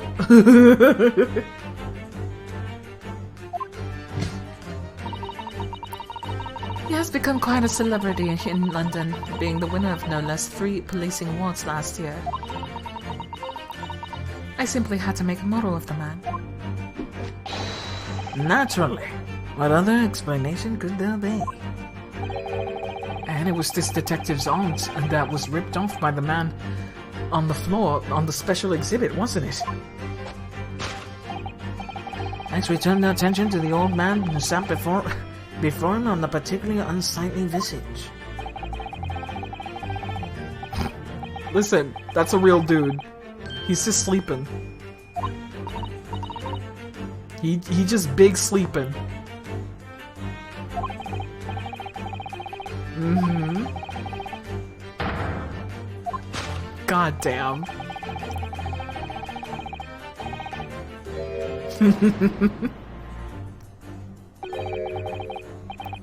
A killer policeman called Otomo, was it? Was he well known? It was all over the papers last year.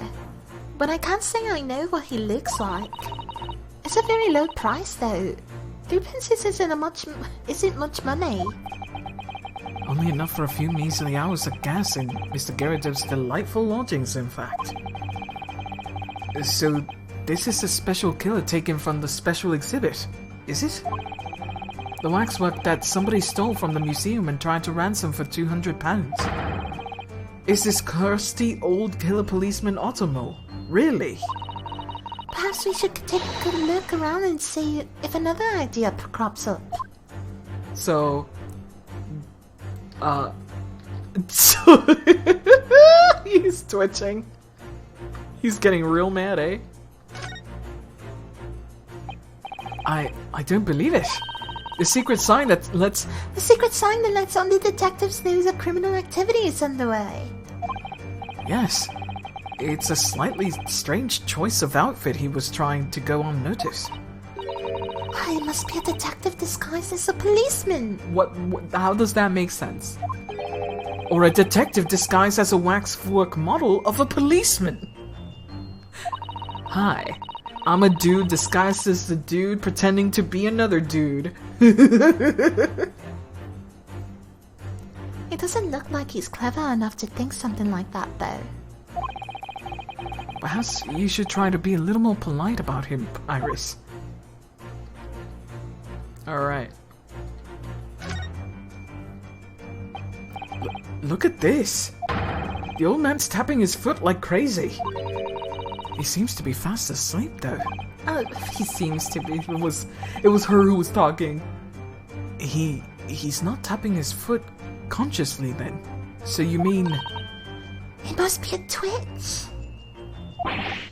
Never mind that. The point is, waxworks don't tap their feet. Or a twitch! And look at his arm, too. We've seen a scarf like that somewhere else around here, haven't we? So, what do we have to correct again?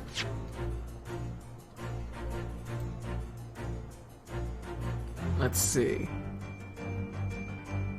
Fuck.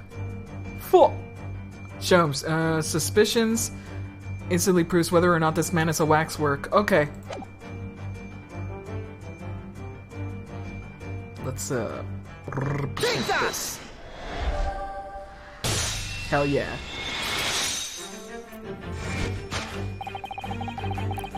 The telltale sign that instantly proves whether or not this old man is a waxwork is the obvious twitch. Even the most realistic waxworks don't exhibit a twitch. In other words, this splendid old man is in fact a genuine member of Scotland Yard. Slight shifting of choice of adjectives, then.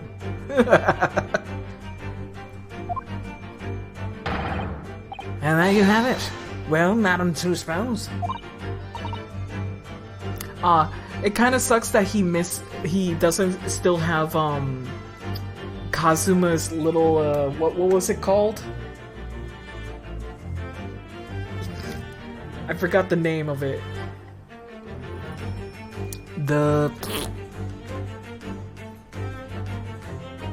He doesn't have the armband.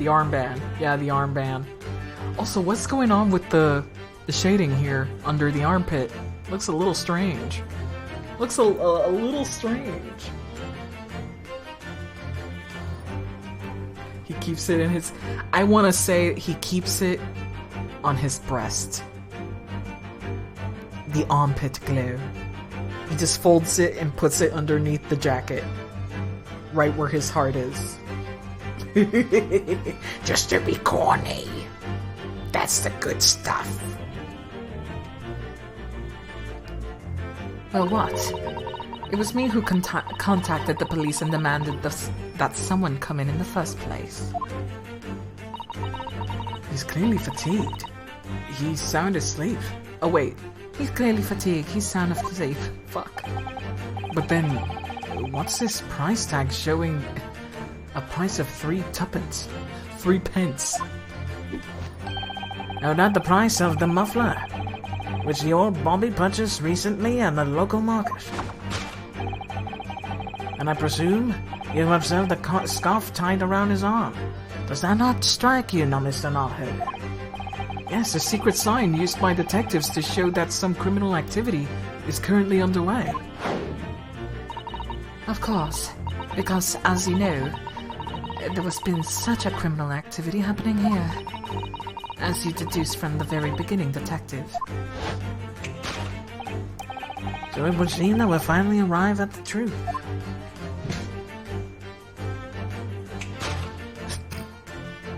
I like that the mouse doesn't really work all the time. Sometimes it floats under one leg. The waxwork of the specially ruthless killer from the special exhibit has been kidnapped. Mm-hmm.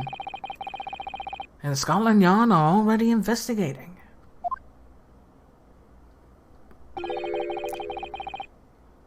But the model's whereabouts remain a mystery. This concludes Herlock Sholmes' great deduction of this horrifying puzzle. So, how much you guys want to bet that it's used as a decoy elsewhere? Let's see. Lots of people visit my museum here, men and women, young and old. Sometimes they drop in for just a short time on their way back from the pub. I welcome them all. $1. Oh, man. But if anyone tries to damage my exhibits, I do not take it lightly. Anyway.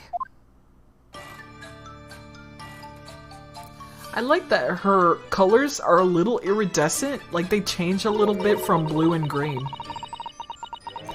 Your grit deduction was even more enchanting than I was led to believe. It was a pleasure, my dear madam. I'm gratified that you enjoyed the spectacle. As for your rough customer, I have no doubt he'll regain consciousness shortly and return home. Yeah, it was cute. You can't bet you know what happens. You know what happened. What concerns me more is the waxwork from that special display.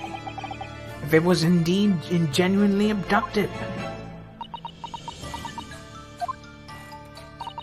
Yes, tragically it was. Then I would ask you to recount the events as surrounding the stolen waxwork. In as much detail as possible, if you please. Very well. But after I have told you what I know, you must insist that you return to your work. The talents of great detective will be put to better use, I feel. But as you wish. Go back to your place. Go back to your place. I think I'm gonna stop right here. I think this is a good place to stop because it's getting really late. And I need to go to sleep. I need a mimir. I need a good mimir. Like what do we have here? We have a bunch of stuff to go through. Yeah. Cat loves food. Yeah. Let me put this over here. Sleepy time is the good time. Let's go to the title. Not save. Yeah. Fuck. Not save. And then you have to go to yes. There we go. Yeah. Going right to sleep. Putting my ass on that bed. Just sinking within it. Becoming one with the freaking furniture. That's what's going to happen to me. Thank you so much for joining the stream. See you guys later, okay? Good night, everybody. Bye-bye, everyone. Finally, tomorrow's Friday. Thank fucking God. I don't know if I'm going to stream in the weekend. I'm probably going to have Saturday and Sunday off from streaming. So we'll continue that Monday on. Yeah, I freaking need it this Friday. I really need it. But thank you so much for joining me and keeping me company. It's good. It's good. So I'll see you guys later, okay? Goodbye, everybody. Bye-bye, everyone.